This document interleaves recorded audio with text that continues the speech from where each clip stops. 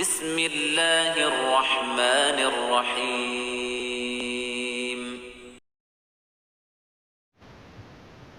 السلام عليكم ورحمة الله وبركاته. إن الحمد لله رب العالمين والعاقبة للمتقين ولا عدوان إلا على الظالمين وأصلي وأسلم على أشرف الأنبياء والمرسلين نبينا محمد وعلى آله وأصحابه الفائزين برضا الله. اللهم صل على محمد وعلى آل محمد كما صليت على إبراهيم وعلى آل إبراهيم وبارك على محمد وعلى آل محمد كما باركت على إبراهيم وعلى آل إبراهيم إنك حميد مجيد. أعوذ بالله من الشيطان الرجيم. بسم الله الرحمن الرحيم.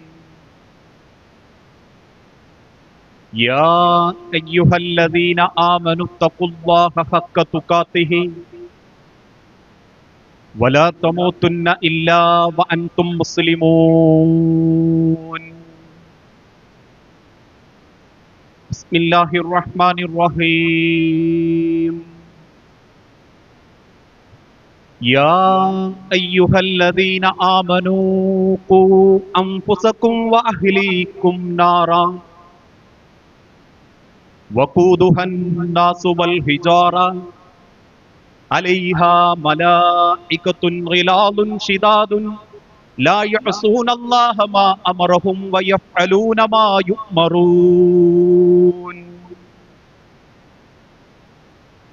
رب اشرح لي صدري ويسر لي أمري. സദസ്സിലിരിക്കുന്ന ഇസ്ലാഹിയ സ്കൂളിൻ്റെ managing trustee അംഗങ്ങളെ, സ്നേഹാദരണീയരായ പ്രധാനാധ്യാപകനടക്കമുള്ള സഹപ്രവർത്തകരെ, സ്നേഹനിധികളായ രക്ഷിതാക്കളെ, സഹോദരങ്ങളെ, സഹോദരിമാരെ, ഒരു വലിയ മാറ്റത്തിന് മനസ്സ് പ്രാർത്ഥിച്ചുകൊണ്ട് നമ്മുടെ കുടുംബം, നമ്മുടെ വ്യക്തിജീവിതം ഒന്ന് മാറ്റേണ്ടതുണ്ട് എന്ന ചിന്തയോടുകൂടി ആ മാറ്റം അള്ളാഹുവിനെ ഇഷ്ടപ്പെട്ട, അള്ളാഹുവിൻ്റെ അരികിലേക്കുള്ള മടക്കം എളുപ്പമാക്കുന്ന രീതിയിലാവണം എന്ന നിയ്യത്തോടെയാണ് ഇത്തരത്തിലുള്ള ഒരു പേരൻസ് മീറ്റിൽ കുടുംബവുമായി ബന്ധപ്പെട്ട വിഷയങ്ങൾ സംസാരിക്കാൻ നിശ്ചയിക്കപ്പെട്ടിട്ടുള്ളത്. നമ്മളൊക്കെ മനസ്സിലാക്കുന്നത് പോലെ നമ്മളെ നാട്ടിലെ സംസ്കാരങ്ങൾ ഏറെ മാറിക്കൊണ്ടിരിക്കുകയാണ്. പണ്ടുകാലങ്ങളിലൊക്കെ അപൂർവ വാർത്തകളായി ദൂര സ്ഥലങ്ങളിൽ കേട്ടിരുന്ന പല കാര്യങ്ങളും നമ്മെപ്പോലും അമ്പരപ്പിച്ചുകൊണ്ട് നമ്മളെ കുടുംബത്തിൽ, നമ്മളുടെ തൊട്ടടുത്ത് ഇന്ന് സർവ്വസാധാരണയായി കേട്ടുകൊണ്ടിരിക്കുകയാണ്. ഒരു ഭാഗത്ത് ശാസ്ത്രം വമ്പിച്ച കുതിച്ചുചാട്ടം നടത്തുമ്പോൾ മറ്റൊരു ഗ്രഹമായ ചൊവ്വയിൽ പോലും മനുഷ്യവാസയോഗ്യമാണോ എന്ന് പഠിക്കാനും ഇതര ഗ്രഹങ്ങളെക്കുറിച്ചും ആ ഗ്രഹങ്ങളെ ചുറ്റിക്കൊണ്ടിരിക്കുന്ന ഉപഗ്രഹങ്ങളെക്കുറിച്ചും ആ ലോകത്തുള്ള ചില കണ്ടുപിടുത്തങ്ങളെ കൊണ്ട് ഭൂമിയിലുള്ള അമ്പരപ്പിക്കുന്ന മാറ്റങ്ങളും പല രീതിയിലും നമ്മൾ കണ്ടുകൊണ്ടിരിക്കുന്നവരാണ്. പണ്ടുകാലത്തൊക്കെ ഒരു വിദേശത്ത് പോകുന്ന ചെറുപ്പക്കാരന്റെ ഏറ്റവും വലിയ സങ്കടം വീട്ടിക്ക് ഫോൺ വിളിക്കാൻ പറ്റൂല എന്നുള്ളതായിരുന്നു. 10-15 വർഷങ്ങൾക്ക് മുൻപ് വരെ 4ഉം 5ഉം വീടുകൾക്കപ്പുറത്തുള്ള ഒരു പണക്കാരന്റെ വീട്ടിൽ വിദേശത്തുള്ള മകന്റെ ഫോൺ വിളി കാത്തിരുന്ന പല വൃദ്ധരായ മാതാപിതാക്കളും ഈ കൂട്ടത്തിലുണ്ട്. ഇന്നാ രീതിയിൽ നിന്നു മാറി തൊട്ടടുത്ത് നിൽക്കുന്നത് പോലെ കണ്ട് സംസാരിക്കാനും നാട്ടിലുള്ള വിവരങ്ങൾ നാട്ടിലുള്ളവർ അറിയുന്നതിനേക്കാൾ വേഗതയിൽ അന്യരാജ്യത്തുള്ള ആളുകൾ നമ്മളെ അറിയിക്കുന്ന രീതിയിലേക്കും ശാസ്ത്ര പുരോഗതിയുടെ ഉന്നതിയിലേക്ക് നമ്മൾ നീങ്ങിക്കൊണ്ടിരിക്കുകയാണ്. പക്ഷേ ശാസ്ത്രം എത്ര പുരോഗമിക്കുന്നുണ്ടെങ്കിലും മനുഷ്യൻ എത്ര വികസിക്കുന്നുണ്ടെങ്കിലും കാലം പല മാറ്റങ്ങളും മനുഷ്യനിൽ വരുത്തുന്നുണ്ടെങ്കിലും ഇതിന്റെയൊക്കെ അവസാനം തകർന്നുകൊണ്ടിരിക്കുന്നത് കുടുംബമാണ്. ഞാൻ നേരത്തെ സൂചിപ്പിച്ചതുപോലെ ആ ഫോൺ കൊണ്ട് മാത്രം നശിക്കുന്ന അനവധി കുടുംബങ്ങൾ ഇന്ന് നമ്മളെ സമൂഹത്തിലുണ്ട്.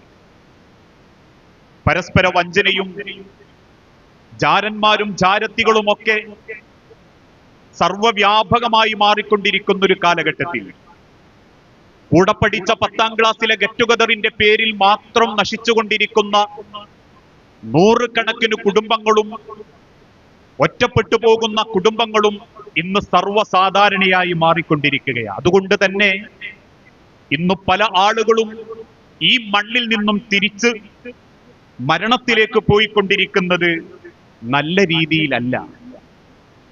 ആത്മഹത്യകളിലൂടെയും മനസ്സമാധാനം നഷ്ടപ്പെട്ടും മാരക അസുഖം പിടിപെട്ടും ഒരു തൃപ്തിയില്ലാത്ത മരണമാ ഇന്ന് പലർക്കും ഈ സമൂഹത്തിൽ നമ്മൾ കണ്ടുകൊണ്ടിരിക്കുന്നത്. ഏതാനും ചില ദിവസങ്ങൾക്ക് മുൻപ് 22 വർഷം വിദേശത്ത് ജോലി ചെയ്തു കുടുംബം പോറ്റിയ ഒരു ചെറുപ്പക്കാരൻ, ഒരു വാപ്പ നാട്ടിലെത്തി. എന്തൊക്കെയോ അസുഖങ്ങൾ പിന്നീട് അദ്ദേഹത്തിന് തുടർച്ചയായി വന്നു. അപ്രതീക്ഷിതമായ അദ്ദേഹം മരണത്തിന് കീഴടങ്ങി. പിന്നീടായിരുന്നു കുടുംബക്കാരൊക്കെ അറിയുന്നതും ഒരു അകാല മരണത്തിലേക്ക് ആ മനുഷ്യനെ കൊണ്ടെത്തിച്ചത് കുടുംബത്തിന്റെ പ്രശ്നങ്ങളായിരുന്നു. മക്കളും ഭാര്യയും ഒറ്റപ്പെടുത്തുകയും ഭാര്യ മറ്റൊരാളുമായി ബന്ധം സ്ഥാപിക്കുകയും മക്കൾ പോലും തന്റെ പിതാവിനെ ചോദ്യം ചെയ്യുന്ന ഒരു വല്ലാത്ത അവസ്ഥയിലേക്ക് എത്തിയപ്പോ അകാല മരണത്തിലേക്ക് തന്റെ ഹൃദയത്തിന്റെ ചലനം നിലച്ച് മരിച്ചു പോകുന്ന പലരെയും ഇന്ന് സമൂഹത്തിന്റെ പല ഭാഗത്തും ആത്മഹത്യകളായി പോലും നമുക്ക് കാണാൻ സാധിക്കും. എന്തുകൊണ്ടാണ് മനുഷ്യരെ നമ്മളെ കുടുംബം ഇത്രമാത്രം തകർന്നു പോകാനുള്ള കാരണം? പണ്ടുകാലത്തുള്ള ആളുകൾ അനുഭവിച്ചതിനേക്കാൾ സമാധാനത്തിലും സൗകര്യത്തിലുമാ ഞാനും നിങ്ങളുമൊക്കെ. പണ്ടുകാലത്തുള്ള ആളുകൾക്ക് അവരുടെ പ്രാഥമിക ആവശ്യങ്ങൾ നിർവഹിക്കണമെങ്കിൽ പോലും രാത്രി തൊട്ടപ്പുറത്ത് 4 പറമ്പുകൾക്കപ്പുറത്ത് ചെന്ന് നിർവഹിച്ചതിൽ നിന്ന് മാറി മനുഷ്യൻ കിടന്നുറങ്ങുന്ന ബെഡ്റൂമിന്റെ ഉള്ളിൽ തന്നെ ബാത്റൂമിന്റെ സംവിധാനത്തിലേക്ക് നമ്മൾ എത്തിയിട്ടും പണം കൊണ്ടും സൗകര്യങ്ങളെ കൊണ്ടും സമ്പത്ത് കൊണ്ടും മറ്റെല്ലാ അനുഗ്രഹങ്ങളെ കൊണ്ടും ഇത്രമാത്രം പടച്ച റബ്ബ് അനുഗ്രഹിച്ചൊരു കാലഘട്ടത്തിൽ എന്തുകൊണ്ടാ നമ്മളെ കുടുംബം പലപ്പോഴും തകർന്നു പോകാനുള്ള കാരണം? ചിലര് പറയും ഇപ്പോഴത്തെ കാലം അങ്ങനെയായിപ്പോയി. കാലമാണോ കുറ്റവാളി? ശാസ്ത്രത്തിന്റെ പുരോഗതിയാണോ കുറ്റവാളി?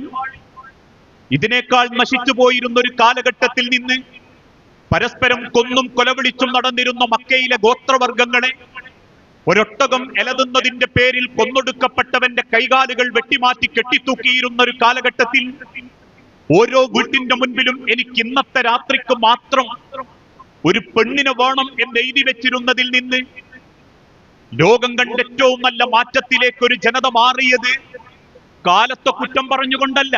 കാലമല്ല കുറ്റവാളി, ശാസ്ത്രമല്ല കുറ്റവാളി, മറിച്ച് എക്കാലഘട്ടത്തിലും മനുഷ്യനെ സൃഷ്ടിച്ച സൃഷ്ടാവ് അല്ലാഹു മനുഷ്യന് കാണിച്ചു കൊടുത്ത ജീവിതത്തിന്റെ മാതൃക നമ്മൾ അവഗണിക്കാൻ തുടങ്ങി.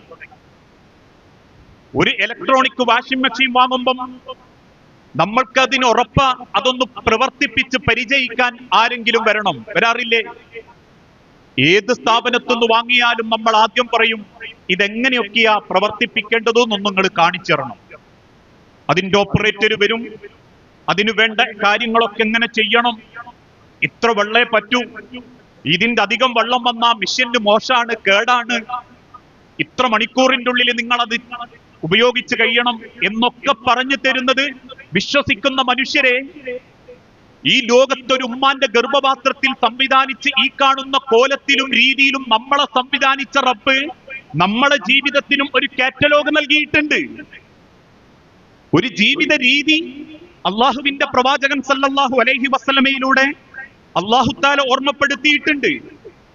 ആ ഓർമ്മപ്പെടുത്തപ്പെട്ട വചനത്തെ അള്ളാഹു തആല വിശുദ്ധ ഖുർആനിൽ ആദ്യം ഓർമ്മപ്പെടുത്തി, ഫഇമ്മാ യഅതിയന്നകും മിന്നീ ഹുദൻ ഫമൻ തബിയ ഹുദായ ഫലാ ഖൗഫുൻ അലൈഹിം വലാ ഹും യഹ്സനൂൻ. അള്ളാഹു മനുഷ്യന് കൊടുക്കുന്ന രണ്ട് വാഗ്ദാനങ്ങളാ. ഫലാ ഖൗഫുൻ അലൈഹിം, നിങ്ങൾക്കൊരു ഭയവും ഉണ്ടാവുകയില്ല. നിങ്ങളെ കുടുംബത്തെ തൊട്ടോ, നിങ്ങളുടെ മരണത്തെ തൊട്ടോ, നിങ്ങളെ സമ്പത്തിനെ തൊട്ടോ, നിങ്ങളെ ദുനിയാവിലെ ജീവിതത്തെ തൊട്ടോ, ഫലാ ഖൗഫുൻ അലൈഹിം, ഒരു ഭയവും നിങ്ങൾക്കുണ്ടാവുകയില്ല. വലാ ഹും യഹ്സനൂൻ, ഒരു ദുഃഖവും നിങ്ങൾക്കുണ്ടാവുകയില്ല. എന്തു വേണം?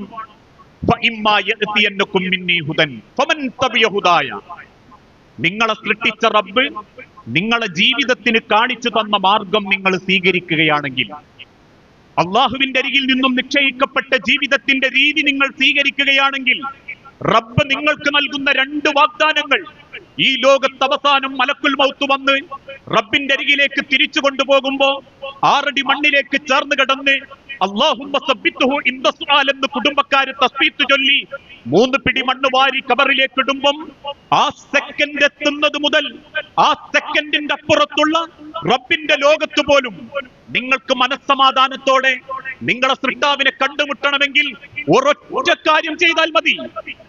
ഏതെങ്കിലും സിനിമ കണ്ട് ജീവിതം ചിട്ടപ്പെടുത്തരുത്. മറ്റാരെങ്കിലും പടച്ചുവിടുന്ന ഇൻസ്റ്റഗ്രാം റീലുകൾ കണ്ട് കുടുംബത്തെ ചിട്ടപ്പെടുത്തരുത്. ഏതെങ്കിലും ആളുകൾ എഴുതിവിടുന്ന ആധുനികതയുടെ ജീവിത സംസ്കാര ലിബറൽ ചിന്താഗതി നിങ്ങൾ കുടുംബത്തിൽ നടപ്പിലാക്കരുത്. എന്ത് ചെയ്യണം? അല്ലാഹു തആല നമുക്ക് കാണിച്ചു തന്ന ജീവിതത്തിന്റെ രീതി നമ്മളെ ജീവിതത്തോട് തീർച്ചയായും നമ്മൾ ചേർത്ത് വെക്കുമ്പോൾ മാത്രമാണ് നമ്മളെ ജീവിതത്തിന് മനസ്സമാധാനം ഉണ്ടാകുക. മറ്റൊരു വഴിയും മനുഷ്യരെ നമുക്ക് സമാധാനം തരൂല. ഈ ലോകത്ത് നിങ്ങൾ ഏതു വഴി തെരഞ്ഞെടുത്താലും അത് റബ്ബിന്റെ വഴിയല്ലെങ്കിൽ, പ്രവാചകൻ സല്ലല്ലാഹു അലൈഹി വസല്ലമ കാണിച്ചു തന്ന വഴി അല്ല എങ്കിൽ ഈ ലോകത്തൊരിക്കലും നല്ലൊരു നേർവഴി കണ്ടെത്താൻ നമ്മളെ കൊണ്ട് സാധിക്കുകയില്ല. കാരണം നമ്മെ സൃഷ്ടിച്ചവനാണ് നമ്മളെ ജീവിതത്തിന്റെ രീതി കാണിച്ചു തന്നത്. നമ്മൾ എങ്ങനെയാ സൃഷ്ടിക്കപ്പെട്ടത്? ഞാൻ ആരാണ്? ലോകത്തേറ്റവും കൂടുതൽ രചിക്കപ്പെട്ട ഗ്രന്ഥം ഹുവാമൈ, ഞാൻ ആരാണ്? എപ്പോഴെങ്കിലും കണ്ണാടിയുടെ മുൻപിലിരുന്ന് നമ്മൾ ചോദിക്കാറുണ്ടോ ഞാൻ ആരാ? ഒരു മകൻ എന്ന കാലഘട്ടത്തിൽ ഒരു മകന്റെ ഉത്തരവാദിത്വം ഞാൻ നിർവഹിച്ചിട്ടുണ്ടോ? ഒരു ഭർത്താവിന്റെ കാലഘട്ടത്തിൽ ഒരു ഭർത്താവിന്റെ ഉത്തരവാദിത്വം ഞാൻ നിർവഹിച്ചിട്ടുണ്ടോ? ഒരു ഭാര്യയായ ഞാൻ എന്റെ ഭർത്താവിന് കിട്ടിയ ഏറ്റവും നല്ല അനുഗ്രഹമാണെന്ന് നമുക്ക് സ്വയം ചിന്തിക്കാൻ സാധിച്ചിട്ടുണ്ടോ? കാരണം നമ്മളെ സൃഷ്ടിച്ചത് ഏത് കോലത്തിലാണെന്ന് അല്ലാഹു തആല തന്നെ ഓർമ്മപ്പെടുത്തുന്നുണ്ട്. മിൻ അയ്യു ഷൈഇൻ ഖലഖഹു മിൻ നുത്ഫത്തിൻ ഖലഖഹു ഫഖദ്ദറ. എത്ര മനോഹരമായിട്ടാ അല്ലാഹു തആല ഓർമ്മപ്പെടുത്തുന്നത്. ഏതെങ്കിലും രണ്ടാണും പെണ്ണും തമ്മിൽ ബന്ധത്തിൽ ഏർപ്പെടുമ്പോൾ സൃഷ്ടിക്കപ്പെട്ടവരല്ല നിങ്ങൾ, മറിച്ച് ശ്രവിക്കപ്പെടുന്ന പിതാവിന്റെ കോടിക്കണക്കിന് ബീജത്തിലെ ഒരു നിസ്സാരമായിരുന്ന ബീജം നിങ്ങളുടെ മാതാവിന്റെ ഗർഭാശയത്തിന്റെ 3 ഭിത്തികൾക്കുള്ളിലുള്ള അണ്ഡത്തോട് അള്ളാഹു കൂട്ടിയോജിപ്പിച്ചു. മിൻ അയ്യു ഷൈഇൻ ഖലഖഹു. നിങ്ങൾ ചിന്തിച്ചു നോക്കിയിട്ടുണ്ടോ നിങ്ങൾ എങ്ങനെയാ സൃഷ്ടിക്കപ്പെട്ടവരെന്ന്? മിൻ നുത്ഫത്തിൻ ഖലഖഹു ഫഖദ്ദറ. വളരെ നിസ്സാരമായ ഒരു ഇന്ദ്രിയ തുള്ളിയിൽ നിന്ന് ഈ കാണുന്ന കോലത്തിൽ നിങ്ങളെ സൃഷ്ടിക്കുകയും ഫഖദ്ദറ, നിങ്ങളെ ക്രമപ്പെടുത്തുകയും ചെയ്തവൻ.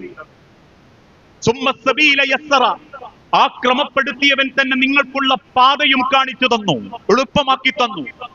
ലോകത്ത് മറ്റൊരു മതത്തിനും ഇല്ലാത്ത രീതിയിൽ, ലോകത്തൊരു മറ്റൊരു വിശ്വാസത്തിനും ഇല്ലാത്ത രീതിയിൽ പ്രകൃതിയോട് ചേർന്ന് നിൽക്കുന്ന മനുഷ്യരെ കൊണ്ട് സാധിക്കുന്ന നല്ലൊരു ജീവിത രീതിയും അള്ളാഹു നിങ്ങൾക്ക് കാണിച്ചു തന്നു. സുമ്മ അമാതഹു. ആ ജീവിതത്തോട് കൂടി നിങ്ങൾ അവസാനിക്കുന്നില്ല. സുമ്മ അമാതഹു. പിന്നെ നിങ്ങൾ മരിക്കും. നിങ്ങൾ 6 അടി മണ്ണിലേക്ക് ചേർത്ത് വെക്കപ്പെടുകയും ചെയ്യും. അതാണ് ജീവിതം. മറ്റൊരു ഭാഗത്ത് അല്ലാഹു തആല കാര്യം ഇങ്ങനെ വിശദീകരിച്ചു, മിൻഹാ ഖലഖനാകും വഫീഹാ നുഈദുകും വമിൻഹാ നുഖ്രിജുകും താറത്തൻ ഉഖ്റ. നിങ്ങളെ ആ മണ്ണിൽ നിന്നാണ് ഞാൻ കൊണ്ടുവന്നതെങ്കിൽ വഫീഹാ നുഈദുകും, നിങ്ങൾ ആ മണ്ണിലേക്കാ മടങ്ങിക്കൊണ്ടിരിക്കുന്നത്. ഈ സദസ്സിന്റെ പല ഭാഗത്തും ഇരിക്കുന്ന പലരുടെയും തലനരച്ചിട്ടുണ്ട്. അർത്ഥം 6 അടി മണ്ണിലേക്കുള്ള യാത്ര ഏകദേശം അടുക്കാറായി തുടങ്ങി എന്നുള്ളതാ. അതല്ലെങ്കിൽ അതിനേക്കാൾ എളുപ്പത്തിൽ നമ്മൾ പലരും പറയാറില്ലേ, 10-20 കൊല്ലം അല്ലെ 10-50 കൊല്ലം ജീവിച്ചു, അതെന്നെ വലിയ കിട്ടലാന്ന്. ജീവിച്ചതല്ല, നിശ്ചയിക്കപ്പെട്ട 6 അടി മണ്ണിലേക്ക് 50 കൊല്ലം നമ്മൾ നടന്നു തീർത്തതാ. മാതാവിന്റെ ഗർഭാശയത്തിൽ നിന്നും പുറത്തേക്ക് വന്ന നമ്മളോട് പ്രപഞ്ചത്തിന്റെ സൃഷ്ടാവായ റബ്ബ് പറഞ്ഞു, ഇനി ഭൂമിക്ക് മുകളിലൂടെ നീ നടന്ന് ആ ഭൂമിക്കടിയിലേക്ക് നീ പോണം. വഫീഹാ നുഈദുകും വമിൻഹാ നുഖ്രിജുകും. ആ മണ്ണിൽ ചെന്ന് തീരുന്നതോട് കൂടി നീ അവസാനിക്കുന്നില്ല. സുമ്മ അമാതഹു ഫഅക്ബറ സുമ്മ ഇദാ ശാഅ അൻശറ. വീണ്ടും ഒരിക്കൽ കൂടി നീ അള്ളാഹുവിന്റെ മുൻപിൽ പുനർജീവിപ്പിക്കപ്പെടും. കാരണം നമ്മൾ അള്ളാഹുവിനാൽ തെരഞ്ഞെടുക്കപ്പെട്ടവരാ. ഞാൻ നന്മണ്ടയിൽ ജനിക്കണമെന്നും നിങ്ങൾ ഈ ഇസ്ലാഹിയയുടെ ചുറ്റുഭാഗങ്ങളിൽ മഞ്ചേരിയിലും മലപ്പുറത്തുമുള്ള വാപ്പാന്റെ മക്കളാകണമെന്നും നാഥനാ തീരുമാനിച്ചത്. അതാണ് റബ്ബ് പറഞ്ഞതും, വലഖദ് കറംനാ ബനി ആദം. ആദമിന്റെ മക്കളെ, നിങ്ങളെ ഞാൻ ആദരിച്ചിരിക്കുന്നു. ലോകത്ത് മറ്റൊരാളും പറയാത്തൊരു വാക്ക് നമ്മെ സൃഷ്ടിച്ച റബ്ബ് നമ്മോട് തന്നെ പറയുന്നു, വലഖദ് കറംനാ ബനി ആദം. ആദമിന്റെ മക്കളെ, നിങ്ങളെ ഞാൻ ആദരിച്ചിരിക്കുന്നു. ആ ആദരവ് നിങ്ങൾക്ക് ഞാൻ നൽകുന്നത് കൊണ്ടാണ് ഈ ലോകത്തുള്ള പല അനുഗ്രഹങ്ങൾക്കും നിങ്ങൾക്ക് ഞാൻ തെരഞ്ഞെടുത്ത് നൽകിയത്. ഈ ലോകത്തുള്ള നിരവധി അനുഗ്രഹങ്ങൾ നിങ്ങൾക്ക് ഞാൻ നൽകിയത്. ഒന്ന് ചിന്തിച്ചു നോക്കൂ മനുഷ്യരെ, മൃഗങ്ങൾക്കില്ലാത്ത എത്രയെത്ര നന്മകൾ അള്ളാഹു മനുഷ്യന് നൽകിയിട്ടുണ്ട്.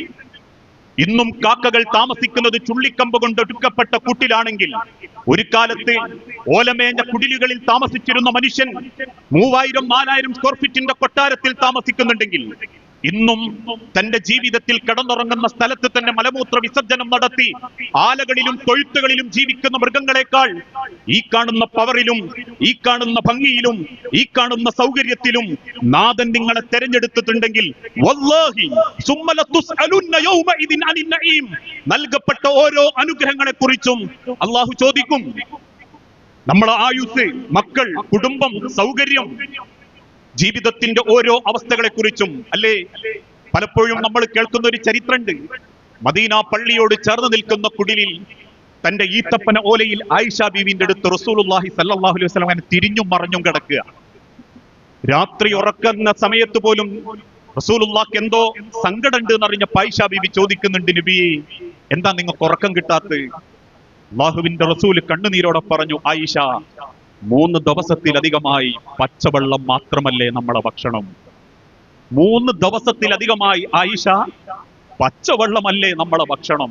ഉറക്കം വരുന്നില്ല ആയിഷ. അവസാനം ആരെങ്കിലും എന്തെങ്കിലും നൽകും എന്ന പ്രതീക്ഷയോടുകൂടി വീട്ടിന്റെ പുറത്തിറങ്ങി. ആ ഇരുട്ടത്തിങ്ങനെ നടന്നു പോകുമ്പോ ആരോ എതിരെ റസൂലുള്ളാന്റെ നേരെ വരുന്നു. അല്പ വെളിച്ചത്തിൽ തിരുദൂതൻ ചോദിച്ചു, മൻ അൻത, നീ ആരാ? അദ്ദേഹം അല്പം വെളിച്ചത്തിലേക്ക് മാറി നിന്ന് പറഞ്ഞു, അന സിദ്ദീഖുൽ അക്ബർ. നബിയെ, ഞാൻ അബൂബക്കർ സിദ്ദീഖ. ഒരു കാലത്ത് ചോദിച്ച പണം കൊടുത്ത് ബിലാൽ റളിയല്ലാഹു അൻഹുവിനെയും ഖബ്ബാബിനെയും ശത്രുവിന്റെ അടിയിൽ ചെന്ന് മോചിപ്പിച്ചു കൊണ്ടുവന്ന അബൂബക്കർ സിദ്ദീഖ്. തിരുദൂതനിൽ വിശ്വസിച്ച് കൂടെ പോന്നിരുന്ന സഹാബത്തിനെ ശത്രുക്കൾ പട്ടിണിക്കിട്ടപ്പോ തന്റെ മുഴുവൻ സ്വത്തുക്കളും സമ്പത്തുകളും എടുത്ത് സഹാബത്തിന് ഭക്ഷണം കൊടുത്ത സിദ്ദീഖുൽ അക്ബർ ആ നട്ടപ്പാതിരെ നേരെ തിറങ്ങി നടക്കുന്നത് കണ്ടപ്പോ റസൂലുള്ള ചോദിച്ചു, എന്താ അബൂബക്കറെ ഈ സമയം? സിദ്ദീഖുൽ അക്ബർ കണ്ണുനീരോടെ പറഞ്ഞു, നബിയെ, പട്ടിണി കൊണ്ട് ഉറക്കാൻ വരുന്നില്ല നബിയെ. അവസാനം 2 പേരും മുൻപോട്ട് നടക്കുമ്പം വീണ്ടും ആരോ ഇരുട്ടത്ത് ചോദിച്ചു, ആരാ? വെളിച്ചത്തിലേക്ക് മാറി നിന്ന് പറഞ്ഞു, അന ഉമർ, ഞാൻ ഉമറാ നബിയെ.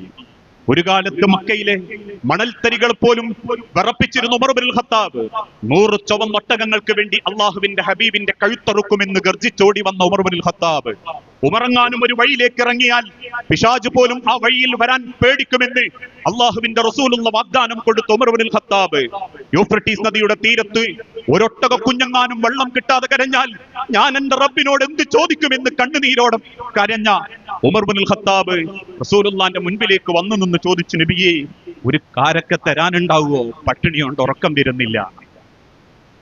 മൂന്ന് പേരും അല്പഭക്ഷണത്തിന് വേണ്ടി നടന്നു നീങ്ങുമ്പോ ഒരു ചെറിയ വിളക്ക് കത്തുന്ന കുടിലിന്റെ മുൻപിലെത്തി. 3 തവണ അള്ളാഹുവിന്റെ തിരുദൂതൻ സലാം പറഞ്ഞു. ആരും സലാം അടക്കുന്നില്ല. തിരിഞ്ഞു നടക്കുമ്പം വീട്ടിന്റെ അകത്തു നിന്നും വൃദ്ധനായ ഒരാൾ വന്നു പറഞ്ഞു, നബിയെ, ആളുണ്ട് വീട്ടിൽ, ആളുണ്ട് നബിയെ വീട്ടിൽ. റസൂലുള്ള ചോദിച്ചു, എന്തേ നീ സലാം അടക്കാത്ത? അദ്ദേഹം കണ്ണുനീരോടെ പറഞ്ഞു, എനിക്ക് ഉറപ്പാ റസൂലേ, നിങ്ങൾ ഭക്ഷണത്തിന് വന്നതാണെന്ന് എനിക്കറിയാം. ഈ വീട്ടിൽ ഭക്ഷണമില്ല നബിയെ. കറന്നെടുക്കാൻ പാകമായ ഒരു ആടിന്റെ പാല് കൊണ്ട് മാത്രം ജീവിക്കുന്നവരാ ഞങ്ങൾ. അള്ളാഹുവിന്റെ തിരുദൂതൻ ഒന്നും ശബ്ദിക്കാതെ തിരിഞ്ഞു നടക്കാൻ ഒരുങ്ങുമ്പോ ആ വീട്ടിലുള്ള വീട്ടുകാരി ഒരു കാരക്കയെടുത്ത് ആ മനുഷ്യന്റെ കയ്യിൽ കൊടുത്തിട്ട് പറഞ്ഞു, ഇത് നിങ്ങൾ റസൂലുള്ളാഹ്ക്ക് കൊടുക്കുക, ഈ വീട്ടിൽ ആകെയുള്ളതാണിത്. ആ കാരക്ക അള്ളാഹുവിന്റെ ഹബീബിന് ആ സ്വഹാബത്ത് കൊടുത്തപ്പോ 4-5 കഷണങ്ങളാക്കി ആ കാരക്ക ചീന്തി തന്റെ കൂടെ വന്ന സഹാബാക്കൾക്ക് കൊടുത്ത്, ഒരു കഷണം മകൾ ഫാത്തിമാക്കും, ഒരു കഷണം ആയിഷ ബീവിക്കും ഭൃത്യൻ അബ്ദുള്ളാന്റെ കയ്യിൽ കൊടുത്ത്, ബാക്കിയുള്ള ഒരു നേർത്ത ചെറിയ കഷണം ആകാശത്തേക്ക് നോക്കി അള്ളാഹുവിന്റെ റസൂല് കരയുന്നത് കണ്ടപ്പം സഹാബത്ത് ചോദിച്ചു, എന്തിനാ നബിയെ സങ്കടം? ആ ആകാശത്തേക്ക് ചൂണ്ടിപ്പിടിച്ച കാരക്കയുടെ ചീടിലേക്ക് നോക്കി അള്ളാഹുവിന്റെ റസൂല് പറഞ്ഞൊരു വാക്കുണ്ട്, വല്ലാഹി അല്ലാഹുവാണേ സത്യം, ഈ കാരക്കയുടെ ചീളിനെ കുറിച്ച് പോലും അള്ളാഹു ചോദിക്കും. പ്രിയപ്പെട്ട മാതാക്കളെ, പിതാക്കളെ, ഈ ലോകത്ത് നിങ്ങൾക്ക് നൽകപ്പെട്ട അനുഗ്രഹങ്ങളുടെ കണക്കെടുക്കുക. നിങ്ങളുടെ ശൈശവത്തിൽ, നിങ്ങളുടെ കൗമാരത്തിൽ, നിങ്ങളുടെ യൗവനത്തിൽ, നിങ്ങളുടെ കുടുംബ ജീവിതത്തിൽ നിങ്ങൾ കഴിച്ച ഭക്ഷണം, നിങ്ങൾ ധരിച്ച വസ്ത്രം, നിങ്ങൾ താമസിക്കുന്ന വീട്, നിങ്ങൾ സഞ്ചരിക്കുന്ന വാഹനം, എന്തിന് 9 മാസം നൊന്ത് പെറ്റു എന്ന് അവകാശപ്പെടുന്ന നിങ്ങളുടെ മക്കള്, ആ മക്കൾക്ക് വേണ്ടി ജീവിച്ച സെക്കൻഡുകള്, വല്ലാഹി സുമ്മ ലതുസ്അലുന്ന യൗമഇദിൻ അനിൻ നഈം. ഓരോ കാര്യങ്ങളെ കുറിച്ചും നാളെ റബ്ബിന്റെ മുൻപിൽ ചോദ്യങ്ങളുണ്ട്. നൽകപ്പെട്ട ഓരോ അനുഗ്രഹങ്ങളെ കുറിച്ചും അള്ളാഹുവിന്റെ മുൻപിൽ നമ്മൾ മറുപടി പറയേണ്ടതുണ്ട്. എത്രത്തോളം എന്ന് ചോദിച്ചാൽ, കണ്ട കാഴ്ചകൾ, കേട്ട കഥകൾ, ഇതൊക്കെ റബ്ബിന്റെ അടുത്ത് ചോദ്യം ചെയ്യപ്പെടും. ഈ ഇരിക്കുന്ന 1-2 മണിക്കൂറുകൾ കേവലം ഇസ്ലാഹിയ സ്കൂളിന്റെ ഒരു പാരന്റ്സ് മീറ്റിൽ രക്ഷിതാക്കളെ നിർബന്ധത്തിന് വഴങ്ങി വന്നു എന്നത് മാത്രമാണെങ്കിൽ ഈ മണിക്കൂറുകൾ പോലും നിങ്ങൾക്ക് ചോദ്യം ചെയ്യപ്പെടും. ഇന്ന സമഅ വൽ ബസറ വൽ ഫുആദ കുല്ലു ഉലൈക കാന അൻഹു മസ്ഊല. ഇന്ന സമഅ, നീ എന്തൊക്കെ കണ്ടു? അല്ലാഹുവിന്റെ ദുനിയാവിൽ പ്രകൃതിയെ നീ കണ്ടോ? റബ്ബിന്റെ സൃഷ്ടിജാലങ്ങളെ പറ്റി നീ ചിന്തിച്ചോ? നിസ്സാരമായിരുന്ന ഒരു മുച്ചിങ്ങത്തണ്ടിൽ നിന്ന് ഒരു വലിയ തെങ്ങിന്റെ ഫലവൃക്ഷമാക്കി ആ തെങ്ങിൽ 100 കണക്കിന് തേങ്ങകൾ ഉണ്ടാക്കി, അല്ലെങ്കിൽ സന്തോഷത്തോടുകൂടി അള്ളാഹുവിന്റെ പ്രകൃതിയിലെ ഓരോ കാര്യങ്ങളെ കുറിച്ചാണോ നീ കണ്ടത്? അല്ലെങ്കിൽ തോണ്ടിത്തീരുന്ന മൊബൈലിന്റെ ഇൻസ്റ്റഗ്രാം 30 സെക്കൻഡ് റീലുകളാണോ നീ കൂടുതൽ കണ്ടത്? അള്ളാഹുവിന്റെ വിശുദ്ധ ഖുർആനിന്റെ ആയത്തുകളിൽ 6000-ൽ പരം ആയത്തുകളെ പറ്റിയാണോ നീ കണ്ടത്, കേട്ടത്? അല്ലെങ്കിൽ ആധുനിക കാലഘട്ടത്തിൽ മക്കളെപ്പോലും ലഹരി പിടിപ്പിക്കുന്ന അർത്ഥമില്ലാത്ത തോന്നിവാസ പാട്ടുകളാണോ നീ കൂടുതൽ കേട്ടത്? വൽഫുആദ, നീ ചിന്തിച്ചു കൂട്ടിയത് ദുനിയാവിലെ സുഖ സൗകര്യങ്ങളെ കുറിച്ചാണോ? നിന്റെ സമ്പത്ത്, നിന്റെ വീട്, നിന്റെ കൊട്ടാരം, നിന്റെ വാഹനം, നിന്റെ മക്കള്, നിന്റെ സൗകര്യം എന്ന ആർത്തി പിടിച്ച ദുനിയാവിന്റെ ചിന്തയാണോ നീ കൂടുതൽ ചിന്തിച്ചത്? അല്ലെങ്കിൽ ലോകത്ത് എത്രയേറെ സമ്പാദിച്ചാലും ലോകം അടക്കി വാണിരുന്ന അലക്സാണ്ടർ ചക്രവർത്തി പോലും തന്റെ 34-ാമത്തെ വയസ്സിൽ വെറും കൈയോടെ അദ്ദേഹത്തിന്റെ മയ്യത്തിന്റെ കൈകാലുകൾ പുറത്തേക്ക് തൂക്കിയിട്ടു അന്നത്തെ ജനത. എന്നിട്ട് ആ ജനത ലോകം അടക്കി ഭരിക്കാൻ അലക്സാണ്ടർ ചക്രവർത്തിയുടെ കൂടെ നിന്നിരുന്ന പടയാളികളോട് പറഞ്ഞു, കൊന്നൊടുക്കിയിട്ടും വെട്ടിമാറ്റിയിട്ടും 100 രാജ്യങ്ങൾ കീഴടക്കിയിട്ടും അവസാനം ശവപ്പെട്ടിയിൽ കൊണ്ടുപോകുന്ന അലക്സാണ്ടർ ചക്രവർത്തിയുടെ കൈകളിൽ ഈ ലോകത്തിന്റെ ഒരു തരി മണ്ണ് പോലും ഇല്ലെന്ന് നിങ്ങളെ ബോധ്യപ്പെടുത്താനാ ആ കൈകൾ ശവപ്പെട്ടിയുടെ പുറത്തേക്ക് തൂക്കിയിട്ടതെന്ന് ലോകത്തെ ബോധ്യപ്പെടുത്തിയിട്ടുണ്ടെങ്കിൽ 3 വള്ളപ്പടവയിലും 5 വള്ളപ്പടവയിലുമല്ലാതെ ഈ ലോകത്ത് നിന്ന് തിരിച്ചു പോകുന്ന ഒരു യാത്രയെ പറ്റി ചിന്തിച്ചു നോക്കിയിട്ടുണ്ടോ മനുഷ്യരെ? 6 അടി മണ്ണിലേക്ക് ചേർന്ന് കിടക്കുന്ന യാത്രയെ കുറിച്ച് ഈ ലോകത്ത് നമ്മൾ എന്ത് ചിന്തിച്ചു, എന്ത് കണ്ടു, എന്ത് കേട്ടു എന്നതിനെ കുറിച്ചൊക്കെ അള്ളാഹു നാളെ ചോദ്യം ചെയ്യപ്പെടും. ആ അനുഗ്രഹങ്ങളിൽ അള്ളാഹു മനുഷ്യന് കൊടുക്കുന്ന ഏറ്റവും വലിയ അനുഗ്രഹമാണ് കുടുംബം. ആ കുടുംബത്തിന്റെ വിലയറിയണമെങ്കിൽ ഓരോ ബന്ധങ്ങളും നമ്മളെ ജീവിതത്തിൽ നിന്ന് നഷ്ടപ്പെട്ടു പോകുന്നത് ഒരു വേദനയോടെ നമുക്ക് അറിയാൻ സാധിക്കും. ഈ ലോകത്ത് അള്ളാഹു മനുഷ്യന് നൽകുന്ന ഏത് ബന്ധങ്ങളും പവിത്രമാണ്. എന്റെ ജീവിതത്തിൽ അള്ളാഹു എനിക്ക് നൽകുന്നത് എത്ര ബന്ധങ്ങളുണ്ടോ അത് ഹലാലായ ഹക്കായ നിലക്ക് പടച്ചോൻ ചേർത്തി തന്നതാണെങ്കിൽ ഓരോ ബന്ധങ്ങളും എനിക്ക് പവിത്രമാണ്. ബന്ധങ്ങളൊക്കെ നമുക്ക് മനസ്സമാധാനം അറിയപ്പെടാന്നറിയോ? അത് നഷ്ടപ്പെടുമ്പോഴാണ്. ഒന്ന് വന്നോക്കാനും എന്തൊക്കെയാണ് വിശേഷം എന്ന് ചോദിക്കാനും സാരല്ല എന്ന് ആശ്വസിപ്പിക്കാനും ഒരു കുടുംബക്കാരൻ, എന്തിന് ഒരു വാപ്പെങ്കിലും ഇല്ലാണ്ടായി പോവുക എന്നുള്ളത് നഷ്ടപ്പെട്ടു പോകുമ്പോഴേ നമ്മൾ അതിന്റെ വിലയറിയും. ജ്യേഷ്ഠനും അനിയനും ഒക്കെ. ഏതാനും ചില മാസങ്ങൾക്ക് മുൻപ് കുടുംബത്തിൽ ഒരു മരണം ഉണ്ടായപ്പോ എന്റെ വാപ്പങ്ങനെ ഒറ്റക്ക് കരയുക. അപ്പൊ ഞാൻ ചോദിച്ചു, എന്തിനെ വാപ്പ ഇങ്ങനെ സങ്കടപ്പെട്ട് കരയുന്നത്? എന്നോട് പറഞ്ഞ്, പടച്ചോൻ ഇന്റെ വയസ്സുള്ളവരെയൊക്കെ തൊട്ട് തുടങ്ങിയിട്ടുണ്ട്. പടച്ചോൻ ഇന്റെ വയസ്സുള്ളവരെയൊക്കെ തൊട്ട് തുടങ്ങിയിട്ടുണ്ട്. അതിനർത്ഥം ഇനി പോകാനൊക്കെ ഒന്ന് റെഡിയായി നിന്നോന്നാണ് പടച്ചോന്റെ ആ ഒരു സൂചിപ്പിക്കല്. നമ്മളങ്ങനെ ചിന്തിക്കാറുണ്ടോ? നമ്മളെ പ്രായമുള്ളവനും പ്രായം കുറവുള്ളവനും ഒക്കെ പെട്ടെന്ന് മരിക്കുമ്പോൾ നമ്മളെന്താ ചിന്തിക്കുക? പടച്ചോനെ കെട്ടിക്കാനുണ്ട് മക്കള്, അല്ലെങ്കിൽ ഓളിപ്പം ചെറുപ്പക്കാരെത്തിയ മക്കള് എത്തിമക്കളായി പോയി. അല്ല, പടച്ചോൻ ഓരോരുത്തരെയും തൊട്ട് തൊട്ട് വരുന്നുണ്ട്. ആ തൊട്ടത് നമ്മളെയാണെങ്കിൽ നാളെ പടച്ചോന്റെ ഈ ദുനിയാവിൽ നമ്മൾ ഉണ്ടാവൂല. നമ്മളില്ലാതായതിന്റെ പേരിൽ ഈ ലോകത്തിനൊരു ചുക്കും സംഭവിക്കാനില്ല. നമ്മളില്ലാതായതിന്റെ പേരിൽ സൂര്യൻ ഉദിക്കാതിരിക്കുവോ? മഴ പെയ്യാതിരിക്കുവോ? ഈ ലോകത്ത് വായില്ലാണ്ടിരിക്കുവോ? കാർബൺ ഡൈ ഓക്സൈഡും ഓക്സിജനും ഈ ലോകത്ത് വിതരണം ചെയ്യപ്പെടാതിരിക്കുവോ? ഇല്ല. നമ്മക്കത് നഷ്ടപ്പെട്ടു എന്നല്ലാതെ നമ്മൾ കൊണ്ടടന്നത് പോലും മറ്റുള്ള ആളുകൾ ഏറ്റെടുക്കാൻ വെപ്രാളപ്പെടുന്നതാണ് നമ്മളെ മരണം. നിങ്ങൾ ചോദിക്കൂ, ഇസ്ലാഹിയ പള്ളി ഈ സ്ഥാപനത്തിന്റെ മുൻഭാഗത്തുള്ള 1.5 ഏക്കർ പറമ്പാരുത ജീവിച്ചിരിക്കുന്ന കാലത്ത് ആൾക്കാർ പറയും അത് ഉമ്മറാജിന്റെ അല്ലെങ്കിൽ വേറെ ഏതെങ്കിലും ആചാര്യതാന്ന് പറയും. മറ്റാരെങ്കിലും ഒക്കെ പറയും അഹമ്മദാജിന്റെതാ. അഹമ്മദാജിക്ക് അത് എത്ര വരെ പറയാനേ അവകാശമുള്ളൂ? ശ്വാസം നിലക്കുന്നത് വരെ. നിലച്ചു കഴിഞ്ഞാൽ 6 അടി മണ്ണ് കൊണ്ടുവച്ച് വരുന്ന മക്കൾ ആദ്യം ചിന്തിക്കുക ഒന്ന് വ്യവസ്ഥപ്പെടുത്തണമെന്നാ. പിന്നെ ബേജാറാ. വാപ്പ മരിച്ച ബേജാറല്ല. എല്ലാ മക്കളും അത്തരക്കാരെന്ന് ഞാൻ പറയണില്ലട്ടോ. പിന്നെ എങ്ങനെയുണ്ട് വാപ്പാന്റെ മുതലൊന്ന്? കാരണം ഹൈവേന്റെ സൈഡിലേക്കുള്ളത് കിട്ടണം, എന്നാലേ ഗുണമുള്ളൂ. ബേക്ക് കിട്ടിയിട്ട് കാര്യമല്ല. പിന്നെ ഓരോരുത്തരും കക്ഷിയാകും. മൂത്തോനും ഇളയോനും കമ്പനിയാകും, രണ്ടാമത്തോളും മൂത്തളിയനും തമ്മിൽ കമ്പനിയാകും. ഇതിനാ ഇതൊക്കെ ഒന്ന് അങ്ങോട്ടും ഇങ്ങോട്ടും ആക്കണം. മനുഷ്യരെ മരിക്കുന്നത് വരെ ദുനിയാവിൽ നമുക്ക് വിലയുള്ളൂ. മരിക്കുന്നത് വരെ ദുനിയാവ് നമ്മൾതാന്ന് പറയാനും അവകാശമുള്ളൂ. നമ്മൾതെന്താ ദുനിയാവിൽ അനന്തര സ്വത്ത്? ഒരിക്കൽ മദീന മിമ്പറിൽ വെച്ച് തന്റെ മുൻപിലിരിക്കുന്ന സഹാബാക്കളോട് അള്ളാഹുവിന്റെ ഹബീബായ നബി തങ്ങൾ ചോദിച്ചു, നിങ്ങൾക്ക് നിങ്ങളെ സ്വത്താണോ ഇഷ്ടം, നിങ്ങളെ അനന്തര സ്വത്താണോ ഇഷ്ടം? ഞാൻ നിങ്ങളോടും ചോദിക്കുക, നിങ്ങൾക്ക് നിങ്ങളെ സ്വത്താണോ ഇഷ്ടം, നിങ്ങളെ അനന്തര സ്വത്താണോ ഇഷ്ടം? എല്ലാവരും ഇപ്പൊ മനസ്സുകൊണ്ട് ആലോചിക്കും, പടച്ചോനെ അനന്തര സ്വത്ത് എന്ന് പറഞ്ഞാ ഇവിടെ ദുനിയാവില് ബാക്കിട്ടേച്ച് പോകേണ്ടതാ മക്കൾക്കൊക്കെ. എന്റെ സ്വത്ത് എന്ന് പറഞ്ഞാ എന്റെതല്ലേ, എന്റെ അതല്ലേ എനിക്ക് ഏറ്റവും ഇഷ്ടപ്പെടേണ്ടത്. പക്ഷെ നമ്മൾക്ക് കിട്ടുന്ന അനന്തര സ്വത്ത് എന്താണെന്നറിയോ? നമ്മുടെ അനന്തര സ്വത്താ ഇഷ്ടപ്പെടേണ്ടേ. എന്താ നമ്മൾ അനന്തര സ്വത്ത്? ഇക്കഴിഞ്ഞ ദിവസം നാട്ടിലൊരുത്തം പെട്ടെന്ന് മരണപ്പെട്ടു. ആ മരിച്ച വ്യക്തിയെ കുറിച്ച് കേട്ടപ്പോ തന്നെ നാട്ടിൽ പലരും പറഞ്ഞു, ഓന്റെ പടച്ചോനെ ഓന്റെ കബറിങ്ങി നന്നാക്കി കൊടുക്കണട്ടോ. ആ കുടുംബമായിട്ട് ഒരു ബന്ധവുമില്ല, ആ വ്യക്തിയായിട്ട് യാതൊരു ബന്ധവുമില്ലാത്ത ആൾക്കാർ പോലും പറയാ, പടച്ചോനെ ഓന്റെ കബറിങ്ങി നന്നാക്കി കൊടുക്കണട്ടോ. അതിന്റെ ഇങ്ങളെ അനന്തര സ്വത്താ. അതാ അനന്തര സ്വത്ത്, അല്ലാണ്ട് മുതലല്ല. ഈ ദുനിയാവിൽ ജീവിച്ച കാലം കൊണ്ട് നമ്മളെ സ്വഭാവം കൊണ്ടും കുടുംബ ബന്ധം കൊണ്ടും ചേർന്ന് നിന്നത് കൊണ്ടും നാളെ നമ്മൾ മരിച്ചു പോകുമ്പോ നമ്മളെ അറിയുന്ന ഒരാള് നെഞ്ചു തുറന്നു പടച്ചോനോട് പറയാ, പടച്ചോനെ അയാളെ കബറിങ്ങി നന്നാക്കി കൊടുക്കണേ റബ്ബേ എന്ന് പറയുന്നുണ്ടെങ്കിൽ അത് നിങ്ങൾക്ക് കിട്ടുന്ന അനന്തര സ്വത്താ. അത് സമ്പാദിക്കണം. ജീവിച്ചിരിക്കുന്ന കാലത്ത് അതിനെ ഗുണുള്ളൂ. മരിച്ചാലും ആളുകളുടെ നാവുകളിൽ നമ്മൾ ഓർമ്മയിൽ ഉണ്ടാവണം, പ്രാർത്ഥനയിൽ ഉണ്ടാവണം. പക്ഷെ ഇന്ന് ആളുകൾക്ക് ബന്ധങ്ങൾ വേണ്ട. നമുക്ക് ഓരോന്നും നഷ്ടപ്പെടുമ്പോഴാ നമ്മൾ അതിന്റെ വിലയറിയാ. എന്റെ ഒരു അനുഭവം കഴിഞ്ഞ ദിവസം പറഞ്ഞിട്ടുണ്ട്. ഞാൻ ഏകദേശം ഒരു 10-12 ദിവസം നല്ലോണം പനിച്ചു കിടന്നതാ. എന്റെ വാപ്പയും ഇപ്പൊ ഉമ്രക്ക് പോയതാ. അനിയന്റെ അടുത്ത് അവിടെ നിൽക്കുക 1 മാസത്തിലധികമായിട്ട്. വേറുള്ളൊരു അനിയൻ വീടെടുത്ത് താമസം മാറിയിട്ടുണ്ട്. ഒരു പെങ്ങളെ കെട്ടിച്ചു വിട്ടിട്ടുമുണ്ട്. ഞങ്ങൾ 4 പേരാ. വാപ്പയമ്മയും ഉമ്രക്ക് ചെന്നു. ആ സമയത്ത് തന്നെയാണ് ഞാൻ പനിച്ചെടുക്കുന്നത്. ഞാൻ എന്റെ അനുഭവമാട്ടോ പറയുന്നത്. എന്റെ പ്രസംഗത്തിലൊക്കെ പറയുന്നത് ഞാൻ എന്റെ അനുഭവങ്ങളാണ്.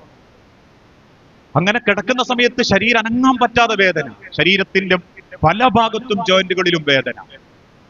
ഒന്ന് എഴുന്നേറ്റിരിക്കുമ്പോഴേക്കും തല കറങ്ങി ഞാൻ ഇങ്ങനെ വീഴുക. അപ്പൊ എനിക്ക് അതിനേക്കാളേറെ വിഷമായത് ആരും ഇല്ലൊന്ന് വന്നോക്കാൻ. വാപ്പയമ്മ ഉള്ളപ്പോഴൊക്കെ എല്ലാരും ഒന്ന് കേറി വരൂ, കുടുംബക്കാരൊക്കെ. വാപ്പയമ്മയും പോയാലൊന്നും ആരും നമ്മളെ ആ വഴിക്കൊന്നും വരുന്നില്ല എന്നുള്ളത് അന്ന് എനിക്ക് ബോധ്യപ്പെട്ടു. പലപ്പോഴും അങ്ങനെ ഉണ്ടാകുമ്പോ ഒന്ന് കയറി വന്ന് പോണടോ, ഒന്ന് കാണിക്കണോ, ഞാൻ ഓട്ടോ വിളിക്കണോ എന്ന് ചോദിക്കുന്ന വാപ്പാന്റെ ചോദ്യമല്ല. ഒരു ശീല നനശ നെറ്റിയിലിട്ടരാനുള്ള ഉമ്മല്ല. അല്ലെങ്കിൽ അൻസാർക്ക് എന്താക്കണം, ഞാൻ ലീവ് എടുക്കണോ, ഒന്ന് പോണോ എന്ന് ചോദിക്കാൻ അനിയനില്ല. ആകളുള്ള പെങ്ങള് 4ാമത്തെ ദിവസം വന്ന് വൈകുന്നേരം നമ്മളെ കോള് പറഞ്ഞു, എനിക്കിന്ന് തിരിച്ചല്ലണമെന്ന് അടുത്ത അമ്മ പറഞ്ഞിട്ടുണ്ട്, എനിക്ക് പോണടോ, ഞാൻ പോവുകയാണ് കേട്ടോ. അടുത്തിരിക്കുന്ന ഭാര്യനെയും 4 മക്കളെയും നോക്കിയിട്ട് അന്ന് ഞാൻ കരഞ്ഞിട്ടുണ്ട്. ആരും ഇല്ലാണ്ടായ നമ്മൾ വലിയമാരൊന്നും അല്ല, ആരെങ്കിലൊക്കെ കൂടുള്ളത് കൊണ്ടാ നമുക്ക് ധൈര്യം. അതില്ലാതാകുമ്പോഴാണ് നമ്മൾ അതിന്റെ വിലയറിയ. ഓരോരുത്തരും വാപ്പ കഴിഞ്ഞാ പിന്നെ പ്രതീക്ഷ രക്തബന്ധങ്ങളാ. പക്ഷെ വാപ്പ കഴിഞ്ഞാ പിന്നെ ഏട്ടനും അനിയനും തമ്മിൽ പിണക്ക, വാപ്പാന്റെ മുതലിന്റെ പേരില്. അല്ലെങ്കിൽ ഭാര്യമാരൊക്കണില്ല. ഇങ്ങനെ പലരും പലതും നശിച്ചുകൊണ്ടിരിക്കുമ്പോ അള്ളാഹു പറയുന്നൊരു വാക്കുണ്ട്, യാ അയ്യുഹന്നാസ് ഇന്നാ ഖലഖനാകും മിൻ ദക്കരിൻ വ ഉൻസ വജഅൽനാകും ശുഊബൻ വഖബായില ലിതആറഫു ഇന്ന അക്രമക്കും ഇൻദല്ലാഹി അത്ഖാകും. നിങ്ങളെ അള്ളാഹു വ്യത്യസ്ത ഗോത്രത്തിലും കുടുംബത്തിലും ജനിപ്പിക്കാനുള്ള കാരണം എന്താണെന്നറിയോ? നിങ്ങളിൽ ചിലർ ആ ഗോത്രത്തിന്റെയും പണത്തിന്റെയും പവറും പത്രാസും കാണിച്ച് ജീവിക്കാൻ വേണ്ടിയിട്ടല്ല. മരുമക്കൾക്കിടയിലുള്ള സാമ്പത്തിക അളവുകോല് നോക്കി പരസ്പരം ഓള് പൈസയുള്ള വാപ്പാന്റെ മോളും ഇവള് കൈക്കോട്ടൊരുത്താരന്റെ മോനും എന്ന് പറഞ്ഞ് വിലയിരുത്താൻ വേണ്ടിയിട്ടല്ല. എത്രയേറെ പണമുണ്ടായിട്ടും സംസ്കാരമില്ലാത്ത കുടുംബമുണ്ട്, പണമുണ്ടായിട്ടും സംസ്കാരമുള്ള കുടുംബമുണ്ട്. പണമില്ലാതിരുന്നിട്ടും സംസ്കാരമില്ലാത്തവരുണ്ട്, പണമില്ലാതിരുന്നിട്ടും സംസ്കാരമുള്ളവരുമുണ്ട്. ജനങ്ങളിൽ അള്ളാഹു ഇഷ്ടപ്പെടുന്നവരാരാ? പേരുകെട്ട തറവാട്ടിലെ വാപ്പാന്റെ പൈസക്കാരന്റെ മക്കൾ നല്ല. ഇന്ന അക്രമക്കും ഇൻദല്ലാഹി അത്ഖാകും. നിങ്ങളിൽ ഏറ്റവും നല്ലവർ അള്ളാഹു നൽകുന്ന ബന്ധങ്ങളെ അതിന്റെ പവിത്രതയോടെ കൊണ്ടു നടക്കുന്നവരെയാണ്. അള്ള നൽകുന്ന ബന്ധങ്ങളെ, ഏത് ബന്ധവും, അതെനിക്കെന്റെ കുടുംബാവട്ടെ, എന്റെ ഭാര്യ കുടുംബാവട്ടെ, എന്റെ വാപ്പ കുടുംബാവട്ടെ, ഉമ്മ കുടുംബാവട്ടെ, ഏത് ബന്ധങ്ങളെയും ആ സ്നേഹത്ത് കൊണ്ടടക്കുന്നവരെയാ അള്ളാഹ്ക്ക് ഇഷ്ടം. കാരണം പടച്ചോൻ ഏൽപ്പിച്ചു തന്ന ബന്ധാണത്. നമ്മൾ ആരാവണം, എവിടെയാവണം എന്നൊക്കെ. ചില ഭർത്താക്കന്മാരൊക്കെ ഭാര്യമാരോട് പറയുന്നത് കാണാ, എനക്ക് മുൻപ് ഞാൻ പാണ്ടിക്കാട് ഒരുത്തീനെ കണ്ടിരുന്നു, എനിക്ക് അതതിന് മനസ്സിലുള്ളു, പടച്ചോൻ എന്താക്കാനാ? അങ്ങനെ പറയണ്ട. നിങ്ങളെ വാര്യല്ലിൽ ഓളെ എഴുതി വെച്ചതുകൊണ്ടാ. ഇനി നിങ്ങൾ പാണ്ടിക്കാടല്ല, ദുനിയാവിൽ മൊത്തം 150 എണ്ണത്തിന് കണ്ടാലും ഓളെ വാര്യല്ലിൽ നിങ്ങളെങ്കിൽ, നിങ്ങളെ വാര്യല്ലിൽ ഓളെ പേരാ പടച്ചോൻ എഴുതിയതെങ്കിൽ അത് അവിടെ തന്നെ എത്തും. ആ ചിന്തയാ ബന്ധം. ഞാൻ എന്റെ ഭാര്യനെ, എന്റെ ഉമ്മാനെ, എന്റെ വാപ്പാനെ, എന്റെ ഏട്ടനെ സ്നേഹിക്കുന്നത് ദുനിയാവിലൊന്നും കിട്ടാനല്ല. നാളെ പടച്ചോന്റെ മുൻപിൽ നിർത്തി അള്ള ചോദ്യം ചെയ്യുമ്പം ഒരു ബന്ധങ്ങളോടും അനീതി കാണിച്ചവരായി പടച്ചോൻ എന്നെ ചിന്തിക്കാതിരിക്കാനാ. മദീന പള്ളിയിൽ വലിയൊരു ചർച്ച നടന്നുകൊണ്ടിരിക്കുന്ന നബി സല്ലല്ലാഹു അലൈഹി വസല്ലമ ആ ചർച്ച ഏൽപ്പിക്കുന്നത് പിൻഭാഗത്തിരിക്കുന്ന അബ്ദുറഹ്മാൻ ബിൻ ഔഫ് റളിയല്ലാഹു അൻഹുവിനെയാണ്. അബ്ദുറഹ്മാൻ ബിൻ ഔഫിനെ റളിയല്ലാഹു അൻഹുവിനെ റസൂലുള്ളാഹി സ്വല്ലല്ലാഹു അലൈഹി വസല്ലം ഏൽപ്പിച്ചു. അപ്പൊ അബ്ദുറഹ്മാന് തന്നെ വലിയൊരു സന്തോഷം. ഇക്കണ്ട ഇത്രയും സഹാബാക്കളുടെന്ന് അള്ളാന്റെ ഹബീബ് ഇന്നെയാണല്ലോ അത് ഏൽപ്പിച്ചത് എന്നുള്ള സന്തോഷത്തിൽ അദ്ദേഹം ഒന്ന് എഴുന്നേറ്റ് നിന്ന് ചോദിച്ചു, നബിയെ, നിങ്ങൾക്ക് മനുഷ്യരിൽ ആരോടാ ഏറ്റവും ഇഷ്ടം ഈ ജനങ്ങളിൽ? സഹാബാക്കളൊക്കെ കരുതിയത് അള്ളാഹുവിന്റെ ഹബീബ് അബ്ദുറഹ്മാൻ റളിയല്ലാഹു അൻഹുവിന്റെ പേര് പറയുന്ന. പക്ഷെ റസൂലുള്ള പുഞ്ചിരിയോടെ പറഞ്ഞു, അബ്ദുറഹ്മാനെ, നീ അടക്കം ആര് ഈ കൂട്ടത്തിലുണ്ടെങ്കിലും എനിക്ക് ഏറ്റവും ഇഷ്ടം എന്റെ ആയിഷാനെയാട്ടോ. ചോദ്യം അള്ളാഹുവിന്റെ റസൂല് തെറ്റിദ്ധരിച്ചോന്ന സങ്കടത്താൽ വീണ്ടും അബ്ദുറഹ്മാൻ റളിയല്ലാഹു അൻഹു ചോദിച്ചു, റസൂലെ, ഞാൻ അതല്ല ഉദ്ദേശിച്ച്, ഈ ആണുങ്ങളെ കൂട്ടത്തിൽ നിങ്ങൾക്ക് ആരോടാ ഇഷ്ടം? എല്ലാ സഹാബാക്കളും റസൂലുള്ളാന്റെ മുഖത്തേക്ക് നോക്കി നിൽക്കുമ്പോ വലതുഭാഗത്ത് തലകുനിച്ചിരിക്കുന്ന സിദ്ദീഖുൽ അക്ബർ റളിയല്ലാഹു അൻഹുവിന്റെ പുറത്ത് പതുക്കെ 2 തട്ട് തട്ടിയിട്ട് റസൂലുള്ള പറയും, ആയിഷ കഴിഞ്ഞാൽ എനിക്ക് ഏറ്റവും ഇഷ്ടം എന്റെ ആയിഷാന്റെ വാപ്പ അബൂബക്കറിനെ. നോക്കൂ നിങ്ങൾ, റസൂലുള്ള കൊടുക്കുന്ന ബന്ധങ്ങളെ ഒരു സ്ഥാനം. ഇന്ന് അതേ ഇസ്ലാമിൽ ഏട്ടൻ അനിയനെ കണ്ടൂടാ, അനിയൻ ഏട്ടനെ കണ്ടൂടാ, ഏട്ടന്റെ ഒക്കെ അനിയന്റെ ഓളെ കണ്ടൂടാ, അനിയന്റെ ഒക്കെ ഏട്ടന്റെ ഓളെ കണ്ടൂടാ, ആങ്ങളന്റെ ഒക്കെ നാത്തൂമാരെ കണ്ടൂടാ, നാത്തൂമാർക്ക് ആങ്ങളന്റെ ഓളെ കണ്ണെടുത്താ കണ്ടൂടാ. എല്ലാരും 5 വക്ത് നിസ്കരിക്കുന്നുണ്ട്, പറ്റെങ്കിൽ അടുത്ത് ഉംറക്കും പോകുന്നുണ്ട്, നാട്ടിലെ സർവ്വ ഖുർആൻ ക്ലാസ്സിലും പോകുന്നുണ്ട്. എന്തിനാ മനുഷ്യരെ? ഏത് ബന്ധങ്ങളെയും നിങ്ങൾ ആലോചിച്ചു നോക്കൂ. മനോഹരമായി പരസ്പരം സ്നേഹിച്ച മുൻഗാമികളുടെ ഒരു കാലഘട്ടം നമ്മളെ നാട്ടിലുണ്ടായിരുന്നു. രക്തബന്ധങ്ങളല്ലെങ്കിൽ പോലും സ്നേഹിച്ചവര്, രക്തബന്ധമല്ല എന്നിട്ടും സ്നേഹിച്ചവര്, ഐക്യത്തോടെ എന്റെ നാട്ടിലുള്ള എന്റെ വല്യമ്മാന്റെ ഒരു കഥ പറയാറുണ്ട്. അയൽപക്കത്തുള്ള മറ്റൊരു വല്യമ്മാന്റെ മോൻ, ഒരു ആമിൻ താത്തയും എന്റെ വല്യമ്മ കുഞ്ഞാഴ്ച താത്തയായിരുന്നു എന്നാ. ഇവര് രണ്ടാളായിരുന്നു ഞാറിടാൻ പോവുക. ഇവര് രണ്ടാളായിരുന്നു ഒരുമിച്ച് ഭക്ഷണം കഴിക്കുക. ഒരു ദിവസം വറുതിയുടെയും സങ്കടത്തിന്റെയും ആ കാലത്ത് ആമിൻ താത്ത ഒരു ദിവസം വീട്ടിന്റെ മുറ്റത്ത് വന്ന് കരഞ്ഞൂന്നാ. ഉറക്ക കരയുന്ന ആമിനാനെ ചേർത്ത് നിർത്തിയിട്ട് വല്യമ്മ ചോദിച്ചോലെ, എന്തിനാ ആമിനോ ഇനി നിലവിളിക്കുന്നത്? ആമിൻ താത്ത പറഞ്ഞോലെ, എന്റെ 2 ആൺകുട്ടികളും പട്ടിണി എഴുന്ന് നിലവിളിക്കുക, എന്തെങ്കിലും ഉണ്ടെങ്കിൽ എനിക്ക് തരണം. ആ കാലഘട്ടത്തില് ഈ നെല്ല് കൊയ്തെടുത്തതിന് ശേഷം അത് ഇടിച്ചു കൊടുത്ത അതിന്റെ ഒരു ഉമി എന്ന് പറയുന്ന കോലത്തിൽ തവിട് കിട്ടുകയായിരുന്നു. അതിൽ പഞ്ചസാര ഇട്ട് തിന്നലാണോ അല്ലെ, നമുക്കൊന്നും അതറിയൂലട്ടോ. ആ തവിട് ആകെയുള്ള കുറച്ചെടുത്ത് കൊടുക്കുമ്പോ ആമിന അതേ ആയിട്ട് ഓടുകയാണ്. അത് മക്കൾക്ക് വെള്ളത്ത് കലക്കി കൊടുത്ത് അല്ലെങ്കിൽ ചൂടാക്കി കൊടുത്ത് മക്കളെ കുടിപ്പിച്ച് ഇതേപോലെ ഒരിക്കല് വല്യമ്മ ചെന്നിട്ടും ആമിൻ താന്റെ മുന്നിന്ന് കരയുമ്പം ആ വീട്ടിലുള്ള പുത്തരി എടുത്തു കൊടുത്ത് സ്വന്തം വാപ്പാക്കും വാപ്പന്റെ ഏട്ടനും അനിയനും ഒക്കെ കൊടുത്ത കഥ ജീവിച്ചിരിക്കുന്ന കാലത്ത് വല്യമ്മ പറഞ്ഞ് കരയുന്നുണ്ട്. ഞാൻ പലപ്പോഴും ചിന്തിച്ചിട്ടുണ്ട്, എന്റെ വല്യമ്മയൊക്കെ ഏറ്റവും കൂടുതൽ കരയുന്നത് ഞാൻ കണ്ടത് ആമിൻ താത്ത മരിക്കുമ്പോഴൊക്കെയാണ്. അതിന്റെ ഇടയ്ക്ക് സ്വന്തം മകനൊരുത്തൻ ആക്സിഡന്റിൽ മരിച്ചതിനേക്കാൾ കൂടുതൽ. കാരണം ആ ഒരു ബന്ധായിരുന്നു അന്ന്. ഇന്ന് ഞാൻ പറയാറുണ്ട്, തൊട്ടപ്പുറത്തുള്ള സൂക്കേടായി കിടന്ന് നമ്മൾ അറിയുന്നത് ഓനൊരു 4 ദിവസം മഞ്ചേരി ഹോസ്പിറ്റലിൽ കിടന്ന് തിരിച്ച് ഓന്റെ വീട്ടിൽ വരുമ്പോ അയൽപ്പക്കത്തുള്ള കുടുംബക്കാരനെ കാണാൻ ആരോ ഒരാൾ ഓട്ടോറിക്ഷയും വിളിച്ച് നമ്മളെ വീട്ടിന്റെ ഗേറ്റിലൊന്നും വയ്ക്കും, ആ സുഖല്ലാണ്ട് കിടന്ന അയമക്കാന്റെ വീട് ഏതായിരുന്നു. നമ്മൾ പറയാം അയമന്റെ വീട് അതാണ്, സുഖല്ലായിനോ, ഞാൻ അറിഞ്ഞില്ല കേട്ടോ. അത്രേ ഉള്ളൂ ബന്ധങ്ങൾ കുടുംബത്തിൽ, സ്വന്തം ചോരകളിൽ. അതുകൊണ്ട് തന്നെ ബന്ധങ്ങളുടെ മഹത്വം തിരിച്ചറിയാതെ ഓരോ കാലഘട്ടത്തിലും അന്നത്തെ കല്യാണങ്ങളും അന്നത്തെ വീട്ടുകൂടലുകളും ഒക്കെ ഞാനൊക്കെ പറയാറുണ്ട്, കാരണവന്മാര് 4 ആള് മുമ്പിൽ ഇരുന്നിട്ട് പറയാനും നിയന്ത്രിക്കാനും അന്നുണ്ടായിരുന്നു എന്നാ. ഞാൻ കാരണവന്മാരെ കുറ്റം പറയല്ലോ. അന്ന് ഓരോരുത്തർക്കും പേടിയായിരുന്നു. കല്യാണത്തിൽ എന്തെങ്കിലും ഒന്നും ഇല്ലാത്തത് കൊണ്ടുവരുമ്പോ അല്ലാ മൂത്താപ്പ മുമ്പിൽ ഇരിക്കുന്നുണ്ട്, അത് വേണ്ട. ഇന്ന് കാരണവന്മാരോട് ആദ്യം പറയും, മിണ്ടാ എന്നാ അങ്ങക്കല്ലേ, ചോറും കൂടും കിട്ടും, ഇല്ലേ പൊറന്ന് പോയിക്കൊള്ളണം എന്ന് പറയുന്നൊരു ചുറ്റുപാടിലേക്ക് മാറി. മുതിർന്നവരെ ബഹുമാനിക്കാൻ ആർക്കും പറ്റുന്നില്ല. താഴ്ന്നവരോട് കാരുണ്യത്തോടെ പെരുമാറാൻ പറ്റുന്നില്ല. ആക്ഷേപങ്ങളും കുറ്റപ്പെടുത്തലുകളും പ്രശ്നങ്ങളും ഒക്കെ ആകുമ്പോ പണ്ടത്തെ കാലഘട്ടത്തിലെ പൊരകെട്ട് പോലും അല്ലെ, പണ്ടുകാല തോലമേഞ്ഞ പൊരകെട്ട് പോലും ഒരു വീടിന്റെ ആഹ്ലാദമായിരുന്നു. ഒരു ഉമ്മാന്റെ മക്കൾ ഒരുമിച്ച് അകത്തളത്തില് ചാണകം മേഞ്ഞ തറയെ കിടന്ന് ആകാശം നോക്കി കിടന്നൊരു കാലം. ഒരു പൊരകെട്ട് വരാൻ വേണ്ടി പ്രാർത്ഥിച്ചിരുന്ന കാലം. കാരണം ആ പൊരകെട്ടിന്റെ അന്നാണ് നല്ലോണം ഒരു പുട്ടും പൂളക്കറിയും ഒക്കെ ഉണ്ടാവുക. നമ്മളെ നാട്ടിൽ, ഈ നാട്ടിൽ എന്താന്ന് എനിക്കറിയാല. അതൊക്കെ സ്വപ്നം കണ്ട് ജീവിച്ചിരുന്ന കാലഘട്ടത്തിൽ നിന്ന് ഇന്ന് എവിടെ എത്തി നമ്മള്? സ്വന്തം ജ്യേഷ്ഠനെ ആഴ്ചയിൽ ഒരിക്കൽ പോലും ഒന്ന് കണ്ടുമിണ്ടാത്തവരുണ്ട്. സ്വന്തം അനിയനോട് ഒരു നല്ല വർത്താനം പറയാത്തവരുണ്ട്. എന്തിന് ജനിപ്പിച്ച അമ്മാനെ പോലും മാസത്തിൽ ഒരിക്കൽ പോയി നോക്കാത്തവരുണ്ട്, ചെന്നു നോക്കാത്തവരുണ്ട്. ഒരു ഉമ്മാന്റെ സൂക്കേട്, ഒരു വാപ്പാന്റെ വേദന, അവരുടെ സങ്കടങ്ങള്, സമ്പത്തുകൾ കൂടിയപ്പം മനുഷ്യന്റെ മനസ്സുകൾ അകന്നുകൊണ്ടിരിക്കുമ്പോ അള്ളാഹുവിന്റെ ഹബീബായ പ്രവാചകൻ സല്ലല്ലാഹു അലൈഹി വസല്ലം പറയുന്നുണ്ട്, ലാ യദ്ഖുലുൽ ജന്ന ഖാത്തിഉർ റഹിമ. ബന്ധം മുറിച്ചവരാണോ അള്ളാന്റെ സ്വർഗ്ഗത്ത് കയറൂല. 5 പകരം 50 വക്തങ്ങൾ നിസ്കരിച്ചോ. ഒരു ഉംറക്ക് പകരം നിങ്ങൾ ഒരു 100 തവണ ഉംറ ചെയ്തോ. ഒരു ഹജ്ജിന് പകരം നിങ്ങൾ ഹറമ് കടന്ന് മരിച്ചോ. ഒരു ഉറുപ്പ്യക്ക് പകരം നിങ്ങൾ 1 കോടി ഉറുപ്പ്യ ദാനം ചെയ്താലും ശരി, ലാ യദ്ഖുലുൽ ജന്ന ഖാത്തിഉർ റഹിമ. അല്ലാഹു വിശ്വസിച്ചേൽപ്പിച്ച ബന്ധങ്ങളോട് നീതിയും ന്യായവും കാണിച്ച് ചേർന്ന് നിന്നിട്ടല്ല എങ്കിൽ ഓരോരുത്തന്റെ നിസ്കാരത്തായം കൊണ്ടും ഓരോറ്റമ്മന്റെ ഖുർആൻ ഒത്തുകൊണ്ടും പടച്ചോന്റെ മണ്ണ് കിടക്കുമ്പോ ഒരു സമാധാനം കിട്ടൂല. ആൾക്കാരെ വിചാരം ദുനിയാവിൽ ഉണ്ടാക്കി വെക്കുന്ന പവറും പത്രാസും ആ കവറിലേക്ക് പുണ്യം എന്നാ. അതുകൊണ്ടാ മഞ്ചേരിയിലൊക്കെ ഒരു വലിയ മയ്യത്തിസ്കാരം നടക്കുമ്പോ നാട്ടുകാർ പറയും, എന്താ മയ്യത്തിസ്കാരം, പള്ളി ഫുൾ ആൾക്കാരാന്ന് പറയും. അതാണോ നല്ല മരണം? 6 അടി മണ്ണിലേക്ക് ചേർത്ത് കിടത്തി 3 പിടി മണ്ണ് വാരിയിട്ട് കുടുംബക്കാര് നമുക്ക് തരുന്നൊരു തസ്ബീത്തുണ്ട്. ചിലപ്പോ ഉമ്മാരത് കേട്ടിട്ടുണ്ടാവൂല. ആ ഇടുങ്ങിയ 6 അടി മണ്ണിലേക്ക് ചേർത്ത് വെക്കുമ്പം കണ്ടു നിൽക്കുന്നവർക്കൊക്കെ ഉറപ്പാ, എന്തൊക്കെ വെട്ടിപ്പിടിച്ചു, എന്തൊക്കെ കാണിച്ചു കൂട്ടി, എത്ര കുടുംബക്കാരായിട്ട് പണങ്ങി, അവസാനം കിടക്കുന്നത് കണ്ടോ.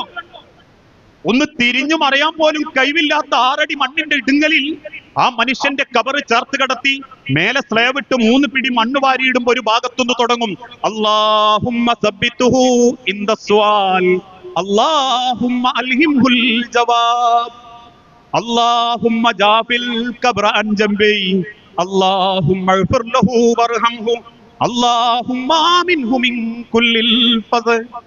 അല്ലാഹുവേ, ഈ ഖബറുള്ളതിന്റെ വാപ്പയാ, നിന്റെ ഉമ്മയാ, ഈ ഖബറൊന്ന് ഇങ്ങി സൗകര്യപ്പെടുത്തി കൊടുക്കണം, ഈ ഖബറിന് ഇങ്ങി ഒരു സമാധാനം കൊടുക്കണം, ഈ ഖബറിന്റെ ഇടുങ്ങലിൽ നിന്ന് ഇങ്ങി ഖബറിനെ കാക്കണം, ആ ഖബറിലേക്ക് ഒരു സ്വർഗത്തിന്റെ കവാടങ്ങി തുറന്നു കൊടുക്കണം. 10-15 മിനിറ്റ് അത് പ്രാർത്ഥിച്ച് ആൾക്കാരൊക്കെ തിരിച്ചു പോകും. പിന്നീട് ആ മണ്ണിന്റെ ഉള്ളിൽ പോലും നിങ്ങൾക്കൊരു സമാധാനം കിട്ടണോ? നിങ്ങൾ അള്ളാഹു തന്ന ബന്ധങ്ങളെ ഏറ്റവും മനോഹരമായിട്ട് കൊണ്ടടക്കണം.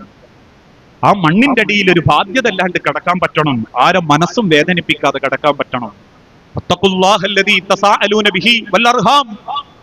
ഓരോ കുടുംബത്തെ പറ്റിയും അല്ലാഹു തആല ചോദ്യം ചെയ്യുമ്പോൾ, പ്രിയപ്പെട്ടവരെ, ബന്ധം മുറിച്ച ആളുകൾ പടച്ച റബ്ബിന്റെ ഭവനത്തിൽ പോലും കയറുന്നത് റസൂലുള്ളാഹി ഇഷ്ടപ്പെട്ടിട്ടില്ല എന്നാണ്.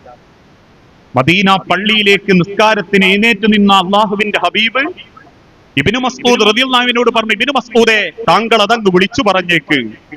ഇബ്നു മസ്ഊദ് റളിയല്ലാഹു അൻഹു എഴുന്നേറ്റ് നിന്ന് സഹാബത്തിന്റെ മുഖത്തോക്കി പറഞ്ഞു, ഈ കൂട്ടത്തിൽ കുടുംബ ബന്ധം മുറിച്ചവരുണ്ടെങ്കിൽ അള്ളാഹുവിന്റെ ഭവനത്തിൽ നിന്നും മാറി നിൽക്കട്ടെ.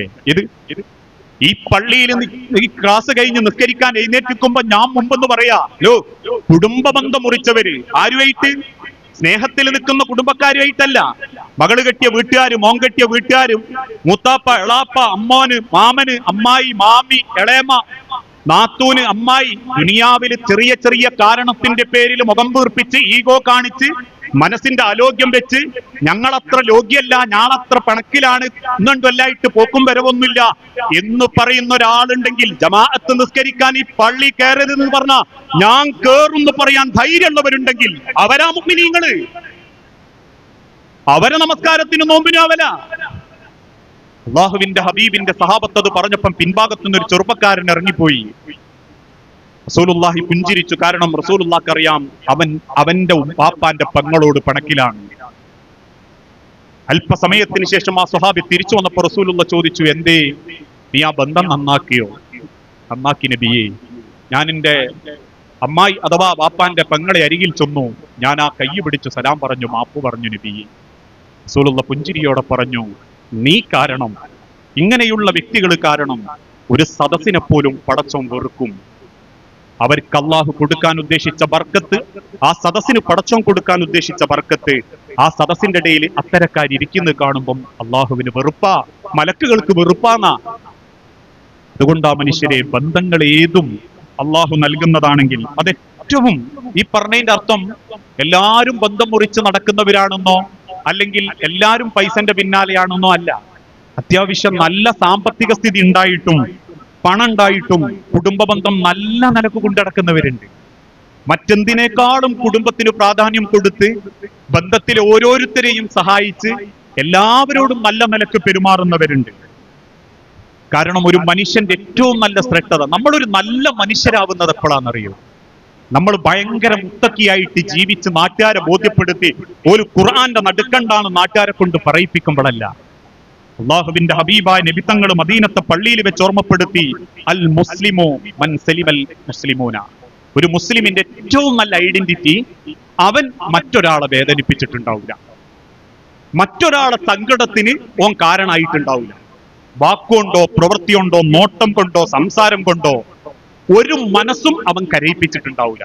വിശുദ്ധ ഖുർആനിന്റെ പല ഭാഗത്തും അള്ളാഹു പറഞ്ഞില്ലേ, വൈലുല്ലി കുല്ലി ഹുമസത്തിൽ ലുമസ, കുത്തിപ്പറയുന്നവർക്കും അവഹേളിക്കുന്നവർക്കും നാശം. എന്താ കാരണം? ഒരടി അടിച്ച അതിന്റെ വേദന, അതിന്റെ തണുപ്പ് അല്ലെങ്കിൽ തരിപ്പ് മാറുന്നത് വരെ ഉള്ളൂ.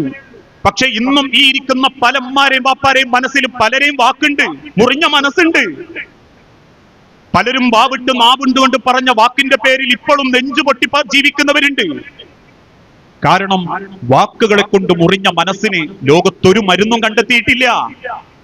ഹഫ്സ ബീവിനെ കുള്ളത്തിന്ന് വിളിച്ച റസൂലുള്ളാന്റെ ഭാര്യ ആയിഷ റളിയല്ലാഹു തആല അൻഹയോട് അള്ളാഹുവിന്റെ ഹബീബ് അന്ന് വരെ കോപിക്കാത്ത റസൂലുള്ള ദേഷ്യത്തോടെ പറയുന്നുണ്ട്, ആയിഷ, നീ തട്ടിത്തെറിപ്പിച്ച ഭക്ഷണവും ആ ഭക്ഷണത്തിന്റെ പാത്രവും ഒരു പക്ഷേ ഹഫ്സ ക്ഷമിച്ചേക്കും. പക്ഷേ ആയിഷ, നീ ആ വിളിച്ച കുള്ളത്തി എന്ന വാക്ക് കടലിൽ കലക്കിയാൽ കടലും കടലിലുള്ളതും നശിച്ചു പോകുമായിരുന്നു ആയിഷ. എന്തേ ആയിഷ ബീവി പറഞ്ഞിട്ടുള്ളൂ? ഹഫ്സ ബീവിന്റെ ശരീരപ്രകൃതി കൊണ്ട് പറഞ്ഞു, നിങ്ങൾക്ക് ആ കുള്ളത്തിനോട് ഇച്ചിരി ചായ്വ് കൂടുതലല്ലേ നബിയെ.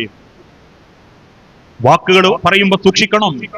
നാവുകളെ കൊണ്ട് മുറിഞ്ഞ മനസ്സുകൾ, ഒരു മനുഷ്യൻ ഏറ്റവും നല്ലോനാവുന്നത് എപ്പോഴാന്ന് ചോദിച്ചാൽ നമ്മൾ കാരണം ഒരാളും സങ്കടപ്പെടുന്നില്ല, ഒരാളെയും നമ്മൾ കരയിപ്പിച്ചിട്ടില്ല എന്ന് തീരുമാനിക്കുമ്പോഴാ.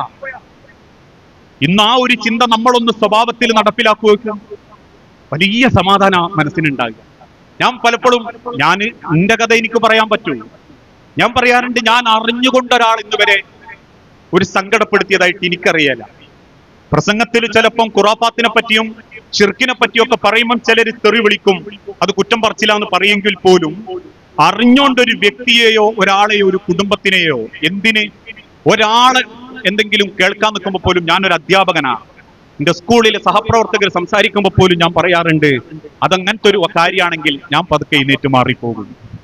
കാരണം നിങ്ങൾ പാപിയാകണമെങ്കിൽ തീല വകാല കേൾക്കാനിരുന്നാ മതി. നമ്മളെ മനസ്സിൽ നിൽക്കൂലത്, നമ്മളെ മനസ്സിൽ നിൽക്കൂല. ഒരാൾ നമ്മളെ മുഖത്തേക്കൊക്കെ ഒരു ചിരിയോ ഒരു നോട്ടോ അങ്ങനെ നോക്കുമ്പോൾ ചിലരെ മനസ്സിങ്ങനെ പെടയും. അതുകൊണ്ടാ അവരെ പറ്റി നമ്മൾ എന്തോ പറഞ്ഞതുപോലെ അറിഞ്ഞോന്നുള്ള ബേജാറാണ്. ആ ബേജാറ് മനസ്സിലുണ്ടാക്കുന്നത് എന്തുകൊണ്ടാ? നമ്മളെ നാവ് നിയന്ത്രിക്കാത്തതുകൊണ്ട്, നമ്മളെ സംസാരം നന്നാവാത്തതുകൊണ്ട്. ഒരിക്കൽ അബൂദർ റളിയല്ലാഹു അൻഹുവും ബിലാൽ റളിയല്ലാഹു അൻഹുവും തമ്മിൽ എന്തോ ഒരു ചെറിയ കശപിശുണ്ടായി. ആ കശപിശന്റെ ഇടക്ക് അബൂദർ റളിയല്ലാഹു അൻഹു ഒറ്റ വിളിയാ ബിലാലിനെ, കറുത്തവളുടെ മകനെ. അത് വിളിച്ചു പോയ ഉടനെ അബൂദർ റളിയല്ലാഹു അൻഹു വാ പൊത്തിപ്പിടിച്ചു, പറഞ്ഞു പോയല്ലോ എന്നായിപ്പോയി. കേട്ട ബിലാൽ റളിയല്ലാഹു അൻഹുവിന്റെ കണ്ണൊന്ന് നിറഞ്ഞു, പക്ഷെ അദ്ദേഹം ഒന്നും തിരിച്ചു പറഞ്ഞില്ല. അദ്ദേഹം പുഞ്ചിരിക്കുക മാത്രം ചെയ്തു. അബൂദറിന് തെറ്റ് ബോധ്യപ്പെട്ടു. അല്ലാഹുവിന്റെ റസൂലിന്റെ അരികിൽ ചെന്നിട്ട് അദ്ദേഹം പറഞ്ഞു, നബിയെ, എനിക്കൊരു അബദ്ധം പറ്റിപ്പോയി, ഞാൻ ഇങ്ങനെ പറഞ്ഞു, അതുകൊണ്ട് താങ്കൾ പറയണം ബിലാലിനോട് എന്റെ വാപ്പാനെ വിളിച്ചോളാൻ. അബൂദർ റളിയല്ലാഹു അൻഹുവിന്റെ അരികിൽ നിന്നിട്ട് ബിലാൽ റളിയല്ലാഹു അൻഹു പറഞ്ഞു, ഇല്ല നബിയെ, ഞാൻ വിളിക്കൂലട്ടോ. ഉടനെ അബൂദർ റളിയല്ലാഹു അൻഹു പറഞ്ഞു, എങ്കിൽ റസൂലേ, ഞാൻ എന്റെ കവിള് മണലിൽ ഇങ്ങനെ ചരിച്ചു വെക്കാം, എന്റെ വലത്തെ കവിള് നോക്കിയിട്ട് ബിലാലിനോട് കാലെടുത്ത് ചവിട്ടാൻ പറയണം. ബിലാൽ റളിയല്ലാഹു അൻഹു അബൂദറിനെ ഇങ്ങനെ ചേർത്ത് പിടിച്ചിട്ട് പറഞ്ഞു, ഇല്ല അബൂദറെ, ഞാനത് അള്ളാഹുവിന്റെ അരികിലേക്ക് വിട്ടു, പടച്ചോൻ എനിക്ക് പുറത്തിറങ്ങി. ആലോചിച്ച് നോക്കി മനുഷ്യരെ, പറഞ്ഞ വാക്കുകൊണ്ട് വേദനിച്ചൊരു മനസ്സിന്റെ സങ്കടം ഉമ്മാരോടും കൂടിയാ പറയുന്നത്. മര്യക്കളുടെ സ്വഭാവം നോക്കിയിട്ടും മര്യക്കളുടെ സമ്പത്ത് നോക്കിയിട്ടും മര്യക്കളുടെ കുടുംബം നോക്കിയിട്ടും കുത്തുവാക്ക് പറയുന്ന ഉമ്മാരുണ്ട്. ഈ ഉമ്മാരെ തെറി പറയുന്നവരും ഉമ്മാന്റെ കുറ്റം സ്വന്തം പുരയിൽ പോയി പറയുന്ന പെമ്മക്കുട്ടികളും ഉണ്ട്. ഞാൻ ആക്ഷേപിക്കല്ലോ. എന്തെങ്കിലും ഒരു കാര്യം ഉണ്ടാക്കുമ്പോഴേക്കും കായും പൂയും വെച്ച് തെറി വിളിക്കുന്ന ആണുങ്ങളുണ്ട്. റോഡിന് സൈഡ് കിട്ടിയിട്ടില്ലെങ്കിൽ പോലും, അതല്ലെങ്കിൽ എതിരെ വരുന്നോൻ ഒന്ന് ബൾബ് മിന്നിച്ചിട്ടില്ലെങ്കിൽ പോലും തെറി വിളിക്കുന്നവരുണ്ട്. എന്നിട്ട് നമ്മൾ മനസ്സ് പറയെന്താ, അതുകൊണ്ട് പറഞ്ഞത് ഓൻ അങ്ങനെ ചെയ്തിട്ടല്ലേ? അല്ല, സിബാബിൽ മുസ്ലിം ഫുസൂഖുൻ. ഒരിക്കലും ഒരു വിശ്വാസി ഒരിക്കലും ഈ ദുനിയാവിൽ മറ്റൊരാളെ മനസ്സ് വേദനിപ്പിച്ച സ്വഭാവത്തിന്റെ ഉടമകളാകാൻ പാടില്ല. ഒരാളുടെ പണം കൊണ്ടോ പദവി നോക്കിയോ ഒരാളെയും നമ്മൾ സ്നേഹിക്കാനും പാടില്ല. എന്റെ പ്രസംഗത്തിൽ തന്നെ നിങ്ങൾ കുറെ കേട്ടിട്ടുണ്ടാകും, ആളും തരവും നോക്കിയിട്ടൊക്കെ ബന്ധം ചേരുന്നവരുണ്ട്. അത്യാവശ്യം കുടുംബത്തിൽ പൈസ ഉള്ള മൂത്താപ്പയാണെ മൂത്താപ്പാന്റെ പൊരയിലെ സുന്നത്ത് കല്യാണത്തിന് വരെ ചോദിക്കാണ്ട് ആൾക്കാർ പോകും സമ്മാനവുമായിട്ട്. എന്നാ ഇളയോനോ നാട്ടിൽ എങ്ങനെങ്കിലും ദിവസക്കൂലിക്ക് ജീവിക്കുന്നവനാണ്, ഓനെ ചെന്നോക്കാൻ ആരും ഉണ്ടാവില്ല. പൈസ ഉള്ളവന്റെ അടുത്തേക്ക് പോകാനും പണമുള്ളവന്റെ സൗഹൃദം കൂടാനും ബന്ധം കൂടാനും ഒക്കെ ആൾക്കാർക്ക് വലിയ താല്പര്യമാണ്. ആളും തരവും നോക്കിയിട്ട് ആ കല്യാണങ്ങളിൽ പോലും ക്ഷണം നടക്കുന്നത്. ഇപ്പോഴത്തെ കാലഘട്ടത്തിലില്ലേ, ചിലപ്പോ 3 ദിവസമൊക്കെ ആ കല്യാണം. എന്നിട്ട് ആൾക്കാർ പറയും അതെന്തുകൊണ്ടാ? അത് ഓരോ ദറജ തിരിച്ചതാ. വെള്ളിയാഴ്ച ഒരു കൂട്ടര്, ശനിയാഴ്ച വേറൊരു കൂട്ടര്, ഞായറാഴ്ച വേറൊരു കൂട്ടര്, 3 കൂട്ടർക്കും 3 ഐറ്റം ഭക്ഷണം. ആളും തരവും നോക്കിയിട്ട് സ്വഭാവം കാണിക്കുന്നവര്, പെരുമാറുന്നവര്, ഇങ്ങനെ പല നിലക്കും ആളുകൾ പോകുമ്പോ ഒരിക്കലും ദുനിയാവിലെ ഒരാളുടെ വലുപ്പം കണ്ടിട്ടോ ഒരാളുടെ ജീവിത വിജയം കണ്ടിട്ടോ നമ്മൾ ഒരാളോട് ആ നിലക്കുള്ള സ്വഭാവമോ ആ നിലക്കുള്ള ഒരു രീതിയോ പ്രകടിപ്പിക്കാൻ പാടില്ല. കാരണം പടച്ചോൻ ദുനിയാവിന് ഒരു വിലയും കൊടുത്തിട്ടില്ല.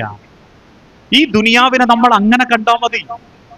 ഈ ദുനിയാവിന് അല്ലാഹു തആല ഒരിക്കൽ നബി സല്ലല്ലാഹു അലൈഹി വസല്ലമ മദീന പള്ളിയിൽ നിന്ന് ഇങ്ങനെ നിസ്കരിച്ചിറങ്ങുമ്പം ആ പള്ളിയുടെ മുൻഭാഗത്തൊരു ആട്ടിൻകുട്ടി ചത്ത് കിടക്കുന്നത് കണ്ടു.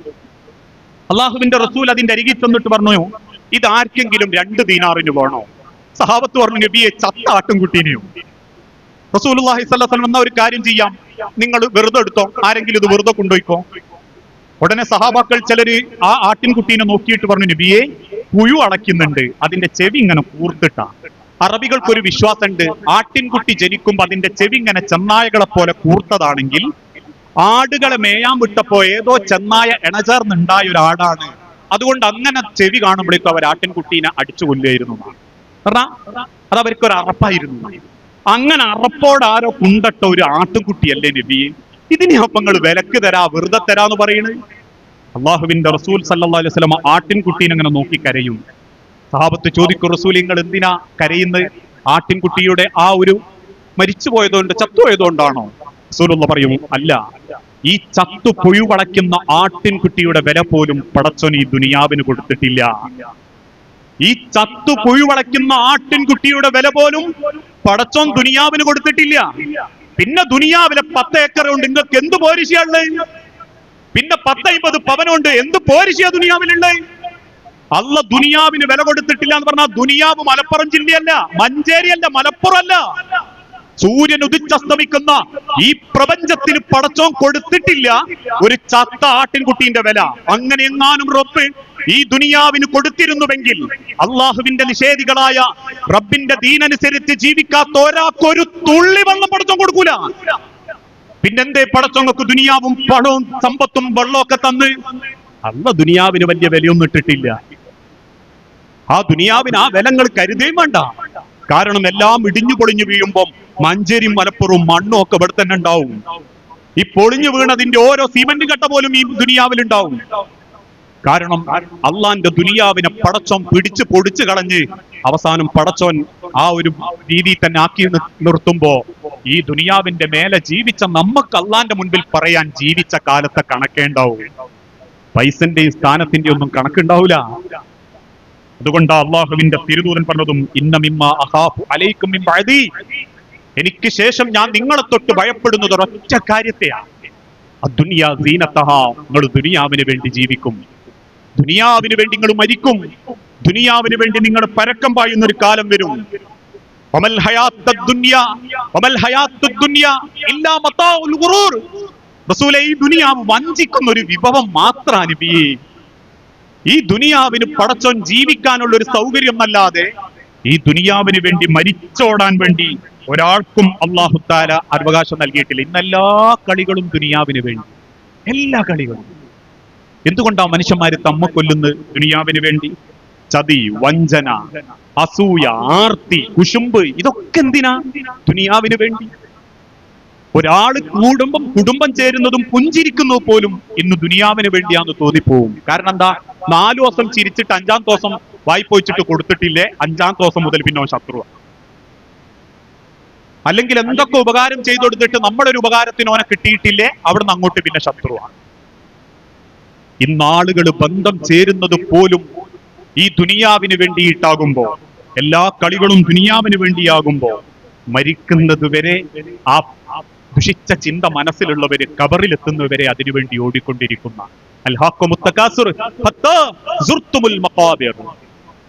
പരസ്പരം പെരുമ നടിക്ക് അവരെ ഖബറിലേക്ക് എത്തുന്നത് വരെ അവരെ അങ്ങനെ മത്സരിപ്പിച്ചുകൊണ്ടിരിക്കും. ഇന്ന് ഞാനത് നമ്മൾക്കുണ്ടോന്നറിയാൻ ഒരൊറ്റ ചോദ്യങ്ങളെ മനസ്സിലേക്ക് ഇട്ടുതരിക. എന്തൊക്കെയാ അപ്പൊ ദുനിയാവിൽ നമുക്കുള്ളത്? ചില വാപ്പാരുമാരും ആവേശത്തോടെ പറയുന്നത് കാണാം. എന്തൊക്കെയുള്ളൂന്നോ? 2 ആൺകുട്ടികളും 2 പെൺകുട്ടികളും അതിനുള്ളത്. ഒരുത്തിനെ പാണ്ടിക്കാട്ടുക്കും കെട്ടിച്ച്, ഒരുത്തിനെ മങ്കടക്കും കെട്ടിച്ച്. 2ഉം നല്ല ബിയാപ്ലാര അല്ലേ? ഓൽക്കൊക്കെ വീടായി, പൊരയായി, കൂടെയായി, മക്കളായി. മൂത്ത മോക്കായിരുന്നു കഴിഞ്ഞ SSLCക്ക് എല്ലാത്തിലും A+ ഉണ്ട്. നാട്ടിൽ എത്രയോ സമ്മാനവും കിട്ടിയിട്ടുണ്ട്. പിന്നുള്ള 2 ആൺകുട്ടികളിൽ ഒരുത്തനാണ് മഞ്ചേരി അങ്ങാടിയിൽ ആ വലിയ പുരണ്ടാക്കിയത്, അല്ലെ മലപ്പുറം അങ്ങാടിയില്. 2ാമത്തോനാണ് തറവാട് ഇപ്പൊ പൊളിച്ചിട്ടോ വലിയൊരു തറ കെട്ടിയിരിക്കുന്നത്. ഓനും ഇപ്പൊ പുരണ്ടാക്കുക. ഓന്റെ മോൻ അൽഫിത്രയിലാണ്. ഖുറാനൊക്കെ ഇങ്ങനെ ചെറുതിങ്ങനെ എനിക്ക് ചെല്ലിത്തരൂ. അതിന്റെ ഒപ്പം ഇങ്ങനെ സമാധാനത്തിൽ ജീവിക്കുക. അൽ മാലു വൽ ബനൂന സീനത്തൽ ഹയാത്തി ദുനിയ. പറയാൻ ദുനിയാവിലെ മക്കളെയും പൈസന്റെയും കണക്കന്നെയല്ലുള്ളൂ. അൽ മാലു വൽ ബനൂന സീനത്തൽ ഹയാത്തി ദുനിയ. നിങ്ങളെ മക്കളെ കെട്ടിച്ചതും മക്കളെ തീറ്റിയതും മക്കളെ പഠിപ്പിച്ചതും മക്കൾക്ക് തിന്നാൻ കൊടുത്തതും അല്ലാണ്ട് നിങ്ങൾക്ക് എന്തുണ്ട്? ഒരു നല്ല വാപ്പയായിട്ട് മാറാൻ പറ്റിയിട്ടുണ്ടോ? നാളെ മറ്റന്നാള് മരിച്ചു കിടക്കുന്ന സ്വന്തം വാപ്പാന്റെ മയ്യത്തിന്റെ തലഭാഗത്ത് മയ്യത്തസ്കരിക്കാൻ നിൽക്കുന്ന ഒരു ഉമ്മാന്റെ മധ്യഭാഗത്ത് മയ്യത്തസ്കരിക്കാൻ നിൽക്കുന്ന ഒരു മോന് മയ്യത്തസ്കാരത്തിന്റെ 3ാമത്തെ തക്ബീറിന് ശേഷം ഒരു പ്രാർത്ഥന ഉണ്ട്. اللهم اغفر له وارحمه وعافيه واعف عنه واكرم نزله ووسع مدخله എന്ന ആ പ്രാർത്ഥന അക്ഷരത്തെറ്റില്ലാതെ ആയുസ്സുള്ളപ്പം മക്കളെ കൊണ്ട് ചൊല്ലിച്ചു നോക്കാൻ പറ്റാത്ത വാപ്പയമ്മയാണെങ്കിൽ പിന്നെ എന്ത് നേട്ടം അമ്മാരെ വാപ്പാരെ ഇങ്ങക്ക് ദുനിയാവെന്ന് തിരിച്ചുകൊണ്ടുവാനുള്ളത്? ഉമ്മാന്റെ മയ്യത്ത് കുളിപ്പിക്കാൻ അറിയാത്ത മക്കള്, നെഞ്ചത്തടിച്ച് കരഞ്ഞു കിടക്കുന്ന പെൺകുട്ടികൾ എടുത്തു പോയിട്ട് നാട്ടിലെ ചിലര് പറഞ്ഞു, ഇങ്ങനെ കരഞ്ഞോണ്ട് കാര്യമില്ല, ഉമ്മാനെ ഒന്ന് കുളിപ്പിക്കണം, നിങ്ങൾ ആരെങ്കിലും വരും. ഒത്തോട് പറഞ്ഞു താത്തനെ വിളിച്ചോളാൻ, ഇളയോളെ വിളിച്ചോളാൻ, ഇളയോട് പറഞ്ഞു താത്തനെ വിളിച്ചോളാൻ. അവസാനം രണ്ടാളോടും പറഞ്ഞു, ഞങ്ങൾക്ക് എന്താ ചെയ്യേണ്ടതെന്നൊന്നും ഓർമ്മല്ല, ഞങ്ങളിവിടെ കരഞ്ഞു കിടന്നോളാം, നിങ്ങൾ ആരെയും കുളിപ്പിച്ചോളൂ. നമ്മൾ ഇത് കേട്ട് ചിരിക്കണ്ട, സ്വന്തം വീട്ടിൽ ചെന്ന് ചോദിച്ചു നോക്കണം. ഇന്ന് പലർക്കും ബന്ധങ്ങൾ ബന്ധനങ്ങളായി തോന്നുന്നത് ഈ ദുനിയാവിന് വേണ്ടി മത്സരിച്ചോടുമ്പോൾ മാത്രമാണ്. അതുകൊണ്ട് തന്നെയാണ് വാർദ്ധക്യം പോലും എന്താ എന്ന് നമ്മൾ ചിന്തിക്കുന്നില്ല. എന്താ വാർദ്ധക്യം? വയസ്സന്മാരാകുക, മരിക്കാനാകുക അല്ല. ശൈശവത്തിലേക്കുള്ളൊരു മടക്കം, ഭയവും ഏകാന്തതയും തിരിച്ചു വരുന്ന ഒരു കാലം, അതാണ് വാർദ്ധക്യം. ആ വാർദ്ധക്യത്തിന്റെ ആദ്യഘട്ടം ഏതാണെന്നറിയോ? ശൈശവ.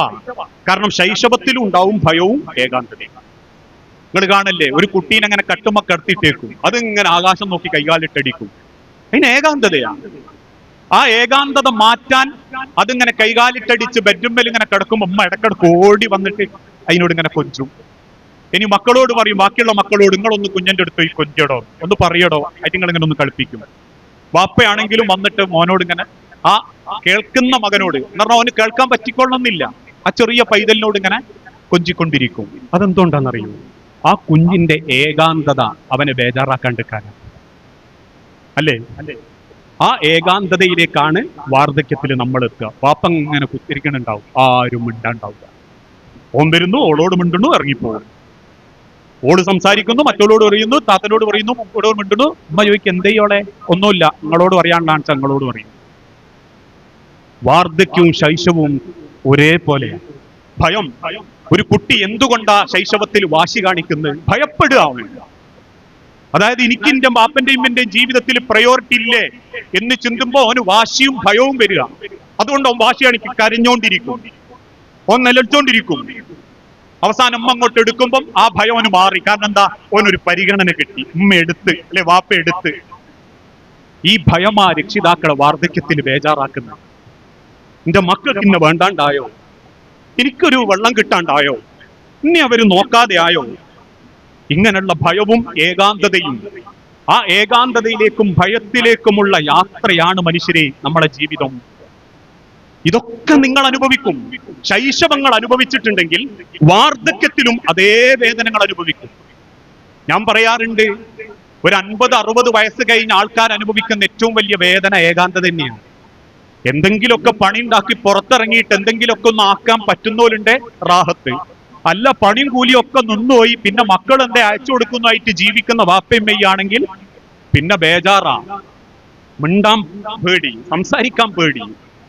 പിന്നീട് ആ ഭയപ്പാടിലും സങ്കടത്തിലും ഇങ്ങനെ ജീവിക്കുക. അങ്ങനെ ഒരു അവസ്ഥ നമ്മളെ വീട്ടിലെ മാതാപിതാക്കൾ അനുഭവിക്കുന്നുണ്ടെങ്കിൽ, അതെത്ര വലിയ മക്കളാണെങ്കിലും മരുക്കളാണെങ്കിലും, പടച്ചോൻ പറഞ്ഞൊരു വാക്കുണ്ട്, വഖളാ റബ്ബുക അല്ലാ തഅബുദു ഇല്ലാ ഇയ്യാഹു വബിൽ വാലിദൈനി ഇഹ്സാന ഇമ്മാ യബ്ലുഗന്ന ഇൻദകൽ കിബറ അഹദഹുമാ ഔ കിലാഹുമാ. റബ്ബിന്റെ പ്രയോഗം നോക്കി നിങ്ങൾ. ഇമ്മാ യബ്ലുഗന്ന ഇൻദകൽ കിബറ അഹദഹുമാ. ചിലപ്പോൾ ഒരാളെ നിങ്ങളുടെ അടുത്തുണ്ടാവും, കാരണം ചിലപ്പോൾ വാപ്പ നേരത്തെ പോയി ഉണ്ടാവും, ഉമ്മ ഉണ്ടാവും. അല്ലെങ്കിൽ ഉമ്മ നേരത്തെ പോയി ഉണ്ടാവും, വാപ്പ ഉണ്ടാവും. ഇനി രണ്ടാളില്ലെങ്കിലും അഥവാ ഒരാളാണെങ്കിൽ പോലും ഫലാ തഖുല്ലഹുമാ ഉഫ്ഫിൻ, നീ അവരോട് വാക്കുകളിൽ ഏറ്റവും അവഗണനയുടെ ചെ എന്നൊരു പ്രയോഗം ഇനി നടത്തരുത്. വാക്കുകളിൽ ഏറ്റവും അവഗണനയുടെ ഒരു ചെറിയ പ്രയോഗമാണ് എന്ത്? ഛെ എന്നുള്ളൊരു പ്രയോഗം. എന്ന് പറഞ്ഞാൽ ആ പരിഗണനയില്ലായ്മ നിന്റെ മാതാപിതാക്കൾക്ക് ഇനി കൊടുക്കാൻ പാടില്ല. ഇന്ന് ആ വാക്കല്ല, അതിനേക്കാളും വലിയ വാക്കുകൾ പറയുന്നവരുണ്ട്. ഒരായുസ് മുഴുവൻ മക്കൾക്ക് വേണ്ടി ജീവിച്ച് തീർത്തിട്ടും അവസാനം യാതൊരു വിലയും ഇല്ലാണ്ട്. നമ്മൾ കറിവേപ്പിലിനെ പറ്റി പറയാറില്ലേ? കറിക്ക് നല്ല ടേസ്റ്റ് ഉണ്ടാകാനും മണണ്ടാകാനും ഒക്കെ കറിവേപ്പില വേണം. നിങ്ങൾക്ക് ആരോഗ്യം വരാനും സമ്പത്ത് വരാനും പഠിപ്പിക്കാനും കെട്ടിക്കാനും നിങ്ങൾക്ക് ആരാന്ന് ചോദിച്ചാൽ വാപ്പയും മെയ്യാവാനും ഒക്കെ അവര് വേണം. പക്ഷെ നിങ്ങൾക്ക് അവരുടെ ഉപയോഗം കഴിയുമ്പോൾ ഒരു കറിവേപ്പില പോലെ അവരെ പുറത്തേക്ക് തള്ളുന്നുണ്ട് എങ്കിൽ, അള്ളാഹുവിന്റെ തിരുദൂതൻ പറഞ്ഞൊരു വാക്കുണ്ട്, ഉപ്പൂക്കല്ലും മഹാത്, അതിന്റെ 1000 മടങ്ങ് ആ മക്കള് അനുഭവിച്ചിട്ടല്ലാണ്ട് ഒരു മക്കളെയും പടച്ചോൻ തിരിച്ചു വിളിക്കൂല. അതെത്ര വലിയ മക്കളാവട്ടെ, എത്ര സമ്പത്ത് നേടിയ മക്കളാവട്ടെ, ഏതൊക്കെ കോലത്തിൽ ഈ ദുനിയാവിൽ ആളുകൾ നേടിയവരാവട്ടെ, ഓരോന്നും നമ്മളെ കുടുംബങ്ങളിലേക്ക് നമ്മൾ മറക്കുന്ന വലിയൊരു സത്യം എന്താന്ന് ചോദിച്ചാ, എന്ത് കാര്യത്തിലും നമ്മൾ കൊടുത്താലേ നമുക്കത് തിരിച്ചു കിട്ടൂ. ഞാൻ മക്കളെ മാത്രം കുറ്റം പറയല്ല, നല്ല മക്കളുണ്ട്, വാപ്പനെയും ഇനി നല്ല നിലക്ക് കൊണ്ടടക്കുന്നവര്, സംസാരിക്കുന്നവര്, എന്തൊക്കെയോ സങ്കടങ്ങൾ ഉണ്ടായിട്ടും ഉമ്മാന്റെയും വാപ്പാന്റെയും വാശി കൊണ്ട് മാത്രം ജീവിതം നരകിച്ചു പോകുന്നവരും നമ്മുടെ കൂട്ടത്തിലുണ്ട്. ഞാൻ എൻ്റെ ഒരു പ്രസംഗത്തിൽ മുൻപ് പറഞ്ഞിരുന്നു, ഒരു വാപ്പനെയും ഇമ്മനെയും നോക്കേണ്ട ബാധ്യത മക്കൾക്കാണ്. അതിനർത്ഥം മരുക്കൾക്ക് ബാധ്യത അല്ല എന്നല്ല, ഫസ്റ്റ് പ്രയോറിറ്റി മക്കൾക്കാണ്. ഒരു പെണ്ണിനെ കല്യാണം കഴിപ്പിക്കുന്നത് ഇന്ന് ചില ആൾക്കാർ വേഗം എന്താ ചെയ്യാന്നറിയാവൂ, ഒരു പെണ്ണിനെ കെട്ടിക്കും. എന്തിനമ്മ പറയും, ഏതെങ്കിലും ഒരു സാധു കുടുംബത്തിൽ നിന്ന് കെട്ടിക്കഴിഞ്ഞി എന്താ അങ്ങനെ ആകുമ്പോൾ പുരയിൽ നിൽക്കുകയും ചെയ്യും, ഞങ്ങളെ നോക്കുകയും ചെയ്യും. എന്നിട്ട് കെട്ടിക്കൊണ്ടുവന്നതിന് ശേഷം സാധു കുട്ടിയാണെ പിന്നെ ഭയപ്പെടുത്തി നിർത്തുന്നവരുണ്ട്. എന്തിന്, ഈ നോക്കേണ്ടത് ഞാൾ അങ്ങനെ നോക്കി കെട്ടിയതാണ്, ഞാളുമായിട്ട് തറവാടിന് അത്ര യോജിച്ചതൊന്നും അല്ലെങ്കിലും പലരും ഞങ്ങളോട് ചോദിച്ചിട്ട് നിങ്ങൾ അതിന് എന്തിനു നിൽക്കുകയാണ്, എന്തിനാ അപ്പൊ നിങ്ങൾ അവിടുന്ന് കെട്ടുന്നത് എന്നൊക്കെ. പക്ഷെ ഉദ്ദേശം എന്താ, കുടുംബം ഈ ഉമ്മനെയും ബാപ്പനെയും നോക്കുക. ഉമ്മനെയും ബാപ്പനെയും നോക്കാൻ കെട്ടിയിട്ട് പെണ്ണിട്ടരുത് കേട്ടോ. അത് നമ്മളെ ജീവിതം കൊണ്ട് നമ്മൾ നോക്കുന്നത് കണ്ടിട്ട് നമ്മളെ സഹായിക്കാൻ ഭാര്യ ഉണ്ടാവണം. അതിന്റെ അർത്ഥം മരുക്കള് ഉമ്മനെയും ബാപ്പനെയും നോക്കണ്ടെന്നല്ല, അവളെ വാപ്പനെയും ഉമ്മനെയും നോക്കാൻ അവക്ക് അനുവാദം കൊടുക്കണം, സമയം കൊടുക്കണം, അതിന് നിങ്ങളുടെ പിന്തുണ ഉണ്ടാവണം. ആ പിന്തുണ കണ്ടിട്ട് അവള് പഠിക്കണം, മൂപ്പര വാപ്പനെയും ഉമ്മനെയും ഞാൻ നോക്കേണ്ടതാണ്. ഇന്ന് പല കുടുംബത്തിലും പലരും ഓരോരുത്തരെ ഏൽപ്പിച്ചു പോവുക. അതൊക്കെ അപ്പം ഇനി അങ്ങനെ ഏൽപ്പിച്ച് കിട്ടിയവര് ബേജാറൊന്നും വിചാരിക്കണ്ടോ. നമ്മൾ നോക്കുന്നത് വാപ്പനെയും ഉമ്മനെയും ആത്മാർത്ഥായിട്ടാണെങ്കിൽ ഒരു സ്ഥലത്തും പടച്ചോ നമ്മളെ കുഴക്കൂല. അല്ലാഹു സാക്ഷി, എന്ത് ബുദ്ധിമുട്ടുകൾ പരീക്ഷണങ്ങൾ വന്നാലും പടച്ചോൻ നമ്മളെ എവിടെയൊക്കെയോ രക്ഷപ്പെടുത്തിക്കൊണ്ടുപോയി. ആ മാതാപിതാക്കളുടെ ബർക്കത്തുണ്ട്. അതുകൊണ്ട് തന്നെ ഞാൻ തന്നെയാ നോക്കുന്നത്, എന്റെ വീട്ടിൽ തന്നെയാണ്, ഒരാൾ വന്നാലും തിരിഞ്ഞോക്കലില്ല എന്നുള്ളതൊരു പരാതിയായിട്ട് നിങ്ങൾ ആരോടും പറയണ്ട. കാരണം പറഞ്ഞാ പിന്നെന്താണെന്നറിയാവോ, പരാതി കൊണ്ടും പറച്ചിലുകൊണ്ടും നമ്മൾ നോക്കിയ കൂലിയങ്ങ് പോകും. അതിനർത്ഥം എല്ലാവരും ചില മക്കളെ ഏൽപ്പിച്ച് മാത്രം പോവുക എന്നുള്ള ധാരണയും ഇന്ന് അങ്ങനെ ഉണ്ട്. മൂത്തം വേറെ വീടുണ്ടാക്കിയതുകൊണ്ട് ഓന്റെ വിചാരം മാസത്തിൽ ഒരിക്കൽ 1000 റുപ്യന്റെ നോട്ട് കൊണ്ട കൊടുത്താൽ തീർന്നു. അല്ലെ രണ്ടാമത്തോനും മൂന്നാമത്തോനും വേറെ വീടുണ്ടാക്കി അങ്ങനെ പോയതുകൊണ്ട് ഇങ്ങനെയുള്ളൂ. ഞാനത് കൂടുതൽ വിശദീകരിക്കുന്നില്ല. പലപ്പോഴും എന്റെ വാക്കുകളിൽ നിങ്ങൾ അത് കേട്ടിട്ടുണ്ടാകും. അത് കേട്ടതിന്റെ പേരിൽ പലരും ആക്ഷേപം പറഞ്ഞിട്ടുണ്ട്. പക്ഷേ ഇസ്ലാമിന്റെ ചിട്ടയാണത്, രീതിയാണത്. ഞാൻ പറയാറുണ്ട് എന്റെ ഭാര്യനോട്, ഇനി ഇമ്മനെയും ബാപ്പനെയും നോക്കുന്നത് എന്റെ റാഹത്തിനാണെങ്കിൽ അനിയന്മാരെ ഭാര്യമാര് വന്നോക്കാത്തതോ പെങ്ങള് വന്നോക്കാത്തതോ ഇനി ഒരു കുറ്റായിട്ട് കാണണ്ട. നാളെ ഞാൻ എന്നെ നോക്കിയിട്ടില്ലെങ്കിൽ പോലും എന്റെ മക്കൾ എന്നെ നോക്കും. കാരണം ഈ എന്റെ ബാപ്പനെയും ഇമ്മനെയും നോക്കുന്നതും ആ കുടുംബത്തെ പരിപാലിക്കുന്നതും കണ്ടിട്ട് രക്ഷിതാക്കളെ മക്കൾക്ക് നമ്മൾക്ക് കാണിച്ചു കൊടുക്കാൻ പറ്റുന്നത് വീട്ടിലാണ്. വഖദാ റബ്ബുക എന്ന ആയത്ത് മദ്രസയിൽ നിന്ന് പഠിക്കുന്നവൻ ഉസ്താദിനെ കൊണ്ട് ആ ആയത്ത് ഓതിപ്പിച്ച് 5 മാർക്ക് വാങ്ങി വീട്ടിലേക്ക് വന്ന ഉമ്മ, ചരിത്രത്തിൽ എനിക്ക് 50ൽ 50. ഉമ്മ നോക്കുമ്പോ ആയത്ത് അതിലുണ്ട്, വഖദാ റബ്ബുക അല്ലാ തഅബുദൂ.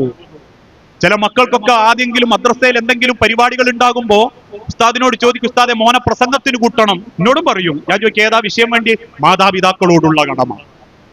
ആ മാതാപിതാക്കളോടുള്ള കടമ പ്രസംഗത്തിൽ മതിയോ? അല്ലെങ്കിൽ ആ അക്ഷരം ആയത്തുകൾ എഴുതി വെച്ചിട്ടുള്ള 5 മാർക്ക് മതിയോ? അവന് സ്വന്തം വീട്ടിൽ നിന്ന് കാണിച്ചു കൊടുക്കണം, ഇങ്ങനെയാ കാണേണ്ടത് എന്ന്, ഇങ്ങനെയാ ആ അമ്മാനെയും ബാപ്പാനെയും നോക്കേണ്ടത് എന്ന്. അങ്ങനെ നോക്കി കണ്ട് പഠിക്കുന്ന ഒരു മക്കൾ ഒരിക്കലും നിങ്ങൾക്ക് എതിരാവൂല. ഒരിക്കലും അവർക്ക് നിങ്ങൾക്ക് എതിര് നിൽക്കാനും പറ്റൂല. ജീവിതത്തിൽ നമ്മൾ പറയാറില്ലേ, പക്ഷെ ഇതൊക്കെ കിട്ടണമെങ്കിൽ എന്തു വേണം? നമ്മൾ ആ സ്നേഹം കൊടുത്താലേ നമുക്ക് കിട്ടൂ. പക്ഷെ ഇന്ന് അതില്ല. ഇന്ന് പല കുടുംബത്തിലും ആളുകൾ പഠിപ്പിക്കും. ഞാൻ ഈ പഠിപ്പിക്കുന്നതിനെതിരാണെന്നും നിങ്ങൾ വിചാരിക്കരുത് കേട്ടോ. പഠിപ്പിച്ച് നമ്മളെ മനസ്സിന്റെ താല്പര്യത്തിനനുസരിച്ചിട്ട് അവനങ്ങോട്ട് വളർത്തും. അവസാനം മരിക്കാൻ നേരത്ത് ഈ കഴിഞ്ഞ മാസങ്ങൾക്ക് മുൻപ് കോഴിക്കോട് സിറ്റിയിൽ ഒരു വാപ്പ, 72 വയസ്സുള്ള ഒരു വാപ്പ ആത്മഹത്യ ചെയ്തു. വൃദ്ധന. അദ്ദേഹത്തിന് 60 ഉറുപ്പിന്റെ മേലെ പെൻഷൻ കിട്ടുന്നുണ്ട്, ഭാര്യക്കും ഉണ്ട്, നല്ലൊരു വീട്, നല്ല സെറ്റപ്പ് കുടുംബം. 3 ആൺമക്കളാണുള്ളത്. 3 ആൺമക്കളെയും വാപ്പ പഠിപ്പിച്ചു. 2 ഒരു രാജ്യത്തും ഒരാൾ വേറെ രാജ്യത്തും. ഉമ്മാക്ക് അസുഖങ്ങൾ കൂടാൻ തുടങ്ങി. ഉമ്മയും ഗവൺമെന്റ് എംപ്ലോയി ആയിരുന്നു, ശമ്പളം ഉണ്ടായിരുന്നു, പെൻഷൻ ഉണ്ടായിരുന്നു. അവസാനം നോക്കാൻ ആളില്ലാതെ അയൽപ്പക്കത്തൊരു മുസ്ലിം സഹോദരിയുടെ കാരുണ്യത്തോടെ 2 ആളും എങ്ങനെയൊക്കെയോ ജീവിക്കും. അവസാനം അപ്രതീക്ഷിതമായിട്ട് ആ ഉമ്മ മരിച്ചു. ഉമ്മ മരണപ്പെട്ടപ്പം മക്കളെ വിവരം അറിയിച്ചു. മക്കള് വിദേശത്ത് നിന്ന് ഇങ്ങോട്ട് വിളിച്ചു. വരാൻ എന്തായാലും വിചാരിച്ചാൽ പോലും നടക്കാത്തതുകൊണ്ട് എല്ലാ ചെലവിനേക്കാൾ കൂടുതലും പള്ളി കമ്മിറ്റിക്കാർക്ക് അയച്ചു കൊടുത്തു. അവസാനം നാട്ടില് വാപ്പ ഒറ്റക്കായി. വാപ്പ ഇങ്ങനെ ഒറ്റപ്പെടാൻ തുടങ്ങി. കാരണം ഒരു വാപ്പാന്റെ ഒക്കെ ഏറ്റവും വലിയ ധൈര്യം പെണ്ണുങ്ങൾ തന്നെയാണ്. ആയ കാലത്ത് കീരിയും ഭാര്യ പാമ്പുമായിട്ട് കളിച്ചിട്ടുണ്ടെങ്കിലും കുറച്ച് കാലൊക്കെ കഴിഞ്ഞ് ശരീരമൊക്കെ ഇങ്ങനെ ഒന്ന് മുരടിക്കുമ്പോ എല്ലാവർക്കും മനസ്സിലാകും, പടച്ചോനെ ഞാൻ മരിച്ചിട്ട് ഇനി ഓളെ മരിപ്പിക്കാകെന്ന് ദ്വാരക്കുന്നോലെ അവരൊക്കെ ഇമാരൊക്കെ. അവസാനം ആ വാപ്പ അങ്ങനെ ഒറ്റപ്പെട്ടു, സുക്കേടായി, വാപ്പക്ക് പുറത്തിറങ്ങാതായി. പലരും മക്കളെ വിവരം അറിയിച്ചു. പക്ഷെ ആരും വരുന്നില്ല. എല്ലാവരും കുടുംബസമേത അവിടെയാണ്. ഇതൊരു കെട്ടുകഥയല്ലോ. അവസാനം ആ വാപ്പ മാസം 60ന്റെ മേലെ സ്വന്തവും ഭാര്യന്റെയും പെൻഷൻ വാങ്ങുന്ന, ബാങ്കിൽ 13 ലക്ഷം റുപ്യയിലധികം എന്ത് ചെയ്യണം എന്നറിയാതെ കയ്യിലുള്ള ആ വാപ്പ ആത്മഹത്യ ചെയ്യുക. 72 വയസ്സുള്ള ഒരു വാപ്പ ആത്മഹത്യ ചെയ്യുക. നിങ്ങൾ ആലോചിച്ച് നോക്കി മനുഷ്യര്, നമ്മളെ പൊരേരെ വാപ്പയമ്മി ആത്മഹത്യ ചെയ്യാത്ത എന്തുകൊണ്ടാണെന്നറിയും? വെള്ളിയാഴ്ച പച്ച മലയാളത്തിൽ അത് കേട്ടിട്ടുണ്ട് പോലും ചെയ്ത പടച്ചോന്റെ കവറിലും ആഹ്റത്തിൽ ഒരു സ്വൈര്യം ഉണ്ടാവില്ല. അതുകൊണ്ട് മാത്രാണ് ഒരു വാപ്പയമ്മി നെഞ്ചുപൊട്ടി നമ്മളെ കുടുംബത്തിൽ ജീവിക്കുന്നതെങ്കിൽ കവറിൽ പോലും ആ മക്കൾക്ക് പടച്ചോൻ സ്വൈര്യം കൊടുക്കൂലാണ്. കവറിൽ പോലും പടച്ചോൻ ഒരു മനസ്സമാധാനം കൊടുക്കൂലാണ്. ഈ പറഞ്ഞതിന്റെ അർത്ഥം എല്ലാ മക്കളും മോശക്കാരാണ് എന്നല്ലോ, എല്ലാ മാതാപിതാക്കളും മോശക്കാരാണ് എന്നല്ല. പലരും എല്ലാ നല്ല നിലക്കും പലപ്പോഴും സാഹചര്യം മാറുമ്പോൾ ഒറ്റപ്പെട്ടു പോകുന്നവരും വിദേശത്ത് പോകേണ്ടി വരുന്നവരും ഒക്കെയാണ്. പാപ്പനെയും ഇമ്മനെയും നോക്കാൻ മക്കള് ഗൾഫിലെ ജോലി ഒഴിവാക്കി ഇവിടെ നിൽക്കണമെന്നൊന്നുമില്ല. പരസ്പരം മനസ്സിലാക്കി അഡ്ജസ്റ്റ് ചെയ്ത് നാട്ടിൽ നിന്നുകൊണ്ട് തന്നെ നിങ്ങൾക്ക് പരസ്പരം സ്നേഹിച്ച് ജീവിക്കാൻ പറ്റണം. എന്നാൽ ആരും കുറ്റക്കാരാവില്ല. കയറി വരുന്ന പെൺമക്കളോടും മരുക്കളോടും അവനാന്റെ മുച്ചൂടും വാശിയും ദേഷ്യവും കാണിക്കാത്ത വാപ്പയും മെയ്യാവുകയും നിന്റെ മോളെപ്പോലെയാണ് എനിക്ക് ആ മോളും എന്ന് ചിന്തിക്കുന്ന ഒരു ഉമ്മയും നിന്റെ ഉമ്മാനെ പോലുള്ള ഒരു ഉമ്മയാന്ന് പരസ്പരം അഡ്ജസ്റ്റ് ചെയ്ത് അണ്ടർസ്റ്റാൻഡിങ്ങിൽ മുന്നോട്ട് പോയാൽ മനോഹര. ഞാൻ എല്ലാ കുടുംബങ്ങളോടും പറയുന്നുണ്ട്, ചിലരും ഉമ്മാരെങ്ങനെ കുറ്റം പറഞ്ഞു വിളിക്കും. കൗൺസിലിങ്ങിന് വേണ്ടി വിളിക്കുമ്പോൾ ഞാൻ ചോദിക്കും, ഒരു കാര്യം ചെയ്യാം, നാളെ ഈ കൗൺസിലിംഗ് കഴിഞ്ഞ് നിങ്ങൾ വീട്ടിലെത്തുമ്പോൾ നിങ്ങൾ കാണുന്നത് നിങ്ങളെ അമ്മായിയമ്മ മരിച്ചെടുക്കുന്ന ആ അമ്മായിയമ്മന്റെ മുഖത്ത് നോക്കിയിട്ട് നിങ്ങൾക്ക് പറയാൻ പറ്റണം, പടച്ചോനെ എന്റെ ഏറ്റവും നല്ല സ്വഭാവത്തോടെ ഞാൻ പെരുമാറിയിട്ടുണ്ട്, നിങ്ങൾക്ക് സമാധാനം. അതല്ല എന്തൊക്കെയോ പറഞ്ഞു വയ്ക്കി പടച്ചോനെ, എന്തൊക്കെയോ ചെയ്തു വയ്ക്കി എന്ന ബേജാറിലാണ് ആ അമ്മ കിടക്കുന്നതെങ്കിൽ പിന്നെ നിങ്ങളെ മനസ്സിന്ന് ആ സ്വൈര്യക്കേടും സമാധാനവും പടച്ചോ മാറ്റിത്തരൂല. അതിന്റെ ഇരട്ടിയും അവനാന്റെ മക്കളിലൂടെ പടച്ചോൻ തിരിച്ചരുമ്പം പടച്ചോനോട് പോലും പ്രാർത്ഥിക്കാൻ തോന്നൂല. കാരണം മനസ്സ് തോന്നുന്നത് ഇതെനിക്ക് കിട്ടേണ്ടതാ, ഞാൻ കൊടുത്തതിന് എനിക്ക് കിട്ടുകയാണെന്ന് തോന്നിത്തുടങ്ങും. ഇനി ഇതേ സ്ഥാനത്ത് ഉമ്മാരും ചിന്തിക്കും, അവനാന്റെ മോന്റെ ഓളും മരിച്ചു കിടക്കുമ്പോ ഒരു ഉമ്മ ആ മകളെ മുഖത്തൊക്കിയിട്ട് പറയാൻ പറ്റണം, പടച്ചോനെ നിന്റെ മോളെ പോലെ ഞാൻ സ്നേഹിച്ചിട്ടുണ്ട് റബ്ബേ, വാക്കുകൊണ്ട് പോലും ഞാൻ ഓളെ ദ്രോഹിച്ചിട്ടില്ല, ഓളെ ഉമ്മാനെ പറഞ്ഞിട്ടില്ല, ഓളെ വാപ്പാനെ പറഞ്ഞിട്ടില്ല. സമ്പത്തിന്റെ പേരിലോ ഓളെ തറവാട് ചെറുതായതിന്റെ പേരിലോ ഓളെ വീട് ഭംഗിയില്ലാത്തതിന്റെ പേരിലോ ഓളിന്റെ വീട്ടിക്ക് സാധനം പലഹാരം കൊണ്ടുവരാത്തതിന്റെ പേരിലോ ഒരു വാക്കുകൊണ്ട് പോലും ഞാൻ ഈ പാവം പെണ്ണിനെ ദ്രോഹിച്ചിട്ടില്ല എന്ന് ഉമ്മാരെ മരിക്കുന്നതിന്റെ ഇടക്ക് മരക്കളെ മുഖത്തോക്കി പറയാൻ പറ്റിയ മനസ്സമാധാനത്തോടെ മരിക്കാൻ പറ്റും. അല്ലാതെ മനസ്സ് വേദനിപ്പിച്ചും കുറ്റപ്പെടുത്തിയിട്ടും ആളെ മനസ്സിൽ ബേജാറുണ്ടാക്കിച്ചിട്ടുവാണെങ്കിൽ തമ്മിൽ അങ്ങോട്ടും ഇങ്ങോട്ടും പടച്ചോന്റെ അടുത്ത് എത്തുമ്പോൾ രണ്ടാളും കുറ്റക്കാരനെയായിരിക്കും. വാപ്പാരോടും കൂടിയാ പറയുന്നത്. കൂടെ കൂടി ആൾക്കാർ അങ്ങോട്ടും ഇങ്ങോട്ടും കുത്തുവാക്ക് പറയുന്നതിനേക്കാളേറെ പരസ്പരം മനസ്സിലാക്കി ബന്ധത്തിൽ നല്ല നിലക്ക് മുൻപോട്ട് പോവുക. ഓരോ മക്കളും അവനവന്റെ ഉത്തരവാദിത്തങ്ങൾ പൂർത്തീകരിക്കുക. ആരെയും ബോധ്യപ്പെടുത്താനല്ല, മരിച്ചു കഴിഞ്ഞാൽ ഒരു സമാധാനക്കേടില്ലാണ്ടിരിക്കാൻ. പലപ്പോഴും ഞാൻ കുത്തുബക്ക് കയറുമ്പം ചില മക്കൾ വന്നിട്ട് പറയുന്നു, ദ്വാരക്കണം, എന്റെ വാപ്പനെയും ഇങ്ങനെ ഓർക്കത്ത് കാണുക, പേടിയാകുക, എന്തോ ഒരു കരച്ചിലൊക്കെ വരിക. ഞാൻ ചോദിക്കും, ജീവിച്ചിരിക്കുന്ന കാലത്ത് ആയുസ്സുള്ളപ്പം പടച്ചോനെ ഞാൻ നല്ലോണം നോക്കിയില്ലായിരുന്നോ എന്നുള്ള തോന്നലല്ലേ മനസ്സിൽ? എന്നോട് അറിയും, അതെ, അങ്ങനെയൊക്കെ ഒരു തോന്നല്, നല്ലോണം നോക്കിയില്ലേ, പാപ്പ മരിക്കാൻ നേരത്ത് എന്തൊക്കെയോ വേദനയൊക്കെ പറഞ്ഞിരുന്നു, എനിക്ക് കാണിച്ചാൽ നേരവും ഇല്ല, തിരക്കുമായി പോയി, ചോദിക്കാനും വിട്ടുപോയി. അവസാനം മയ്യത്ത് കുളിപ്പിക്കുമ്പോഴാ ഞാൻ കണ്ട് വാപ്പാന്റെ അരന്റെ ഭാഗത്തൊക്കെ ഒരു വലിയ വ്രണ ഉണ്ടായിരുന്നു എന്നൊക്കെ പറയുന്നത് മരിച്ചു കഴിഞ്ഞതിന് ശേഷമാണെങ്കിൽ പിന്നെ നമ്മൾ കുറേ അങ്ങോട്ട് കരഞ്ഞതുകൊണ്ടും പാപ്പാക്ക് ഇഞ്ഞോട് ഭയങ്കര ഇഷ്ടമായിരുന്നു, പാപ്പഞ്ഞ തോളിലെടുത്തിരുന്നു, പാപ്പഞ്ഞ കൊണ്ടുകിടന്നിരുന്നു, പാപ്പാന്റെ പേരിൽ ഉസ്താദെ പള്ളിക്ക് ഞാൻ 100 ആക്ക് സിമന്റ് ഇരട്ടെ എന്ന് ചോദിച്ചാലും ഒരു കാര്യവുമില്ല. ആയുസ്സുള്ളപ്പൊന്ന് ചേർത്ത് പിടിച്ച് കൈ പിടിച്ച് സലാം പറഞ്ഞ് എന്റെ വാപ്പയാ എന്റെ ഉമ്മയാ എന്ന് പറയുന്ന സമാധാനം ഈ ദുനിയാവിൽ മറ്റൊന്നിനേക്കാളും രക്ഷിതാക്കൾക്ക് കൊടുക്കാനുമില്ല. അതോടൊപ്പം തന്നെ മക്കളെ മനസ്സറിഞ്ഞ് ഞാൻ കാരണം എന്റെ മക്കൾ വേദനിക്കുന്നില്ല എന്നും എന്റെ വാശി കാരണം ഒരിക്കലും അവർ സങ്കടപ്പെടുന്നില്ല എന്നും മാതാപിതാക്കൾക്കും ചിന്തിക്കാൻ പറ്റണം. ഇതൊക്കെ നമ്മുടെ ജീവിതത്തിൽ ഒരു പരിധി വരെ പരിഹരിക്കാൻ പറ്റുന്നത് നമ്മളെ മക്കള് അറിയണം. ചെറുപ്പകാലം മുതൽക്കേ സ്നേഹം എന്താണ്, പരസ്പര ബഹുമാനം എന്താണ്, ദീൻ എന്താണ് എന്ന് നമ്മൾ മക്കൾ അറിയണം. അതുകൊണ്ടാണ് നമ്മളെ മക്കളെ ചെറുപ്രായത്തിൽ തന്നെ ദീനീ ചിട്ടയിൽ വളർത്താൻ, പ്രാർത്ഥിക്കാൻ പോലും റസൂലുള്ളാഹി സ്വല്ലല്ലാഹു അലൈഹി വസല്ലം പഠിപ്പിക്കുന്നത്. അതുകൊണ്ടാ ഇപ്പൊ നിങ്ങൾക്കറിയാലോ വിവാഹത്തിന്റെ ഇസ്ലാമിക രീതി എന്താ. ഞാൻ മുസ്ലിം ഉമ്മത്തിനോട് പറയാ, ഇന്നെന്താ കല്യാണത്തിന്റെ രീതി? നമ്മൾ വരുത്തി വെക്കുന്ന ചില ആചാരങ്ങൾ, അതിന്റെ പേരിലുള്ള ധൂർത്ത്.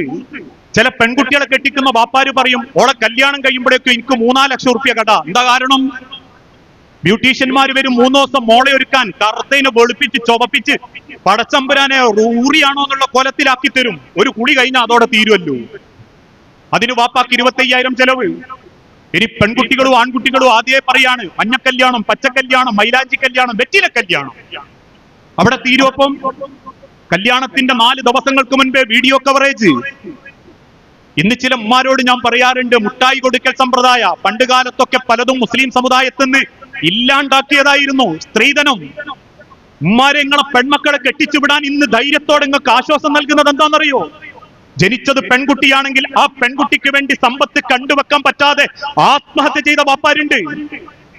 ഇന്ന് ആ പ്രായത്തിലുള്ള പെൺമക്കളുടെ ജീവിതം കണ്ടിട്ട് അവർക്ക് ആചാരങ്ങളും അനുഷ്ഠാനങ്ങളും മാറ്റിക്കൊടുക്കുമ്പോ ആലോചിക്കണേ, നാളെ നിങ്ങൾക്ക് നിയന്ത്രിക്കാൻ പറ്റാത്ത കോലത്തിലേക്ക് അതെത്തും. എത്ര രക്ഷിതാക്കൾക്ക് ആ പണം ചെലവാക്കേണ്ടി വരുന്നത്? എന്തിന്റെ പേരിൽ? Video coverage, digital album. ഒരു വാപ്പ കണ്ണീരോട് എന്നോട് പറയാ, നിങ്ങൾ നിക്കാഹ് കഴിഞ്ഞു പോയപ്പം ക്യാമറമാൻ എന്റെ അടുത്ത് വന്നിട്ട് പറയാം, നിങ്ങൾ മോളെയും കൊണ്ടുവച്ച് ഡാൻസ് കളിച്ച സ്റ്റേജിക്ക് പോകണം. പഠിക്കണം. ഇന്നത്തെ കാലഘട്ടത്തിൽ പെൺമക്കളെ വാപ്പാര് ഡാൻസ്. ഇതാരാ പറയുന്നത്?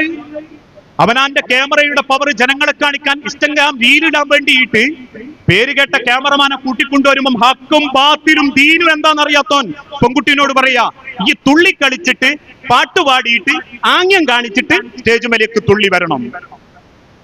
പെൺകുട്ടികളെ വാപ്പയും മേയും വായും തുറന്ന് പൊളിച്ചിക്കുമ്പോ അടുത്ത വർത്താനം ഉമ്മാനോടും പറയും വാപ്പാനോടും പറയും, എന്റെ കൂടെ 2 ഭാഗത്തൊന്നും തുള്ളാൻ. ഇത് ഉമ്മാർക്കും വാപ്പാർക്കും മാത്രമാണോ അപമാനം? അല്ലല്ലോ. ഇന്നത്തെ കാലഘട്ടത്തിൽ പെണ്ണ് കാണാൻ പോകും, കണ്ട പെണ്ണിന് വേണ്ടിയിട്ട് മുട്ടായി കൊടുക്കാൻ ഗോപുരം കുത്തുമീനാറ്, എന്തിന്റെ? കാഡ്ബറീസിന്റെ. അത് പിടിക്കാൻ പർദ്ദട്ടയും ചുരിദാറിട്ടയും ഉമ്മാരെ നിങ്ങൾ പോകുമ്പോ നിങ്ങൾക്കൊരു നിലവാരല്ലേ? എന്താ ഉമ്മാരെ നിങ്ങളെ ചിന്തിക്കാത്ത? ഓരോരുത്തരുടെ കയ്യിലെ കൊട്ടയും പിടിച്ചിട്ട് ഉമ്മാരും വല്യമ്മാരും പോകുക. എന്തിന്? 25,000ന്റെ മുട്ടായി വിതരണം ചെയ്യാൻ. ഇസ്ലാം പറഞ്ഞതെന്താ? കൊടുക്കണ്ടെന്ന് പറഞ്ഞിട്ടില്ല. നീ ഒരു പെണ്ണിനെ കണ്ട് ഇഷ്ടപ്പെട്ടാൽ അവൾക്കൊരു മധുരം കൊടുക്കുന്നതിന് പ്രശ്നമല്ല. പക്ഷെ അതൊരു സ്റ്റാറ്റസ് ആവരുത്, അതൊരു പത്രാസ് ആവരുത്. മഹറിനേക്കാളും വലിയ മുട്ടായി കൊടുക്കാനല്ല പറഞ്ഞ ഇസ്ലാം. അവിടെ തീരുവോ? ഇല്ല. ഇനി 5 പൈസന്റെ ഗതി ഇല്ലാത്തവനും ജ്വല്ലറി ചെന്ന് പണയം വാങ്ങും. എന്ത്? മഹർ. നിക്കാഹിന് ഉസ്താദിന്റെ മുമ്പ് തുറന്നു വെക്കുന്ന മഹർ 5.25 പവൻ. കിട്ടിയതിന്റെ 2ാമത്തെ മാസം മുതൽ ജ്വല്ലറിക്കാരൻ പുരയിൽ വരാൻ തുടങ്ങി. ഓനാ പെണ്ണിന്റെ കൈത്ത് കിടക്കുന്ന മാലോക്കിയിട്ട് ആണിനോട് പറയാൻ തുടങ്ങി. ഇതൊക്കെയാ നമ്മുടെ പവറിന്ന് കല്യാണത്തിന്. ഞാനൊന്ന് ഹക്കായിട്ട് ചോദിക്കട്ടെ നിങ്ങളെ അമ്മമാരോടും വാപ്പാരോടും, കല്യാണത്തിൽ ഇസ്ലാമിന്റെ സുന്നത്തും ഷർത്തും എന്താണെന്നറിയോ നമുക്ക്? ഞാൻ പറയലുണ്ട്, ഹജ്ജിന് പോകുമ്പോ വാപ്പാരൊക്കെ ആദ്യം ട്രാവൽസ് ചെന്ന് ചോദിക്കുക എന്താണെന്നറിയാവോ? അപ്പൊ അങ്ങനെയാ, ഹജ്ജ് ടൂർ ആൻഡ് ട്രാവൽസ് ആ. കുറ്റം പറയല്ലോ, നിങ്ങൾ അങ്ങനെ ചിന്തിക്കരുത്. ഒക്കെ ടൂറാ. ആദ്യം ചോദിക്കുക, അല്ലേ ഹറമിന്റെ അടുത്താണോ താമസം? ചപ്പാത്തി ഇട്ടോ? സാധാ ചോറോ? ഉണ്ടാവും. ഇതൊക്കെ കഴിഞ്ഞിട്ട് അവസാനം ചോദിക്കും, ആരെങ്കിലും കൂടെ ഉണ്ടാവില്ല? ഒരു അമീർ മൊയ്ലിയാര് ഉണ്ടാവും. അത് മതി. ഇതിപ്പോ പോയ അന്ന് തന്നെ ഞാൻ പറയുന്നുണ്ട്, ഞാനൊക്കെ അമീറായിട്ട് പോകുമ്പോ ഇവിടുന്ന് എയർപോർട്ടിൽ നിന്ന് ഫ്ലൈറ്റ് കയറുമ്പോൾ തന്നെ ചില അമ്മമാർ നമ്മളെ എടുത്തു തരും, വാപ്പാരും ഒക്കെ. അപ്പൊ ഞാനും വിചാരിക്കും, പഠിച്ചോനെ ഉംറനെ പറ്റിയുള്ള എന്തോ സംശയം ഞാൻ ചോദിക്കാനായിരിക്കും. പക്ഷെ അടുത്ത് വന്നിരുന്ന് ആദ്യം ചോദിക്കാൻ എന്താ അറിയോ, നല്ല കളിപ്പാട്ടൊക്കെ കിട്ടുന്നുണ്ട് സ്ഥലം ഉണ്ടെങ്കിൽ പറഞ്ഞു തന്നിട്ടോ, പേരക്കുട്ടിയൊക്കെ വാങ്ങാനാണ്. ഇവിടുന്ന് പോകുന്ന ഉദ്ദേശം തന്നെ ഇപ്പൊ അതാണ്. 2 ആളെ കാർഡ്ബോർഡ് പെട്ടിയിലൂടെ ബേട്ടങ്ങറായി തലയിലെടുത്ത് ഹറമിലെത്തിച്ച് ഹോട്ടലിലേക്ക് കയറ്റാൻ നേരത്ത് അമ്മയും പാപ്പയും പറഞ്ഞ് ആ 3 പെട്ടി അവിടെ നോട്ടെ. നമ്മൾ ചോദിച്ചാൽ അതെന്തേ? എന്റെ മക്കളുണ്ട് ജിദ്ദയിൽ, അത് 3 ചക്കയാ ഓൽക്കുള്ളത്. അപ്പൊ ആകെ പോകുന്നപ്പോ എന്തിനാന്ന് ചോദിച്ചാൽ ഇങ്ങനത്തെ കാര്യങ്ങൾക്കൊക്കെ. എല്ലാവരും അത്തരക്കാരെന്ന് ഞാൻ പറയണില്ല. ഒക്കെ ആ കോലത്തിലേക്ക് മാറിക്കൊണ്ടിരിക്കുക. ഒരൊറ്റ ഉംറ ചെയ്തിട്ട് പിന്നെ ബാക്കി മുഴുവൻ നിസ്കാരവും അവനാ താമസിക്കുന്ന ഹോട്ടലിന്റെ താഴത്തെ പള്ളിയിൽ. അതെന്താ? അവിടുന്ന് നിസ്കരിച്ച് വെയിലും കൊണ്ട് ഇവിടെ വരുമ്പോഴേക്കും ഇവിടുത്തെ ബിരിയാണിയും ചോറും തീരും. അതുകൊണ്ട് താഴെ പോയി നിസ്കരിക്കാൻ മേലോട്ട് കയറുക. കുറ്റല്ലോ, നിങ്ങൾ അങ്ങനെ ചിന്തിക്കണ്ട. അതുകൊണ്ട് തന്നെയാ ഇന്നത്തെ കാലഘട്ടത്തിൽ നമ്മൾ പറയാറുണ്ട്, എല്ലാം നമുക്ക് എളുപ്പമായിക്കൊണ്ടിരിക്കുക. വിവാഹത്തിന് ഞാൻ സമയം പരിമിതി ഉണ്ട്. വിവാഹത്തിന്റെ ഇസ്ലാമിക രീതി എന്താണെന്നറിയോ? അറിയാത്തവർക്ക് പറഞ്ഞു തരിക. നബി സല്ലല്ലാഹു അലൈഹി വസല്ലം പറഞ്ഞു, വിവാഹ സംബന്ധമായ ആലോചനകൾ രക്ഷിതാക്കൾ തമ്മിലാവണം. ഇന്ന് ഇൻസ്റ്റഗ്രാം ബന്ധം, വാട്സപ്പ് പ്രേമം, ഫേസ്ബുക്ക് പ്രണയം, കൂടെ മഞ്ചേരി കോളേജിൽ 4 കൊല്ലം പഠിച്ച കണക്ക്, ഇതാ കല്യാണം. ഇനി വാപ്പയമ്മയും സമ്മതിച്ചിട്ടില്ലെങ്കിലോ ചവിട്ടിത്തേച്ച് 4 കൂട്ടുകാരന്റെ ബലത്തിൽ രജിസ്റ്റർ ഓഫീസിൽ ചെന്ന് 2 ചുവന്ന മാലിട്ട് ഒരു പാട്ടും അങ്ങോട്ട് ഫിറ്റ് ചെയ്യും. ഇല്ലോളം തരി പൊന്നില്ലെങ്കിലും പ്രാഹത്തായി. വാപ്പയമ്മയും ജനിപ്പിച്ച വാപ്പന്റെയും മനസ്സ് സങ്കടപ്പെടുത്തിയിട്ട് ഇറങ്ങിപ്പോയ ഒരു ബർക്കത്തും ഉണ്ടാവില്ല. അതിന് ഏത് രജിസ്റ്റർ ഓഫീസിൽ 4 ആളുകളെ കൂടെ ഒപ്പിട്ടാലും, ഏത് രാഷ്ട്രീയക്കാരൻ കൂടെ നിന്നാലും, വിവാഹ സംബന്ധമായ ആലോചനകൾ രക്ഷിതാക്കൾ തമ്മിലാവണം. ദീനിന് പ്രാധാന്യം കൊടുത്തിട്ടാവണം. അങ്ങനെ കഴിഞ്ഞാൽ പിന്നെ അവന് ഇഷ്ടപ്പെട്ട പെണ്ണുണ്ടെങ്കിൽ അവൻ മഹർ അങ്ങോട്ട് കൊടുക്കണം. പാപ്പാരെ, പെണ്ണുങ്ങളെ ഭാഗത്തുനിന്ന് ഒരു കാലണന്റെ ചെലവില്ല, ഒരണന്റെ ചെലവ് പെണ്ണുങ്ങളെ ഭാഗത്തുനിന്നില്ല. അവന്റെ മഹർ അങ്ങോട്ട് കൊടുക്കണം എന്നല്ലാത്ത ഒരു കൊടുക്കൽ വാങ്ങലുകളും നിങ്ങൾ തെരഞ്ഞോ, പരതിക്കോ. പെൺകുട്ടീന്റെ വാപ്പ കല്യാണത്തിന് ഭക്ഷണം കൊടുത്തിട്ടില്ലെങ്കിൽ പോലും വാപ്പാക്ക് കുറ്റല്ല. വിവാഹത്തിന്റെ മുഴുവൻ ചെലവും ആണുങ്ങൾക്കാ. അങ്ങനെ ഒരു ആണിന് പെണ്ണിനും നഹർ കൊടുത്താൽ, വാപ്പാന്റെ കയ്യു പിടിച്ച് സ്വീകരിച്ചാൽ, ആദ്യം കല്യാണത്തിന് സാക്ഷികളാകുന്നവർ, ആ കല്യാണത്തിന് കൂടിയവർ എന്ത് ചെയ്യണം? പ്രാർത്ഥിക്കണം. ബാറക്കല്ലാഹു ലക്കുമാ വ ബാറക അലൈക്കുമാ വ ജമഅ ബൈനകുമാ ഫീ ഖൈർ. 3 തവണ. എത്ര കല്യാണപ്പുരേ പോയി ഞങ്ങളും 3 പ്രാർത്ഥന പ്രാർത്ഥിക്കലുണ്ട്. അതിനുശേഷം അവർ ഭക്ഷണം ഒരുക്കിയിട്ടുണ്ട്. ആ ഭക്ഷണം കുടിച്ചിട്ട് പറയണം, അല്ലാഹുമ്മ ഗ്ഫിർ ലഹും വർഹംഹും വബാരിക് ഫീമാ റസഖ്തഹും. ഇതൊന്നും എന്റെ വകകളല്ലട്ടോ, ഹദീസിലുള്ളതാ. അല്ലാഹുമ്മ ഗ്ഫിർ ലഹും വർഹംഹും വബാരിക് ഫീമാ റസഖ്തഹും. പടച്ചോനെ, ഈ സന്തോഷത്തിൽ ഞങ്ങൾക്കൊരു പിടി ഭക്ഷണം തന്നതിന്റെ കൂലി ഇന്ന് വിവാഹിതരാകുന്ന ഇണകൾക്ക് സ്വർഗത്തിലെത്തുന്നവരെ ഈ കാവലാക്കി ബർക്കത്താക്കി കൊടുക്കണേന്ന. ഒരു ഭക്ഷണം കഴിച്ചു പോരുമ്പോ എത്ര പേര് ഈ പ്രാർത്ഥന ചെല്ലലുണ്ട് കല്യാണപ്പുരേന്ന്. ഇന്ന് ആർക്കും ഇതൊന്നും വേണ്ട. എല്ലാവർക്കും പടകം പൊട്ടിക്കണം, പാട്ടിച്ചു തുള്ളണം, JCB കൊണ്ടുവരണം, ഒട്ടകപ്പുറത്ത് കയറ്റണം, ആനപ്പുറത്ത് എഴുന്നള്ളിക്കണം, നഴ്സറി കുപ്പായ ഇടിക്കണം, ആണും പെണ്ണും ഇടകലർന്ന് ആഘോഷിക്കണം. കല്യാണത്തലേന്ന് ക്ഷണിച്ചിട്ട് പോയാൽ പോലും പൊരക്കാരൻ ഗാനമേളന്റെ കൂടെ തുള്ളുമ്പം ഭക്ഷണം കിട്ടാതെ മനസ്സ് വെറുത്തിറങ്ങി പോകുന്നുണ്ടെങ്കിൽ, 1 കോടി ഉറുപ്പ്യങ്ങൾ ചെലവാക്കി ഭക്ഷണം ദാനം ചെയ്താലും ക്ഷണിക്കപ്പെട്ട ഒരു അതിഥിയുടെ മനസ്സറിഞ്ഞ് വിളമ്പിക്കൊടുക്കാൻ പറ്റിയിട്ടില്ലേ, ആ കല്യാണം അള്ളാന്റെ ബർക്കത്തില്ലാത്ത കല്യാണ. ഇനിയോ ആദ്യ രാത്രിയിൽ നമ്മൾ എന്ത് ചെയ്യണം? ഞാനിത് പറയുന്നത് എന്തിനാണെന്നറിയോ? നമ്മളൊരു മക്കളെ അള്ളാഹുവിന് വേണ്ടിയിട്ട് സ്നേഹിച്ചു തുടങ്ങുന്നുണ്ടെങ്കിൽ വിവാഹത്തിന്റെ മുൻപേ നമ്മളത് പ്രാർത്ഥിക്കണം, അതിനൊരുങ്ങണം. ആദ്യമായിട്ട് പെണ്ണിന്റെ ശരീരത്തിൽ, ഒരു പെണ്ണിനെ കല്യാണം കഴിച്ച് കൂട്ടിക്കൊണ്ടുവന്നാൽ ഓളെ ശരീരത്തിൽ കൈവച്ചിട്ട് പ്രാർത്ഥിക്കണം. അല്ലാഹുമ്മ ഇന്നി അസ്അലുക ഖൈറഹ വ ഖൈറ മാ ജബൽതഹ അലൈഹ. അല്ലാഹുമ്മ ഇന്നി അഊദു ബിക മിൻ ശർരിഹ വ മിൻ ശർരി മാ ജബൽതഹ അലൈഹ. അല്ലാഹുവേ, ഈ പെണ്ണിലുള്ള എല്ലാ നല്ല സ്വഭാവവും എനിക്കും എന്റെ കുടുംബത്തിനും കിട്ടണം. ഇവളിൽ എന്തെങ്കിലും മോശം സ്വഭാവം ഉണ്ട്, എന്നെ എന്റെ കുടുംബത്തിനെ അതിനെ തൊട്ടുങ്ങി കാക്കണം. ഇതാദ്യം ആ ഭാര്യ ഭർത്താക്കന്മാര് ശരീരത്തിൽ തോൾഭാഗത്ത് കൈവച്ച് പ്രാർത്ഥിക്കേണ്ടതാണ്. നിങ്ങളുടെ ശരീരത്തിൽ എത്ര പിയ്യാപ്പിളാർ കൈവച്ച് പ്രാർത്ഥിച്ചിട്ടുണ്ട്? സ്വന്തം ഭാര്യന്റെ ശരീരത്തിൽ കൈവച്ച് ആദ്യമായിട്ട് പ്രാർത്ഥിച്ച എത്ര ഭർത്താക്കന്മാരുണ്ട്? ഞാൻ കുറ്റം പറയല്ലോ, ആർക്കും അറിഞ്ഞൂടാ. ഇതേ ഉള്ളൂ ഇസ്ലാമിന്റെ സുന്നത്ത്. അല്ലാതെ നിക്കാഹിന് 4 ആള് വരണമെന്നും 4 ആൾ അങ്ങോട്ട് വിളിക്കണമെന്നും ഫാത്തിഹ ഓതണമെന്നും കുറെ മാഷറ വിളിക്കണമെന്നും ഇതൊന്നുമില്ല. ഒരു നിക്കാഹിന് ഒരു ഇമാമ് പോലും, അതായത് കാദിയായ ഒരു മൗലവി പോലും വേണ്ട. ഇനിയോ ആദ്യമായിട്ട് ഭാര്യ ഭർത്താക്കന്മാര് മണിയറയിൽ വെച്ച് 2 റക്അത്ത് സുന്നത്ത് നിസ്കരിക്കണം. നിങ്ങൾ എത്ര ആള് മണിയറയിൽ ആദ്യമായിട്ട് നിസ്കരിച്ചിട്ടുണ്ട്?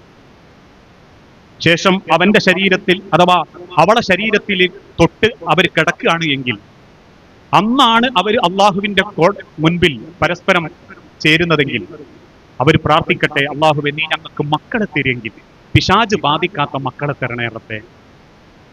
അങ്ങനെ പ്രാർത്ഥിച്ചിട്ടാണ് നിങ്ങൾ ഭാര്യ ഭർത്താക്കന്മാര് ബന്ധപ്പെട്ടതെങ്കിൽ, അന്നാണ് നിങ്ങളെ ബീജം നിങ്ങളെ പെണ്ണിന്റെ ഉദരത്തിൽ പിടിച്ചതെങ്കിൽ, അള്ളാഹുവിന്റെ ഹബീബ് മദീന മിമ്പറിൽ വെച്ച് പറയാ, പടച്ചോൻ വാക്ക് തരുന്നു നിങ്ങൾക്ക്, ആ മക്കള് കാരണം വാപ്പയമ്മയും സ്വർഗത്തിലായിരിക്കും. എത്ര ആൾ ഇതൊക്കെ ചെയ്യല്? ഇതേ ഉള്ളൂ ഇസ്ലാമിന്റെ സുന്നത്ത്. അതിനർത്ഥം കല്യാണപ്പുര മരിച്ച പൊരിയോലിയാക്കണം എന്നല്ല. കുട്ടികൾ കളിക്കട്ടെ, പാട്ട് പാടട്ടെ, തുള്ളട്ടെ, ആഘോഷിക്കട്ടെ. പിയാപ്പിളിനെ 4-5 ചെറുപ്പക്കാര് കയ്യൊട്ടി കൊണ്ടുവരുന്നതോ കൂളിംഗ് ഗ്ലാസ് ഇടുന്നതോ ഒരേ ജുബ്ബ ഇടുന്നതോ നല്ല കുറ്റം. 10,000 ഉറുപ്പ്യൊക്കെ പൊട്ടിത്തീരെയും തലേന്നത്തെ ഗാനമേളൊക്കെ 25,000 ചെലവാക്കുകയും ചെയ്യുമ്പോ ഒന്ന് കണ്ണടച്ച് തുറക്കുന്ന വേഗതയിൽ മണ്ണിന്റെ അടിയിലാക്കാൻ കഴിവുള്ളവനാ മേലുള്ളവൻ. ഇപ്പോഴും മാന്തിയെടുക്കുന്ന ചൂരൽമലയിൽ ഓരോ കൊട്ട മണ്ണിലും മനുഷ്യന്റെ അവയവുണ്ടോ എന്ന് തെരയാ. മാന്തിയെടുക്കുന്ന JCBന്റെ കൊട്ടക്കുള്ളിൽ ശരീരത്തിന്റെ ഏതെങ്കിലും ഒരു എല്ല് കാണുമ്പോഴേക്കും 3 വെള്ളപ്പുടവയിൽ പൊതിഞ്ഞ് ചൂരൽമലയിലെ മുണ്ടക്കയിലെ പള്ളിമിനാരത്തിന്റെ താഴെയുള്ള 6 അടി മണ്ണ് കൊണ്ട് ചടക്കി പോരുന്നുണ്ടെങ്കിൽ അത്രേ ഉള്ളൂ മനുഷ്യരെ ഞാനുങ്ങളും ഒക്കെ. അതുകൊണ്ട് തന്നെ മക്കളിൽ നിന്ന് നമ്മൾ ബർക്കത്ത് ആഗ്രഹിക്കുന്നുണ്ട്. വിവാഹത്തിന്റെ മുൻപേ പടച്ചോനോട് പ്രാർത്ഥിച്ച് മക്കൾക്ക് വേണ്ടി പ്രാർത്ഥിച്ച് നമ്മൾ ഒരുങ്ങണം. പടച്ചോൻ എന്റെ മക്കളെ ഇനി നന്നാക്കി തരണം. പടച്ചോൻ എന്റെ മക്കളെ എനിക്ക് ദുനിയാവിലും ആഖിറത്തിലും ഉപകാരപ്പെടുന്ന രീതിയിലാക്കണം. അതിനെന്തു വേണം? നല്ലൊരു ചുറ്റുപാട് നമ്മളെ വീട്ടിലും നമ്മളെ ചുറ്റുപാടിലും ഒരുക്കി കൊടുക്കണം. നമ്മളെ വീടുകൾ പടച്ചോന്റെ ബർക്കത്തിറങ്ങുന്ന റഹ്മത്തിറങ്ങുന്ന വീടാവണം. നമസ്കാരം കൃത്യമായിട്ട് നിർവഹിക്കപ്പെടുന്ന വീട്, ഖുർആൻ ഓതുന്ന വീട്, മാതാപിതാക്കൾ വാപ്പയമ്മയും മനോഹരമായിട്ട് പ്രണയിച്ച് ജീവിക്കുന്ന വീട്, നല്ല സന്തോഷത്തോടുകൂടി പരസ്പരം ഇടപെടുന്ന സ്നേഹ സ്ഥലങ്ങൾ, അത് നമ്മളെ വീടാവണം. കാരണം ഒരു മക്കൾക്ക് വാപ്പയമ്മയും ചെയ്തു കൊടുക്കാവുന്ന ഏറ്റവും നല്ലത് അവരുടെ ജീവിക്കുന്ന സാഹചര്യവും ചുറ്റുപാടും പണം കൊണ്ടല്ല, സ്നേഹം കൊണ്ട് ഭംഗിയാക്കി കൊടുക്കുക എന്നുള്ളതാണ്. ഇപ്പോഴും പക്ഷെ പല കുടുംബത്തിലും നിസ്കാരങ്ങൾ നടക്കുന്നില്ല. സുബഹി നിസ്കാരം പോലും നടക്കുന്നത് സൂര്യൻ ഉദിച്ച് വെയിലിന്റെ ചൂടറിഞ്ഞതിന് ശേഷം. ഖുർആനോത്ത് നടക്കുന്നില്ല. ഇന്ന് നേരം വെളുത്തപ്പോ ഒരു 10 ആയത്തോതി എത്ര കുടുംബങ്ങളുണ്ട്? പലപ്പോഴും ചില മക്കൾ പറയാറുണ്ട്, എന്നും സുബഹിക്ക് എഴുന്നേൽക്കുന്ന സമയത്ത് വാപ്പാന്റെ ഖുർആനോത്ത് കേട്ടിട്ടാ ഞാൻ എഴുന്നേൽക്കലുള്ളത്. എനിക്കിന്റെ വാപ്പ മരിച്ചപ്പോ ഏറ്റവും വലിയ മിസ്സിങ് തോന്നിയത് ആ സുബഹിക്ക് ഡൈനിങ് ഹാളിലെ വാപ്പാന്റെ ഖുർആനോത്താണെന്ന് ഒരു മകൻ പറയുന്നുണ്ടെങ്കിൽ വാപ്പനെ കിട്ടിയ പുണ്യാണത്. പക്ഷെ നമ്മളെ വീട്ടിൽ നമ്മളെ മക്കൾക്ക് അത് കൊടുക്കാൻ ഉമ്മാരെ വാപ്പാരെ പറ്റുന്നില്ലേ? പിന്നെ എന്ത് പറഞ്ഞിട്ടാ പടച്ചവനോട് നമ്മൾ പ്രാർത്ഥിക്കുക? നിസ്കരിക്കാനും കുടുംബം നോക്കാനും സ്നേഹം പരസ്പരം ഇടപെടാനും അല്ലേ നമ്മൾ ഓരോരുത്തരും ആ ചുറ്റുപാട് നമ്മളെ വീട്ടിൽ ഒരുക്കണം. വാപ്പമ്മനെ സ്നേഹിക്കുന്നത് കാണട്ടെ അല്ലേ. ഒരു ചെറുപ്പക്കാരൻ പെൺകുട്ടി, ആളുകൾ പറഞ്ഞിട്ടുള്ള ഒരു കാര്യമുണ്ട്. ഒരു പെൺകുട്ടി കല്യാണാലോചന വന്നപ്പം ഉമ്മനോട് എന്നെ പറയാണോ അല്ലേ, എനിക്ക് വാപ്പനെ പോലത്തെ ഒരാളെ അമ്മയെ വേണ്ടത്. ഒരു വാപ്പന്റെ ഏറ്റവും വലിയ അഭിമാനാണ്. കാരണം ഉമ്മാൻ എങ്ങനെ സ്നേഹിച്ച് ഉമ്മാനെ കൊണ്ടെടുക്കുകയും ഉമ്മാൻ ഉപദേശിക്കുകയൊക്കെ ചെയ്യുന്ന വാപ്പനെ കാണുമ്പോ എന്റെ വാപ്പനെ പോലുള്ള ഒരു പിയാപ്പൻ എനിക്ക് കിട്ടണമെന്നേ എനിക്ക് പ്രാർത്ഥന ഉള്ളൂ. MSMന്റെ ഹൈസക്ക് പരിപാടിയുടെ വേദിയിൽ ഒരു പെൺകുട്ടി കണ്ണ് നിറഞ്ഞു പറഞ്ഞതാണ്, എനിക്ക് എന്റെ വാപ്പനെ പോലുള്ള ഒരു പിയാപ്പനെ കിട്ടാൻ ആഗ്രഹിക്കുന്നത്. ആ രീതിയിൽ നമ്മുടെ കുടുംബത്തിൽ വാപ്പ അമ്മ മക്കള് പരസ്പരം സ്നേഹിക്കുന്ന, ഖുർആൻ ഓതുന്ന ഓരോ ആയത്തുകളെ പറ്റി ഞാൻ പറയാറുണ്ട്. ഇപ്പൊ ഈ കഴിഞ്ഞ ദിവസം തന്നെ പലപ്പോഴും മക്കള് അത്രയും അപ്ഡേറ്റാ ഓരോ കാര്യത്തിലും. ബാക്കി എല്ലാ കാര്യങ്ങളെ കുറിച്ചും മക്കൾക്ക് മനസ്സിൽ വിവരമുണ്ട്. ഞാൻ പറയാറുണ്ട്, എത്രമാത്രം ഇന്നത്തെ മീഡിയ, ഇൻസ്റ്റഗ്രാം റീൽസുകള്, പാട്ടുകള് മക്കളെ മനസ്സിനെ സ്വാധീനിക്കുന്നുണ്ട്. നിങ്ങൾക്കറിയോ? 30 സെക്കൻഡിന്റെ ഇടക്ക് മക്കളെ അവർ സ്വാധീനിച്ച് കളയുന്നുണ്ട്. ഏത് പണ്ട് കാലത്ത് 1 മണിക്കൂർ പ്രസംഗം കേട്ടാലും വരാത്ത മാറ്റം 30 സെക്കൻഡ് റീല് കൊണ്ട് മക്കളെ മനസ്സിൽ മാറ്റം വരുന്നുണ്ട്.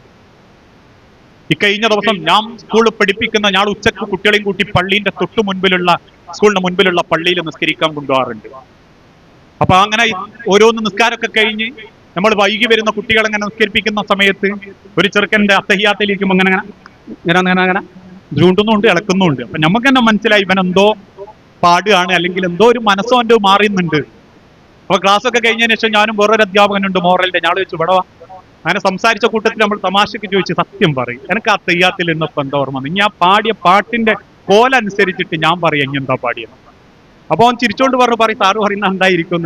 ഞാൻ പറഞ്ഞ ഒരു പാട്ടാണ് ഇപ്പൊ എല്ലാ മക്കളെ നാമ്പലും ഉണ്ടാവും, കട്ടച്ചോര കൊണ്ടടിക്കും സോഡാ സർവത്ത് ഉള്ളൂ.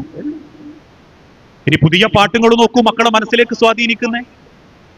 ആ സിനിമ പാട്ടിന്റെ ആദ്യത്തെ അവസരം ഇതിന്റെ വരി അറിയാത്തവൻ പോലും ഇന്നത്തെ മീഡിയകളും ദുശക്തികളും ലിബറലുകളും എങ്ങനെ മക്കളെ സ്വാധീനിക്കുന്നുണ്ട് എന്ന് ഈ പാട്ട് കേൾക്കുന്ന മനുഷ്യന്മാർക്ക് പോലും അറിയൂല. ഇന്നിറങ്ങിയ പുതിയ പാട്ടില്ലേ, അവര് മക്കളെ മനസ്സിലേക്ക് കുത്തിവെക്ക് എന്ത്? മാതാപിതാക്കളെ മാപ്പ്, ഇനി അങ്ങോട്ട് തന്നിഷ്ട പോക്ക്, ഉന്നം മറന്നൊരു പോക്ക്, ഇനി എല്ലാ ഉപദേശവും മതിയാക്ക്, സന്തോഷമാണ് പ്രധാനം, അതിനെന്താണ് തോന്യാസം. പൊടിമീശയാണ് അഭ്യാസം, അതാണ് എൻ തോന്നിയാസം. അത്രക്ക് മക്കളെ മനസ്സിലേക്ക് ഇഞ്ചക്ട് ചെയ്തുകൊണ്ടിരിക്കുക. കഴിഞ്ഞ ദിവസം ഒരു വാപ്പ വന്ന് സങ്കടവും പറഞ്ഞ് കൊലച്ച വായ ഒക്കെ ഓട്ട വീണ് കിടക്കുന്നത്. ഞാൻ ചോദിച്ചു അതെന്താ? ഒന്നുമില്ല, ഞാൻ നോക്കിക്കുമ്പോ കാണുന്നത് പൊരയിലെ കത്തിയെടുത്ത് ചെറിയോൻ വായ ഇങ്ങനെ കൂട്ടിപ്പിടിച്ച് കുത്തുക. ഓൻ കണ്ട തിന്മയാ. എന്നിട്ട് വായന്റെ ഉള്ളിൽ ഇങ്ങനെ തിരിച്ചു വെച്ചിട്ട് കൊലച്ചത് വരെ ഒടിഞ്ഞു കുത്തിപ്പോവുകയാണ്. എത്ര അപകടകരമായ അവസ്ഥയിലേക്കാണ് നമ്മളെ തലമുറനെ ലിബറലുകൾ കൊണ്ടുവന്നറിയും. ആണും ആണും പെണ്ണ് കല്യാണം കഴിക്കുക, പെണ്ണും പെണ്ണും.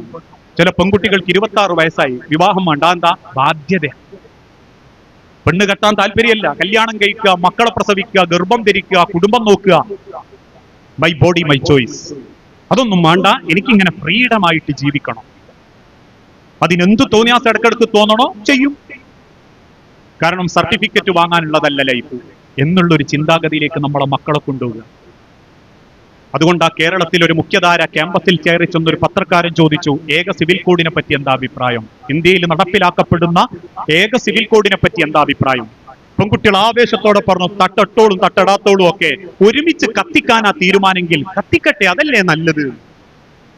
ഒരു വാപ്പാന്റെ മയ്യത്ത് കുളിപ്പിച്ചിട്ട് ഭംഗിയായി 3 വള്ളപ്പടവ പൊതിഞ്ഞ് വാപ്പാന്റെ മധ്യഭാഗത്ത് നിന്ന് അമ്മാന്റെ മധ്യഭാഗത്ത് നിന്ന് മയ്യത്ത് സംസ്കരിച്ച് പടച്ചോനെ ഏൽപ്പിച്ചു കൊടുക്കുന്ന മയ്യത്ത് പരിപാലനത്തിന്റെ ശ്രേഷ്ഠതയും 6 അടി മണ്ണ് കിടക്കുന്ന വാപ്പാക്ക് വേണ്ടിയിട്ടുള്ള ഇസ്സത്തും അറിയാത്തൊരു മക്കളാണെങ്കിൽ ഈ പോക്ക് വലിയ അപകടത്തിലേക്കാ.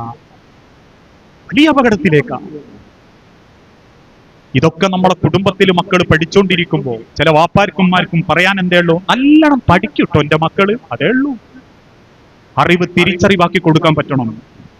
ഏതറിവും തിരിച്ചറിവാക്കാൻ പറ്റണം. MBBS-ഉം MD-യും നേടുന്ന മകൾക്ക് പരസ്പരം ശരീരം ബന്ധപ്പെടുമ്പോ ആണിനും പെണ്ണിനും ജനിക്കുന്ന മക്കൾ എന്ന ബാധ്യതയും തന്നെ ജനിപ്പിക്കാൻ പ്രേരിപ്പിച്ച എന്റെ ഉദരത്തിൽ ജീവന്റെ കുരുന്നിട്ട ആണിനോടുള്ള കടമയും എനിക്ക് നിർവഹിക്കുമ്പോൾ മാത്രമാണ് എന്റെ MBBS-ന് വിലയുള്ളൂ എന്ന് ബോധ്യപ്പെടുന്ന പെണ്ണല്ലെങ്കിൽ ഓളെ MBBS വെറും ഇംഗ്ലീഷ് അക്ഷരം മാത്ര.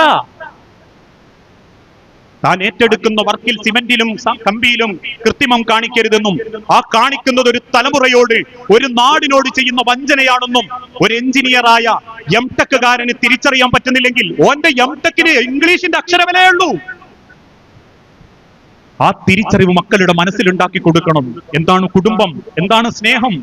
അതിനെന്തു വേണം?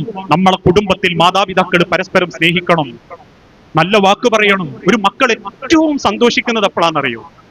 വാപ്പയമ്മയും ഒരുമിച്ചിരുന്ന് സന്തോഷിക്കുമ്പോഴാണ്. നിങ്ങളൊന്ന് നോക്കിയത് പരീക്ഷിച്ചു നോക്കൂ. വാപ്പയമ്മയും ഒരുമിച്ചിരുന്ന് സന്തോഷിക്കുകയും തമാശ പറയുകയും പരിഗണന വീട്ടിൽ മക്കൾക്ക് കൊടുക്കുകയും ചെയ്യുമ്പോൾ, ഞാൻ പറയാറുണ്ട് സ്കൂളിൽ നിന്നൊക്കെ എല്ലാ രക്ഷിതാക്കളോടും, ചില മക്കൾ സ്കൂൾ വിട്ടു വന്നോട്ടനെ പറയും, പേപ്പർ കിട്ടി. ഒട്ടനെ രണ്ടാമത് ഉമ്മ ചോദിക്കും, തിരിച്ചു ചോദിക്കും, ബാപ്പ തോറ്റിണ്ടാവൂലേ? തോറ്റിണ്ടാവൂലേ? അല്ല, ജയിച്ചത് അത്രേ ഉള്ളു. 40-ൽ 35. 35. ഈ ട്യൂഷന് പോകണ്ടോ? ഇനി വെറുതെ ഞാൻ പൈസ ഇട്ടാൽ എന്തിനാ? ഇതൊരു വാക്ക്. ഇനി അതല്ലെങ്കിൽ അവരുടെ വാക്കുകൾ കേൾക്കാനിരിക്കണം. ചില പെൺമക്കളൊക്കെ വന്നു പറയും, ഉമ്മ ഇന്നയാളെ കൂടെ ഉള്ള അരുണിമിന്റെ കത്ത് പിടിച്ച്. അപ്പോഴേക്കും മാര് ചോദിക്കും, എനിക്ക് സ്കൂളിൽ പോയാൽ ഈ കത്തും ലൈനും ഇതൊക്കെ തന്നെ ഉള്ളൂ? അതോടുകൂടി ഓട് തീരുമാനിക്കും, ഇനി ഒന്നും ഉമ്മാനോട് പറയണ്ട. മക്കളെ പരിഗണിക്കണം. നമ്മൾ പരിഗണിക്കപ്പെടുന്നുണ്ട് എന്നറിയുമ്പോൾ നമുക്കൊരു സന്തോഷല്ലേ? വ്യാപ്ര പറയാ, ഡേ ഞാൻ ഇതൊക്കെ വാങ്ങണം എന്ന് വിചാരിച്ചിട്ട്, എന്താ എന്റെ അഭിപ്രായം? ഇനിയിപ്പോളെ കൂടെ കൊണ്ടുപോയില്ലെങ്കിലും ഒക്കെ സമാധാനം. ആ പരിഗണന മക്കളും ആഗ്രഹിക്കുന്നുണ്ട്. മക്കളെ മനസ്സ് അത്രക്ക് അപ്ഡേറ്റ് ആവുന്നുണ്ട്. നമ്മൾ അവരുടെ വളർച്ചയെ പറ്റി ചെറുതായി കാണണ്ട. ചില വാപ്പാര് സങ്കടത്തോടെ പറയും, എന്റെ മൊബൈൽ എന്തൊക്കെയാണുള്ളതെന്ന് എനിക്ക് അറിയൂല, പക്ഷെ എന്റെ ചെറിയ മോളെ മോൻ കാണിച്ചു തരും ഒക്കെ.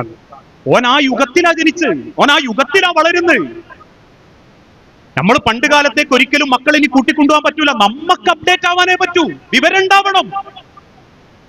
സ്കൂളുകളിൽ പേരന്റ്സ് മീറ്റ് വിളിക്കുമ്പോൾ ചില മക്കൾ പറയാ, ഇമ്മ ഒന്നിനും പറ്റൂല, അമ്രീന്റെ അമ്മന്റെ ആദ്യമുള്ള ഒരു ഉമ്മയാ മതി. ഒരു ഉമ്മ സങ്കടം പറയാ. ഞാൻ പറയാം, അതിനൊരു മാർഗ്ഗമേ ഉള്ളൂ. നിങ്ങൾക്ക് അമ്രീന്റെ അമ്മനെ കൂട്ടിക്കൊണ്ടുപോകാനല്ല പറ്റുക, നിങ്ങൾക്ക് അപ്ഡേറ്റ് ആവാൻ പറ്റണം. അതെന്താ അമ്രീന്റെ അമ്മ ആവണം എന്നോട് പറഞ്ഞേ? അമ്രീന്റെ അമ്മ എല്ലാ കാര്യങ്ങളും അമ്രയ്ക്ക് പറഞ്ഞു കൊടുക്കും. പക്ഷെ നമ്മൾ എന്താ ചെയ്യാ? ഉറക്കെ വായിക്കണം, അമ്മ അടുക്കളയിൽ ഉണ്ടാവൂട്ടോ. ഒരു ഇംഗ്ലീഷിന്റെ 4ാം ക്ലാസ്സുകാരൻ വന്നിട്ട് ചോദിക്കും, അമ്മ ഈ ഇംഗ്ലീഷ് മീഡിയം ആണ് ഞങ്ങൾക്ക് ഇതെന്ന് പറഞ്ഞു തരിങ്ങൾ എന്ന് പറയുമ്പോൾ, അടച്ച തമ്പുരാനെ നല്ല. ഓന്റെ ആ ക്ലാസ്സിനെ പറ്റിയിട്ട് അധ്യാപകരോട് ചോദിക്കണം. അതല്ലെങ്കിൽ യൂട്യൂബ് നോക്കിയിട്ടോ എന്തെങ്കിലും മാർഗം, എത്ര മാർഗമുണ്ട്, ആ അക്ഷരങ്ങളെ പറ്റി പഠിക്കണം. പകൽ അതിന് സമയം അരമണിക്കൂർ കണ്ടെത്തിയിട്ട് മകന്റെ ആ പാഠത്തെ പറ്റി നമുക്കൊരു ബോധം ഉണ്ടാവണം. ഞാൻ പറയാറുണ്ട്, ഇപ്പോഴത്തെ കാലഘട്ടം എങ്ങനെയാന്ന് ചോദിച്ചാ, രാവിലെ ഒരു പെൻസിൽ വാങ്ങിക്കൊടുത്തിട്ട് ഉമ്മ പറയും ഇനി വാങ്ങി തരൂലട്ടോ. പണ്ട് കാലത്ത് എങ്ങനെയായിരുന്നു അതേ അവസ്ഥ. ഒരു പെൻസിൽ ചിലപ്പോൾ 3 മാസം ഉപയോഗിച്ചവരാ നമ്മളൊക്കെ. പക്ഷെ ഇന്ന് നമ്മളൊരു പെൻസിൽ വാങ്ങിക്കൊടുക്കുമ്പം ഉച്ചയാകുമ്പോഴേക്കും പകുതി തിന്നിട്ടുണ്ടാവും. വൈകുന്നേരം ആകുമ്പോൾ ഒരു കുറ്റിയായിട്ടാ വരിക. ചിലര് ചാടും. ഞാനൊക്കെ എന്റെ വാപ്പനോട് 3 മാസം പറഞ്ഞാൽ എനിക്ക് വാങ്ങിത്തരിക. അത് പണ്ട്. മക്കളെല്ലാം കൊണ്ടും മാറിക്കൊണ്ടിരിക്കുക. അപ്പൊ അവരുടെ അറിവിലേക്ക് എത്താൻ അവരെ നമുക്കൊരിക്കലും പണ്ടത്തെ നമ്മളെ 90-ലേക്ക് കൂട്ടിക്കൊണ്ടുപോകാൻ പറ്റൂല. അവർക്കനുസരിച്ച് നമ്മൾ വളരണം, നമ്മളെ അറിവ് വളരണം, നമ്മൾ അധ്യാപകരുമായിട്ട് സംസാരിക്കണം, ആ പാഠങ്ങളെ പറ്റി ബോധം ഉണ്ടാവണം. പെണ്ണുങ്ങൾ വിളിച്ച് അധ്യാപകരായിട്ടാണോ? അല്ല, വാപ്പ വന്നിട്ട് വിളിക്കട്ടെ. വാപ്പ പറയാമോ നിങ്ങൾ അതൊന്നും വാട്സാപ്പിൽ ഇട്ടിരുന്നോട്ടെ, അതിന്റെ ഒരൊറ്റ അർത്ഥം എനിക്ക് പറഞ്ഞേരി. അധ്യാപകന് പോലും സന്തോഷ, പരിഗണിക്കപ്പെടുന്നുണ്ട്. അല്ലാതെ പല സ്കൂളിന്റെ അവസ്ഥ എന്താന്ന് ചോദിച്ചാൽ അന്ന് കൊടുത്ത കോയിമുട്ട ഉണ്ടാവും അടുത്ത ബുധനാഴ്ച അവന്റെ ബാഗിൽ തന്നെ. സ്കൂളിൽ കാണാൻ ബാഗ് ഇങ്ങനെ തൂക്കിട്ടാ എന്താ കഴിഞ്ഞ ആഴ്ചത്തെ കോയിമുട്ടന്റെ മണം. ഈ അവസ്ഥയിൽ നിന്ന് നമ്മളെ കുടുംബമൊക്കെ ഒന്ന് മാറട്ടെ. സ്നേഹവും പരിഗണനയും മക്കൾക്ക് കൊടുക്കുമ്പോൾ മാത്രമേ നമുക്കത് തിരിച്ചു വെക്കാൻ പറ്റൂ. സ്നേഹം തിരിച്ചറിയാനും സ്നേഹിക്കാനും സമയം കണ്ടെത്തണം. ദൂരത്തുനിന്ന് വാപ്പ നോക്കുമ്പോ മകൻ കാർമൽ എന്തോ കുത്തി വരഞ്ഞിടുക, നമ്മൾ കണ്ടതാണത്. കിട്ടിയ മട്ടലുകൊണ്ട് മകനെ കോതിര വാപ്പ കൊണ്ട് തല്ലും.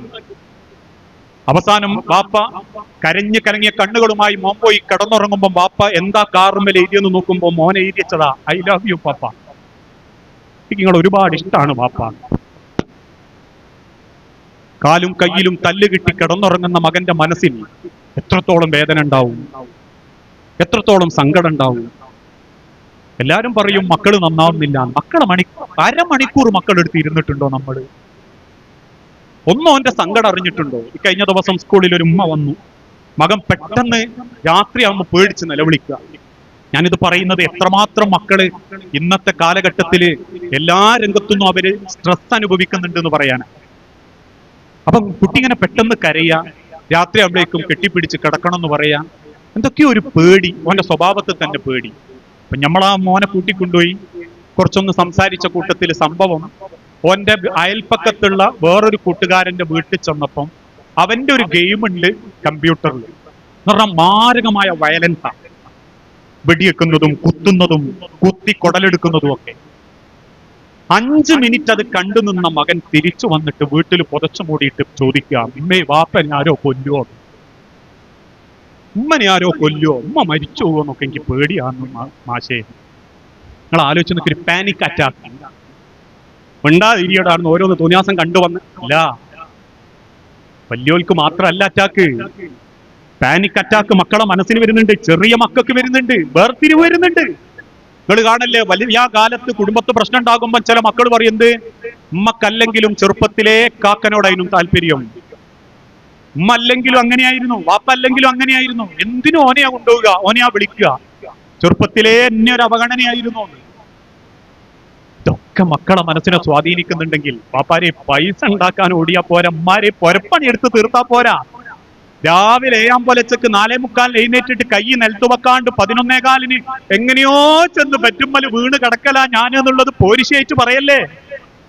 അവനാന്റെ മക്കളപ്പരം കുറച്ചു നേരം ഇരിക്കണം, അവരെ മനസ്സറിയണം, അവരെ രക്ഷപ്പെടുത്തണം, അവരെ മനസ്സും ശരീരവും കാവലാവണം, അവരെ കൊണ്ട് സാധിക്കുന്ന വിദ്യാഭ്യാസം കൊടുത്താൽ മതി.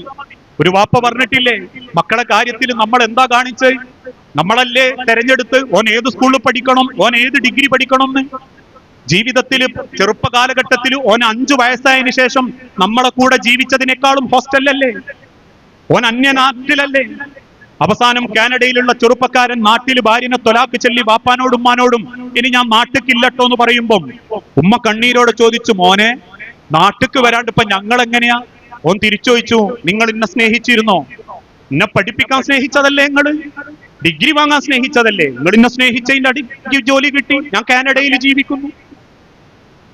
തിരിച്ചു ചോദിക്കാൻ, ചോദിച്ചെടുക്കാൻ. ഞാൻ പറയലുണ്ട്, കുറെ മക്കളൊക്കെ ഉണ്ടാകുമ്പോ എന്റെ അഭിപ്രായം കേട്ടോ, നിങ്ങൾ സ്വീകരിക്കണമെന്നൊന്നുമില്ല, ഞാൻ എന്റെ ഭാര്യനോട് പറയല, ഒരുത്തനെങ്കിലും നാട്ടിൽ നിന്നിട്ട് ചുറ്റുപാടൊക്കെ ഒന്ന് പഠിക്കുന്ന വിദ്യാഭ്യാസം അല്ലെങ്കിൽ ഓൻ്റെ ഇഷ്ടത്തിന് വളരട്ടെ. മോശമാവല്ലേ പടച്ചോനെ നീങ്ങി ഇടുവായിരുന്നാ മതി.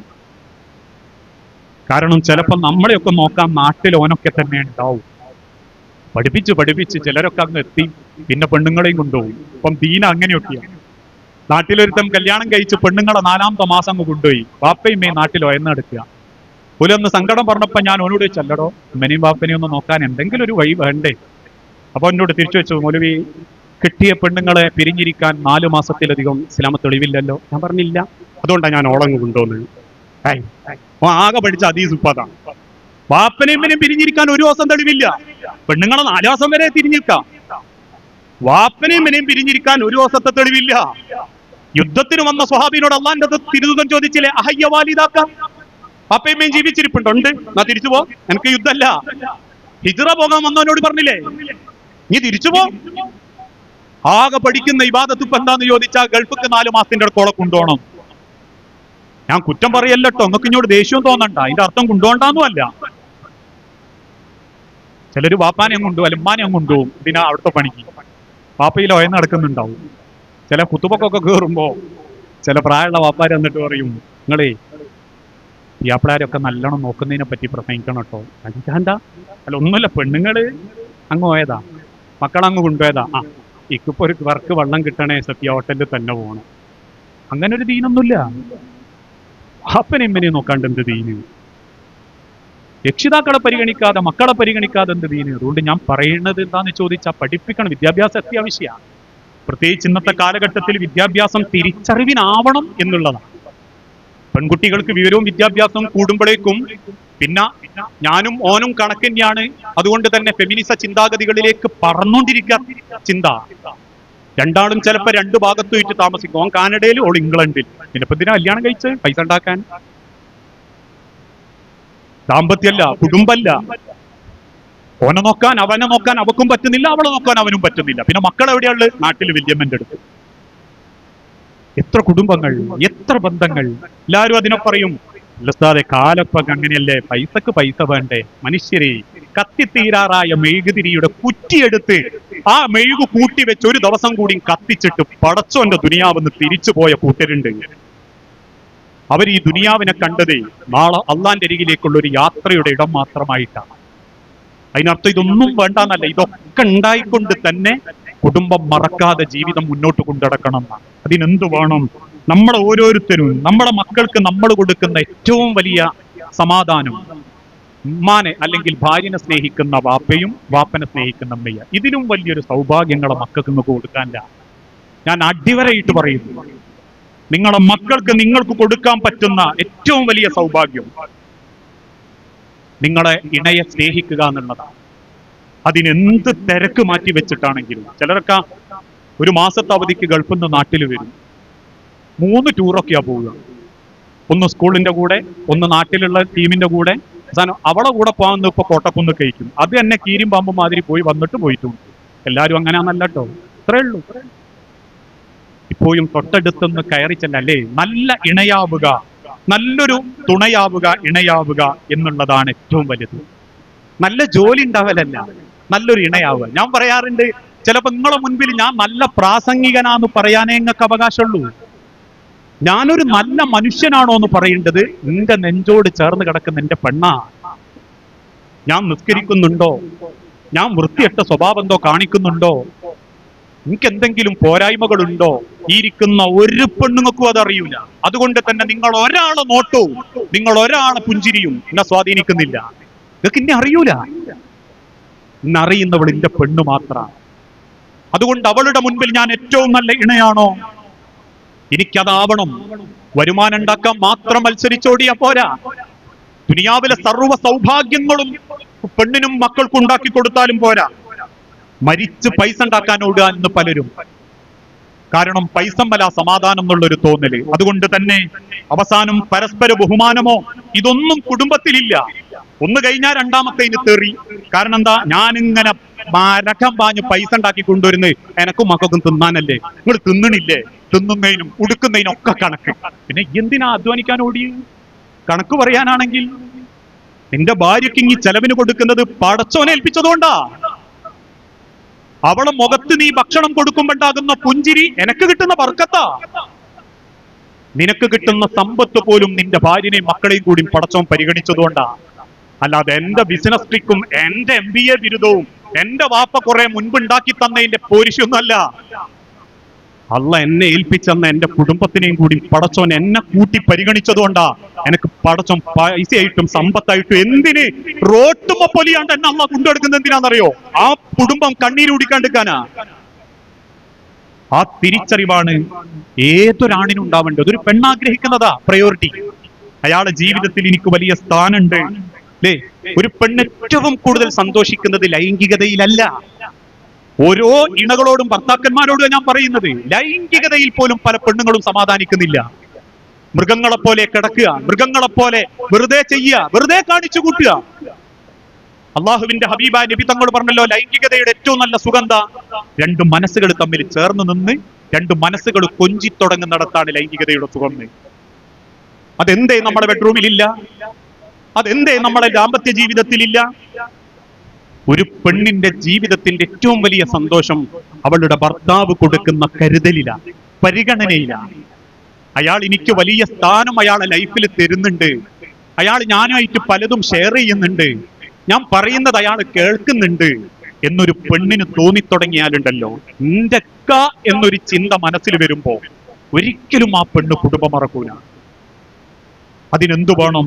ആ കരുതലും സ്നേഹവും നമ്മളെ ഭാര്യമാർക്ക് നമ്മൾ കൊടുക്കണം. ഇന്നത്തെ കാലഘട്ടത്തിന്റെ അവസ്ഥ എന്താന്ന് ചോദിച്ചാൽ, നാട്ടിലെ സർവ്വ പെണ്ണുങ്ങൾക്കും കരുതലും കാവലും കൊടുക്കും, ഒരേ ഉള്ളവർക്ക് മാത്രം കൊടുക്കൂല. കല്യാണപ്പുരയിൽ ആരാന് ചോറ് വാങ്ങി കൊടുക്കാൻ ഭയങ്കര ഉഷാറാണ്. അവനാന്റെ പെണ്ണുങ്ങൾക്ക് ഒരു പിടി കിട്ടിയിട്ടുണ്ടോ എന്ന് നോട്ടം പോലും ഉണ്ടാവും. എല്ലാവരും, എല്ലാ ഭർത്താക്കന്മാരും അങ്ങനെയാന്നല്ലോ. ഒരു കരുതല്, ഒരു സ്നേഹം. നബി സല്ലല്ലാഹു അലൈഹി വസല്ലമ 12 കെട്ടിയതാണ് ശത്രുക്കൾക്കും മുസ്ലിങ്ങൾക്കും കുറ്റം. നാളെ ഒരു മാപ്ല പറയാ, നബി 12 കെട്ടിയിട്ടില്ലായിനെങ്കിൽ നമുക്ക് ശത്രുക്കളോടൊപ്പം ഒന്ന് പിടിച്ചു കഴിഞ്ഞു. അവന്റെ വിചാരി 12 കെട്ടിയതാപ്പ ഇടങ്ങേറുന്ന. അള്ളാന്റെ ഹബീബിന് ഒരു ഇടങ്ങേറില്ല, ഭാര്യമാർക്കും ആ ഇടങ്ങേറുണ്ടായിട്ടില്ല. കാരണം 12 ഭാര്യമാരും നബി സല്ലല്ലാഹു അലൈഹി വസല്ലമ വഫാത്താവുമ്പോഴും മരിച്ചു പോകുമ്പോഴും പറഞ്ഞത് എന്താണെന്നറിയോ? റസൂലേ, ഇനി ഒരു ജന്മമുണ്ടെങ്കിൽ അത് നിങ്ങളെ മണവാട്ടിയാക്കാൻ പ്രാർത്ഥിക്കുന്നവരാ നബിയെ ഞങ്ങൾ. അതിൽ 17 വയസ്സുള്ള ആയിഷ ബീവിയുണ്ട്, 60 വയസ്സിലധികം കൂടുതലുള്ള ഭാര്യമാരും. മുഴുവൻ ഭാര്യമാരും അത് പറഞ്ഞിട്ടാ റസൂലുള്ള കൈയോടിക്കുന്നത്. മരിക്കുന്ന സെക്കൻഡുകൾക്ക് മുൻപ് അള്ളാന്റെ ഹബീബ് ഭാര്യമാരോട് ചോദിക്കുന്നുണ്ട്, ഞാൻ നിങ്ങളോട് നീതി കാണിച്ചിട്ടില്ലേ? സർവ്വ ഭാര്യമാരും റസൂലിന്റെ ചുറ്റും കൂടി നിന്നിട്ട് പറഞ്ഞു, അള്ളാഹു സാക്ഷി റസൂലേ, നിങ്ങൾ ഞങ്ങളോട് നീതി കാണിച്ചവനാ. 12 ഭാര്യമാരും അങ്ങനെ പറഞ്ഞു, ഇനിയൊരു ജന്മണ്ടേ അത് നിങ്ങളെ മണവാട്ടിയാവണേ.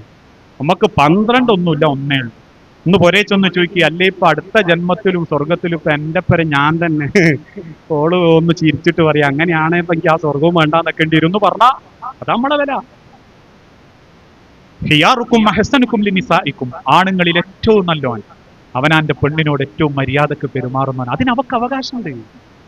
10-20 കൊല്ലം വാപ്പാന്റെ സ്നേഹറിഞ്ഞു വളർന്ന് ജീവിച്ചൊരു പെണ്ണ് ഒരൊറ്റ കാഴ്ചന്റെ പേരിൽ എന്റെ കൂടെ പോരാന്ന് സമ്മതിച്ചത് എന്റെ സൗന്ദര്യവും എന്റെ പണവും കണ്ടിട്ടല്ല. അവക്ക് കിട്ടുന്ന ആഗ്രഹിച്ച് സ്വപ്നം കണ്ടൊരു സ്നേഹം നീ കൊടുക്കുന്നുള്ള പ്രതീക്ഷയിലാണ്. ആ പരിഗണനയും ആദരവും കിട്ടുന്നുള്ള സ്വപ്നത്തിലാണ്. അതുകൊണ്ട് ഒരാണിന് ഏറ്റവും വലിയ വില സ്വന്തം വീട്ടിലെ പെണ്ണിന്റെ മനസ്സിലാണ്. നമ്മൾ പറയാറില്ല, ഇന്നും ലോകത്ത് പാടി മതിവരാത്തൊരു പ്രണയകാവ്യുണ്ട്. അലിയാർ തങ്ങളും ഫാത്തിമ ബീവിയും തമ്മിലുള്ള പ്രണയം. ഫാത്തിമ റളിയല്ലാഹു തആല അൻഹാനെ അലി ഇബ്നു അബീ ത്വാലിബിന് കല്യാണം കഴിച്ചു കൊടുക്കുമ്പോൾ റസൂൽ പറയുന്ന ഒരു വാക്കുണ്ട്. അലീനെ അങ്ങനെ കെട്ടിപ്പിടിച്ചിട്ട് പറയും, അലി എന്റെ ഫാത്തിമ ഒരു പാവാട്ടോ, അലി എന്റെ കരളാണ് എന്റെ ഫാത്തിമ. ഫാത്തിമക്ക് എന്തെങ്കിലും ദേഷ്യം തോന്നിയ ഫാത്തിമയുടെ വാശി അവളെ വെറുക്കല്ലേ അലി, അവൾ എന്റെ പൊന്നുമോളാ. ഫാത്തിമയെ നീ പട്ടിണി കിട്ടാലും ഫാത്തിമയുടെ നരകം അത് നീ കാണിക്കല്ലേ അലി. വല്ലാത്തൊരു വർത്താനാണ്. ഇതേപോലെ ഫാത്തിമാനെ കൂട്ടിക്കൊണ്ടുപോയിട്ട് പറയുന്നുണ്ട്, മോളെ അലി, മോളെ ഫാത്തിമ, ദുനിയാവിൽ നിനക്ക് കിട്ടാവുന്ന ഏറ്റവും നല്ലൊരു തുണയാണ് അലി. അലി ദരിദ്രനായിരിക്കാം, പക്ഷെ സ്നേഹം കൊണ്ടും ഈമാൻ കൊണ്ടും അലി ധനികനാ മോളെ. അലിയുടെ ദാരിദ്ര്യത്തെ നീ വെറുക്കരുത്, അലിയെ കൊണ്ട് നീ നരകം വാങ്ങിപ്പിക്കരുത്. എന്ത് മനോഹര. അതുകൊണ്ട് തന്നെയാണ് ഫാത്തിമ ബീവി മരിക്കുന്ന അന്ന് നേരം വെളുത്ത് പെട്ടെന്ന് ഇങ്ങനെ ഭക്ഷണമൊക്കെ പാകം ചെയ്യും. അലി ഇബ്നു അബീ ത്വാലിബ് ചോദിക്കുന്നുണ്ട്, ഫാത്തിമ എന്തിനാ അങ്ങനെ തിരക്കൂട്ടണ്? ഫാത്തിമ ബീവി പുഞ്ചിരിയോടെ പറയും, അലി ഒരു പക്ഷേ ഇനി ഭക്ഷണം തരാൻ ഞാൻ ഇല്ലെങ്കിലോ?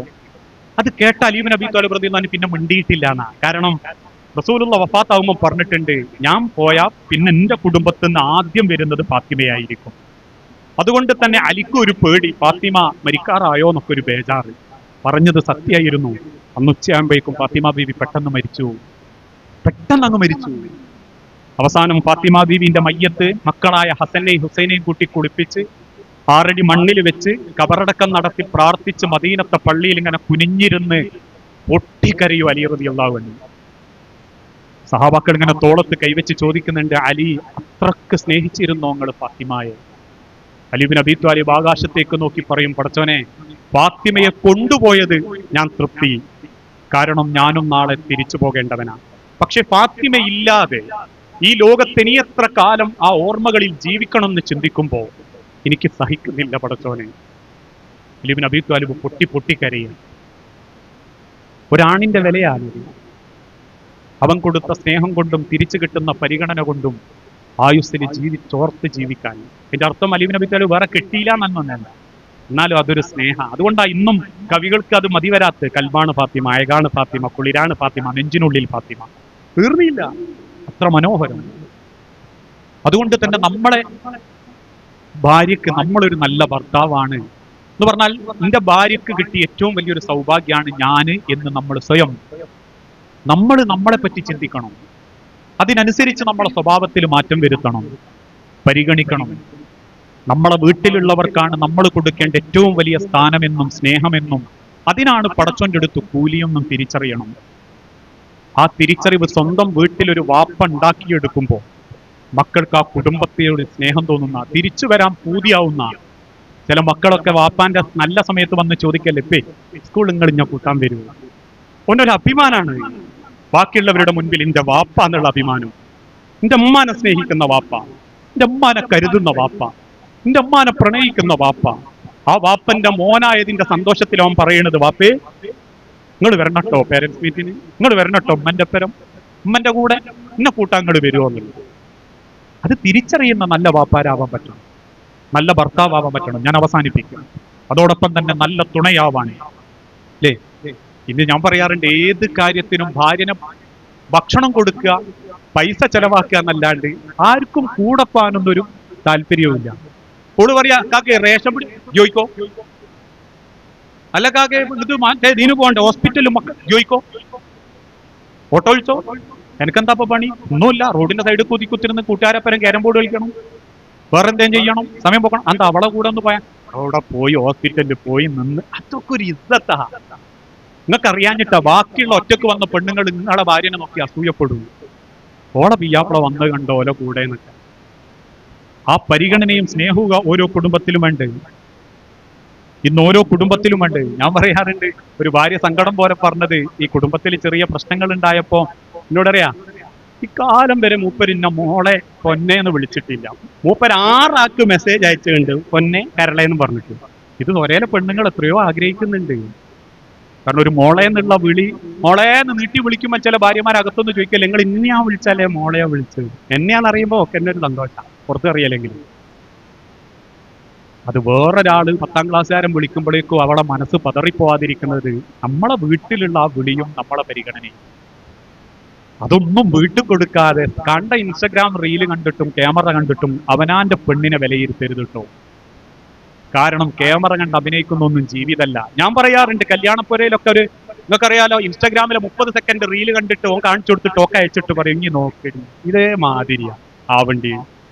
അത് അഭിനയ മനുഷ്യര് ഓല റീൽസിന് വേണ്ടിയിട്ട് അത് അഭിനയിക്കാൻ ആരും പാകപ്പെടും. നിങ്ങളെ പെണ്ണിനെ കല്യാണപ്പുരയെ കൊണ്ടുപോയി നിങ്ങൾ കോഴിക്കാലൊക്കെ ബിരിയാണി വിളമ്പിക്കൊടുത്ത് ഓളങ്ങനെ കോഴിക്കാലൊക്കെ വാരി വലിച്ചു തിന്നുമ്പോഴായിരിക്കും ക്യാമറമാൻ വരിക. ഓനങ്ങനെ ക്യാമറ ആയിട്ട് വരുമ്പോൾ ഓള് കാണാൻ കോഴിക്കാലം അവിടെ വെച്ച് ഒക്കെ ഒന്ന് തുടച്ച് അതുവരെ വാരി വലിച്ചു തിന്നു, ഒക്കെ ഒന്ന് മാറി ഡ്രസ്സൊക്കെ ഒന്ന് നേരെയാക്കി പതുക്കെ 4-5 പിടിയെടുത്ത് അങ്ങനെ തിന്നു. ക്യാമറ കണ്ട ആരും അഭിനയിക്കും. അത് ജീവിതാന്ന് കരുതല്ലേ. ആ ക്യാമറയുടെ അഭിനയം കണ്ടിട്ട് സ്വന്തം ജീവിതത്തെ ചിട്ടപ്പെടുത്തുകയും ചെയ്യല്ലേ. നമുക്ക് പച്ചയായിട്ട് പടച്ചവൻ കാണിച്ചെന്നൊരു ലൈഫ് ഉണ്ട്. ആ ലൈഫിൽ പരസ്പരം തുറന്ന് സംസാരിച്ച്, ഇന്ത്യയിൽ ഇഷ്ടപ്പെടാത്ത സ്വഭാവം അവളേൽ ഇഷ്ടപ്പെടാത്ത സ്വഭാവം, ഇങ്ങനെ പരസ്പരം സംസാരിച്ചാൽ തീരാവുന്നതേ ഉള്ളൂ. നല്ല തുണയാവാൻ പറ്റണന്മാരെ നിങ്ങൾക്ക് നിങ്ങളുടെ ഭർത്താവിന്. റസൂൽ സല്ലല്ലാഹു അലൈഹി വസല്ലമ വിജയിച്ചത് എന്തുകൊണ്ടാ?